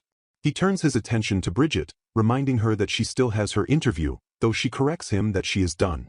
The professor claims he needs assistance with herbology, and that having Bridget's help alone is sufficient. He instructs the other student, Q, to go ahead to the dorms without them. Bridget, though confused, agrees to help the professor, believing it will only take a moment. Professor Inad leads Bridget down a corridor, telling her to just come with him and she will see. They arrive at a set of large double doors. Bridget, still under the impression this is a class-related task, asks what exactly she is helping with. They enter a room filled with stacks of books. Bridget asks what needs to be carried, assuming manual labor is required. Without warning, the man locks the door behind them with a loud clank. Bridget spins around, alarmed by the sound and the sudden shift in atmosphere. She jokingly asks if she should take this the wrong way, trying to defuse the rising tension. The man's voice drops the pretense of the elderly professor. He tells her not to take it the wrong way, but the situation is undeniably suspicious. The illusion fades. The man standing before her is not Professor Inad, but Prince Joseph. He stands tall in his Royal Academy uniform, shedding the disguise completely. The room is dimly lit, piles of books creating a claustrophobic maze around them. Joseph smiles smoothly, announcing that he has been waiting for her and thanking her for coming. Bridget's eyes widen in shock and fear. She immediately attempts to retreat, stammering that she has something else to attend to. Joseph cuts her off, stepping closer. He challenges her, asking why, and what if I do, effectively trapping her. He warns her about coming any closer, his demeanor shifting from polite to predatory. Joseph begins to explain his tactical choice of venue. He notes that if she tried to cast magic in such a tight, enclosed space, it could misfire and turn into a disaster. He implies that he would get caught in the blast, using his safety as a pretext to limit her options. He acknowledges the truth. He knows she can use magic now. However, he condescendingly assumes she hasn't mastered it yet. His expression darkens as he issues a command disguised as a request. Tell me you want to start over with me. Bridget stares at him, incredulous. She asks him to repeat himself, not because she didn't hear, but because she cannot believe his audacity. She firmly rejects him, stating clearly, I do not. She reminds him that she already told him this the other day. She enunciates every word, I do not want to start over with you. Joseph's reaction is chilling. He puts his hands in his pockets, his smile twisting into something manic. He murmurs, I see. So that's how it is.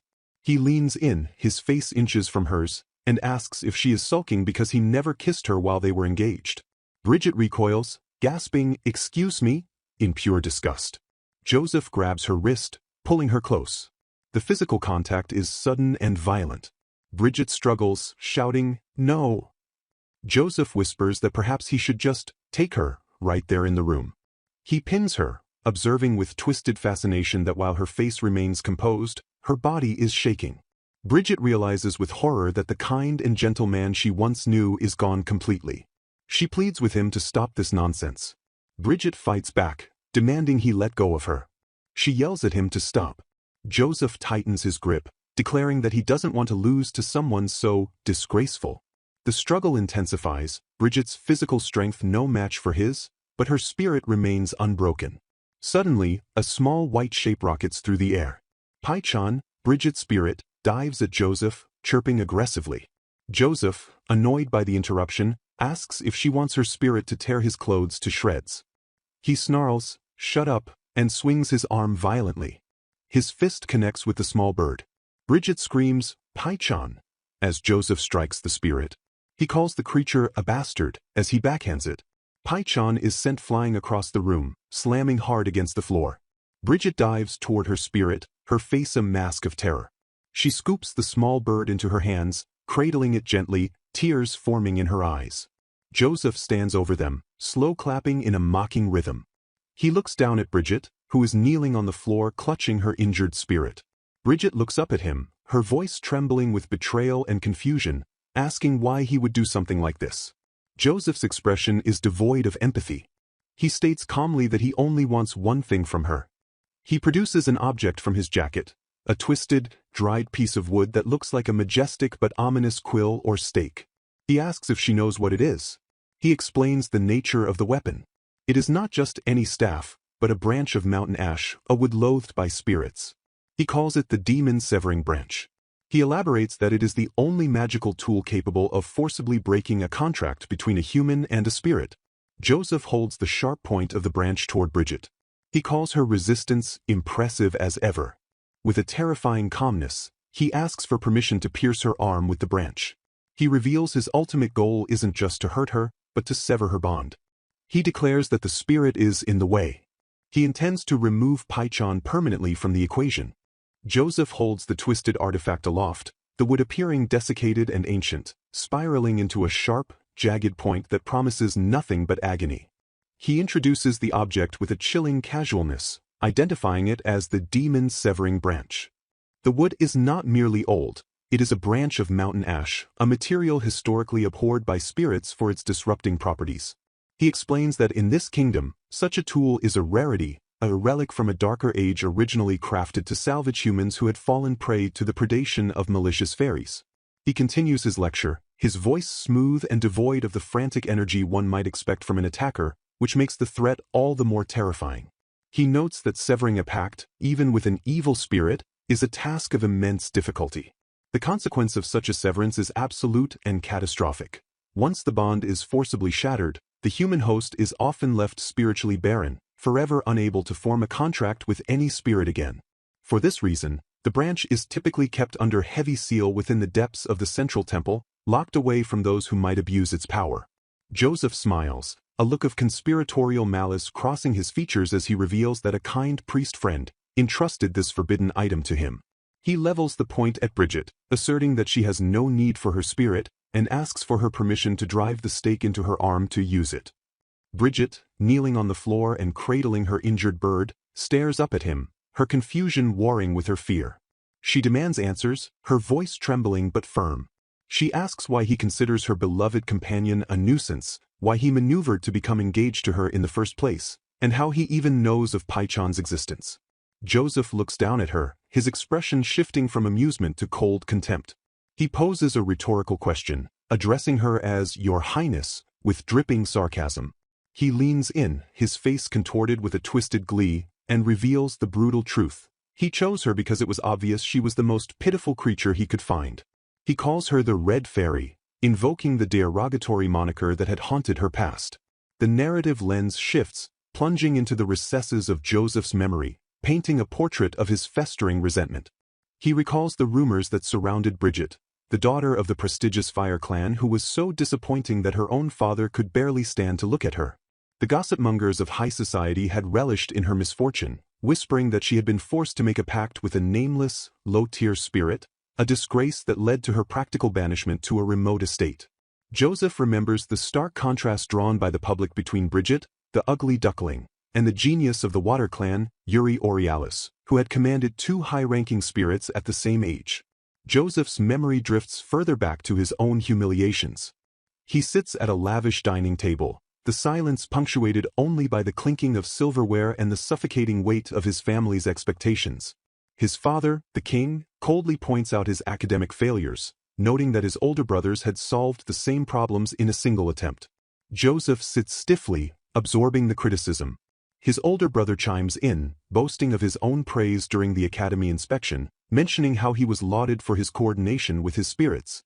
Another brother adds that Joseph had only just formed contracts with two spirits during his last ritual, and even then, they were merely mid-tier entities. The brother feigns pride, but the condescension is thick and suffocating. Joseph attempts to defend himself, arguing that high-tier and mid-tier are arbitrary ranks invented by humans, not absolute truths of power. His outburst is immediately stifled.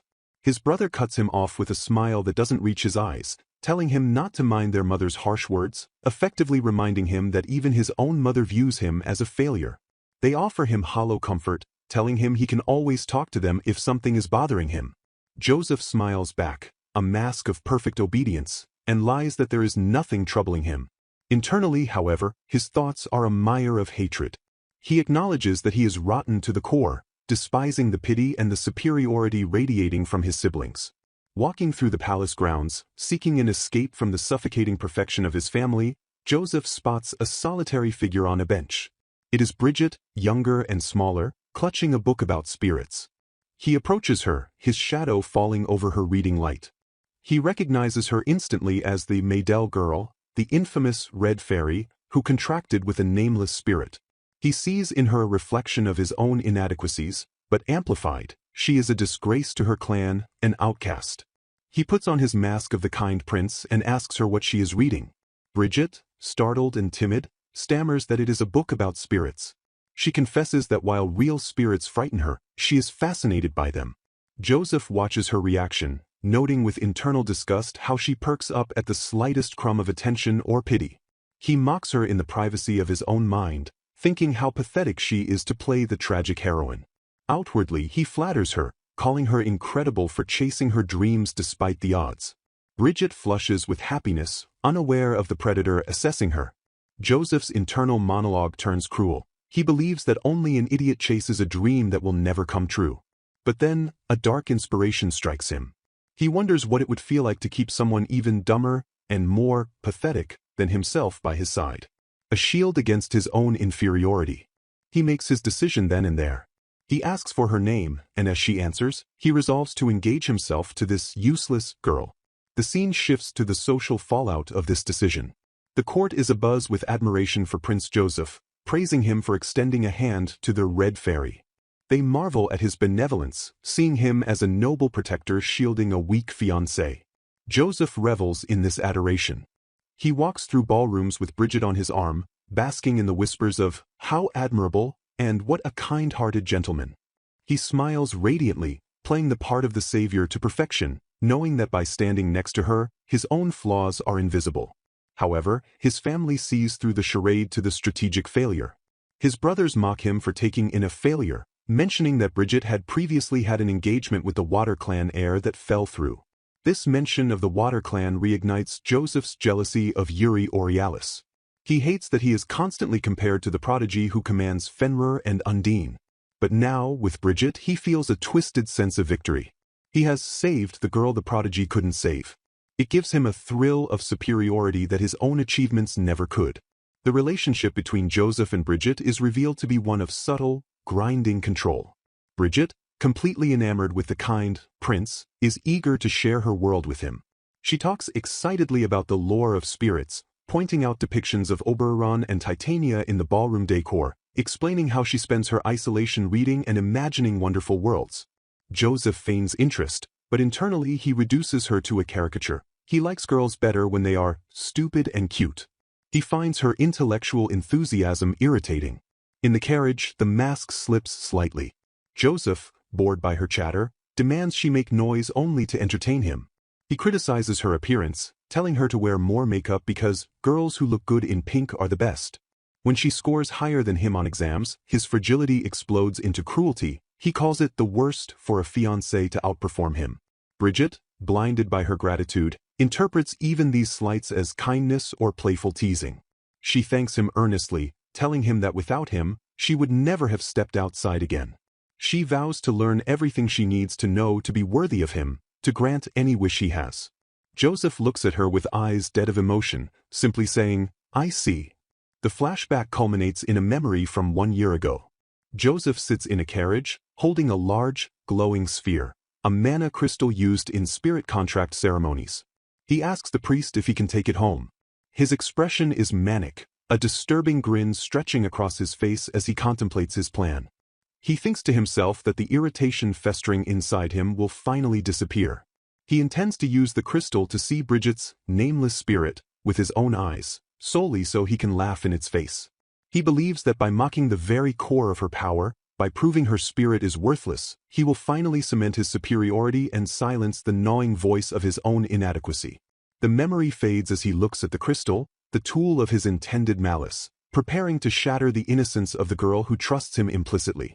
Memories of a suffocating past flood the mind of Prince Joseph as he recalls seeking refuge within the hallowed halls of the Central Temple, a sanctuary where he fled to escape the stifling atmosphere of the royal palace. Within those sacred walls, his gaze often fell upon a singular, majestic entity, a bird spirit of legend, the phoenix, a creature he observed countless times with a sense of possessive awe. In the present, the tranquility of that memory shatters alongside a porcelain vase, which Joseph sweeps violently off a table, the crash echoing his fracturing composure. He grapples with the revelation that Bridget's contracted spirit is that very same legendary phoenix. Rage consumes him as he rejects this reality, his mind screaming that he has no use for a tool that defies his expectations. He justifies his anger by clinging to the belief that Bridget was destined to be inferior, a woman dumber and more pitiful than himself, designed solely to elevate his own standing. The realization that she, too, might betray his narrative of superiority sends him into a violent spiral, his hand knocking over a flower arrangement as he vows to discard her. His mind drifts to a calculated performance from the past, where he manipulated Baroness Selmine during a garden stroll. He recalls testing her with a question about herbs, and upon her hesitant but correct identification of a plant common in her territory, he seized the opportunity to praise her intelligence while internally comparing her favorably to his current fiancée. With a cruel smile, he remembers the moment he annulled his engagement to Bridget Maydell, declaring Selmine completely different and far superior, a move intended to humiliate Bridget publicly. He revels in the memory of elevating the daughter of a baron risen from commoners, finding amusement in the absurdity of the situation. He anticipated Bridget's downfall, expecting the annulment and the subsequent accusations of bullying allegations involving a woman she had never even spoken to crush her spirit completely. He laughs at the thought, finding the orchestrated tragedy hilarious. Yet, the memory shifts to Selmine clinging to him, asking about their engagement date, a display of dependency that he compares to a properly trained dog, viewing her obedience as far more desirable than Bridget's independence. The scene dissolves into the present reality of the academy, where Joseph observes Bridget from a distance, baffled by her resilience. Instead of the broken woman he engineered, he sees someone unfazed, calm, and thriving in the aftermath of their separation. The whispers of the student body reach his ears, carrying reports of her dramatically improved grades, her perfect midterms, and the awe surrounding the Red Fairy incident during the magic stone hunt. The gossipers note a shift in public perception since the Nival incident, remarking on her strength and the rumor that Yuri Aurealis is now supporting her. This revelation gnaws at Joseph's ego. He watches Bridget smiling in the courtyard, a sight that provokes a surge of possessive indignation. He believed he was her solitary ally, the only one she had, and he expected her to come crawling back to him in tears. The sight of her directing that smile toward Yuri Aurealis, of all people, ignites a furious jealousy. Determined to reclaim his narrative, Joseph confronts Bridget, arrogantly proposing that they start over and renew their engagement, acting as though he is bestowing a great favor. Bridget's reaction is immediate and visceral. She flushes not with joy, but with the intensity of her refusal, declaring that she already has someone she likes. The rejection strikes Joseph physically, his internal monologue fracturing as he struggles to comprehend that he has not defeated his rival. The specter of his past haunts him, the fear of returning to the days when he was mocked daily as the incompetent prince. He clenches his fist, desperate to prove that he has changed, that he is no longer that same powerless figure. His paranoia instantly targets Yuri. Joseph accuses Yuri of approaching Bridget solely because he discovered her contract with the spirit before the temple could intervene. He vows to reduce Bridget back to a foolish doll, unable to tolerate her autonomy. He projects his own cruelty onto Yuri, telling Bridget that she will eventually be hurt when Yuri walks away, just as Joseph intends to make her believe she is worthless without him. He insists that she will have no choice but to return to his kindness when she is inevitably left alone again. Leaning in with a sinister smile, Joseph attempts to gaslight her, seeking confirmation for his twisted logic. He offers a conditional forgiveness for her rebellious attitude, presenting the renewal of their engagement as an honor she must accept immediately. However, the offer comes with a malicious price. She must say goodbye to her spirit, the source of her newfound strength. He frames this ultimatum as a bargain, extending his hand in a gesture of false benevolence. Bridget stares at his hand, her mind racing back to the days when she dreamed of happiness with this man. She realizes with sudden clarity that despite his claims of a shared past, they never even danced together. The kindness she once perceived peels away to reveal a hollow reality. Joseph presses her, insisting that this time they will be together, trying to force her compliance. Bridget's trembling ceases as she finds her voice, stammering at first before shouting her absolute refusal. She rejects the label of a doll for both herself and Lisa, screaming at him to stop imposing his selfish narrative upon them. She declares that she has chosen Yuri, not out of desperation, but out of genuine feeling. Joseph clicks his tongue in annoyance, dismissing her emotions as not being love at all. Unshaken, Bridget describes the sensation that fills her, a dizzying, constant restlessness and a pounding in her chest that signifies true affection. She speaks of a foolish yet earnest feeling that persists even in sleep, a desire for togetherness and warmth that permeates her dreams. She explains that simply wishing for that person to smile at her has taught her the true meaning of love, a certain, unwavering courage to face forward. Her definition of love stands in stark contrast to Joseph's behavior. She condemns his version of affection as the exact opposite, backward-looking, suffocating, and defined by obsession and possessiveness. She asserts that she has no time to indulge his bruised ego. This profound rejection snaps the last thread of Joseph's restraint. His eyes widen in fury as he commands her not to defy him, telling her to shut up as he lunges. Violence erupts as Joseph attacks, a blade or magical force flashing in his hand. He stands over her, panting, deciding that if he cannot possess her, destruction is the only alternative. The room ignites, flames erupting around them as Joseph commands Bridget to burn. He sneers that she should die with him, but then quickly corrects his plan. He intends to survive and blame the inferno on the hated Yuri Aurealis. Joseph reveals the depth of his malice, boasting that he can prepare as many witnesses as he needs to substantiate his lies. He contrasts this calculated destruction with his previous manipulation of Lisa, explicitly admitting that he was the one who sicked Lisa on Bridget during the magic stone hunt. He confirms his role as the architect of her misery, seeing no point in denying it now that he believes she is doomed. The sound of a lock clicking seals her fate. Bridget is left alone in the blazing room. She surveys her surroundings, noting that the windows are sealed shut and the only exit is the door Joseph has barred. The fire roars, consuming the furniture and books, trapping her. Her companion, the small bird spirit Pychon, chirps in distress. Bridget urges the spirit to flee, prioritizing its safety over her own. In a moment of desperate ingenuity, Bridget retrieves a pair of magic gloves given to her by Sienna, designed specifically because of her fear of fire. She gently places Pychon into the protective fabric, trusting that Sienna's creation will shield the spirit from the flames. She thanks the little bird for making a contract with someone like her, accepting her dire situation with a heartbreaking gratitude. Outside the inferno, a frantic voice pierces the roar of the fire. Yuri Aurealis bangs on the sealed entrance, shouting Bridget's name, demanding to know if she is inside. His desperation mounts as he calls out to her again and again, the barrier between them holding firm against his attempts to reach her. Inside, Bridget hears his voice, whispering his name as the flames close in. A few hours prior to the inferno that would threaten to consume Bridget Maydell, the corridors of the academy bear witness to the arrival of a weary traveler. Spirit Dr. Tanari stretches his stiff limbs, his body aching from the journey and the mental toll of his recent company. He grumbles about the stifling experience of being stuck with the high priest, relieved to finally step into the open air.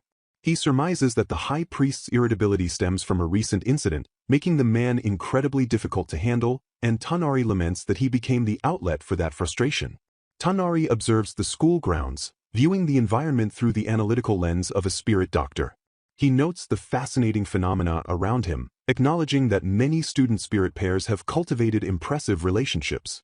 His thoughts drift to a specific subject of interest, a student who had flown under the radar until suddenly capturing everyone's attention. Tanari recalls the shock on the priests' faces when they witnessed a first-year student commanding a top-tier spirit up close.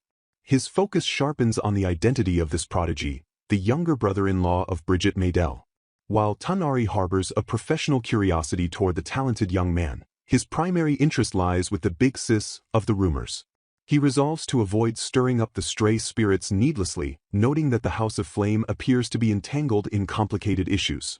Determined to get to the bottom of the mystery, he sets his sights on meeting the contracted spirit in person. Deep within the dormitory hallways, Tanari searches for his target, his patience wearing thin as he mutters for the spirit to reveal itself before the high priest loses his temper again. He worries about the scolding he will inevitably receive from the adults later for intruding this far with only a pass. His search concludes when he spots a student, Lisa, clutching a round, brown spirit. Lisa recoils defensively at the stranger's approach, snapping that her business is none of his concern. She declares him noisy and immediately launches into a defense of Bridget, proclaiming her to be kind and wonderful. Tanari identifies the spirit in her arms as a brownie. Before the conversation can escalate, Kira intervenes, questioning the tone of the interaction. Kira reflects on her bond with Bridget, recalling how Bridget praised her eyes as beautiful even when Kira lacked confidence and tried to hide her face. She explains that despite the disruptions during midterms, Bridget's validation saved her. Kira admits that she visits the dorm every day because she considers Bridget an important friend. She turns her gaze to Lisa, acknowledging that Bridget cares for Lisa just as deeply as Kira does. Lisa's demeanor softens into vulnerability. She stammers, admitting she simply wants to have fun with Lisa-chan, again, referring to herself in the third person or perhaps recalling how Bridget addressed her.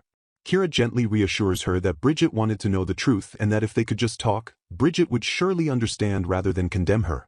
Lisa, seemingly defeated by guilt, whispers that it might be too late. Kira checks the time, noting that Bridget hasn't arrived yet, as she was asked to help Inat-sensei. Suddenly, a new voice cuts through the hallway. Yuri Aurealis demands to know Bridget's location. Tanari turns to see Yuri and Nival we're approaching. Tanari casually greets Nival, noting that he is the one who made the aerial spirit go berserk, and asks what brings them here. Yuri, ignoring the pleasantries, states he came to pick Bridget up because her return is late. He asks Kira directly where Lady Bridget is. Kira repeats her earlier information. Bridget was asked by Inad-sensei to help out. A look of realization crosses her face, and she urgently tells them to search for Bridget immediately. Lisa, confused, asks what she means. Lisa then drops a harrowing piece of information. She recalls Joseph claiming that they were just pretending to be friends, a cruel statement intended to manipulate her. She reveals that during the magic stone hunt, Joseph forced her to hold a burning torch. She characterizes Joseph as someone who uses anything and anyone for his own purposes, admitting she was foolish to listen to him. The connection clicks for Kira. She notes that Inad-sensei's sibling studies herbal medicine and works at the royal palace. She deduces that Joseph is likely using Inad to harm Bridget. The realization sends a wave of panic through the group. Tanari sighs, realizing he has been dragged into significant trouble, but acknowledges the urgency of the situation. Tanari takes charge of the search, demanding a description of Bridget from the students. The answers are a chaotic mix of admiration and insults. Kira describes her as elegant, graceful, and full of compassion. Nival, bluntly, describes her as a girl with red hair and green eyes who talks arrogantly in a high-pitched voice. He adds that she wears white gloves on both hands and is a massive sore loser. He even compares her to a cat sith. However, he notes that when emotion hits, her face flushes instantly. Tanari absorbs the information, noting it is all true, while Lisa warns Nival he would be scolded if Bridget heard him. Tanari commands the students to search for Bridget while he employs his own methods. He calls out to the stray spirits inhabiting the building to aid in the hunt. Nival is impressed, recognizing the unique capability of a spirit doctor to command stray spirits. Yuri, however, does not wait for the strays. His patience evaporates, replaced by a surge of raw power. He manifests two top-tier spirits simultaneously, the massive wolf Fenrir and the water spirit Undine. The sheer volume of magic power radiating from him stuns Tanari. Tanari watches as Yuri commands his spirits, Undine asking the red fairy where she is strolling.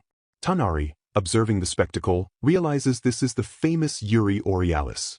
Despite the gravity of the situation and the concern the students show for their friend, Tanari finds himself getting excited by the display of power. He murmurs that things are getting interesting and prepares to watch the spectacle unfold. The scene shifts to the burning room where Bridget is trapped. The fire roars around her as she crouches on the floor, clutching the small spirit Pychon. Outside the sealed door, Yuri screams her name, desperate to know if she is inside. Through the crackling flames, Bridget's voice calls back, confirming she is there. Yuri, hearing her voice, shouts a warning that he is going to smash right through the barrier. Smoke billows from the structure. Nival, watching the destruction, cynically comments that Yuri's timing is so flawless it makes him sick, likening him to a hero. Lisa, with tears in her eyes, simply agrees that he is her hero. With a deafening crash, the wall shatters. Yuri bursts into the inferno, the debris scattering around him as he locates Bridget amidst the flames. He reaches her, his expression a mix of terror and relief. Bridget, looking up at her savior with tears streaming down her soot-stained face, finally voices the feelings she had kept hidden. She confesses, "I love you, Yuri-sama." The moment of intimacy is interrupted by a sudden, high-pitched sound, Payu, emanating from the bundle in Bridget's arms. Bridget looks down in confusion at Pychon. The small bird spirit begins to glow with an intense, blinding light. Outside, the students and Tanari shield their eyes as a massive pillar of light erupts from the building, piercing the sky and obliterating the roof. The force of the energy sends shockwaves through the campus. Lisa screams in terror. Tanari, holding onto his hat against the gale, laughs maniacally. He admits he expected something to happen, but he never imagined it would go this far. As the light fades and the smoke clears, a magnificent creature is revealed hovering above the ruins. It is a giant bird of legend, its wings spread wide in majesty. Tanari identifies it as the Phoenix, the legendary spirit that appears when the wind laughs. Bridget stares up at her contracted spirit in awe, the little bird having transformed into a godlike entity.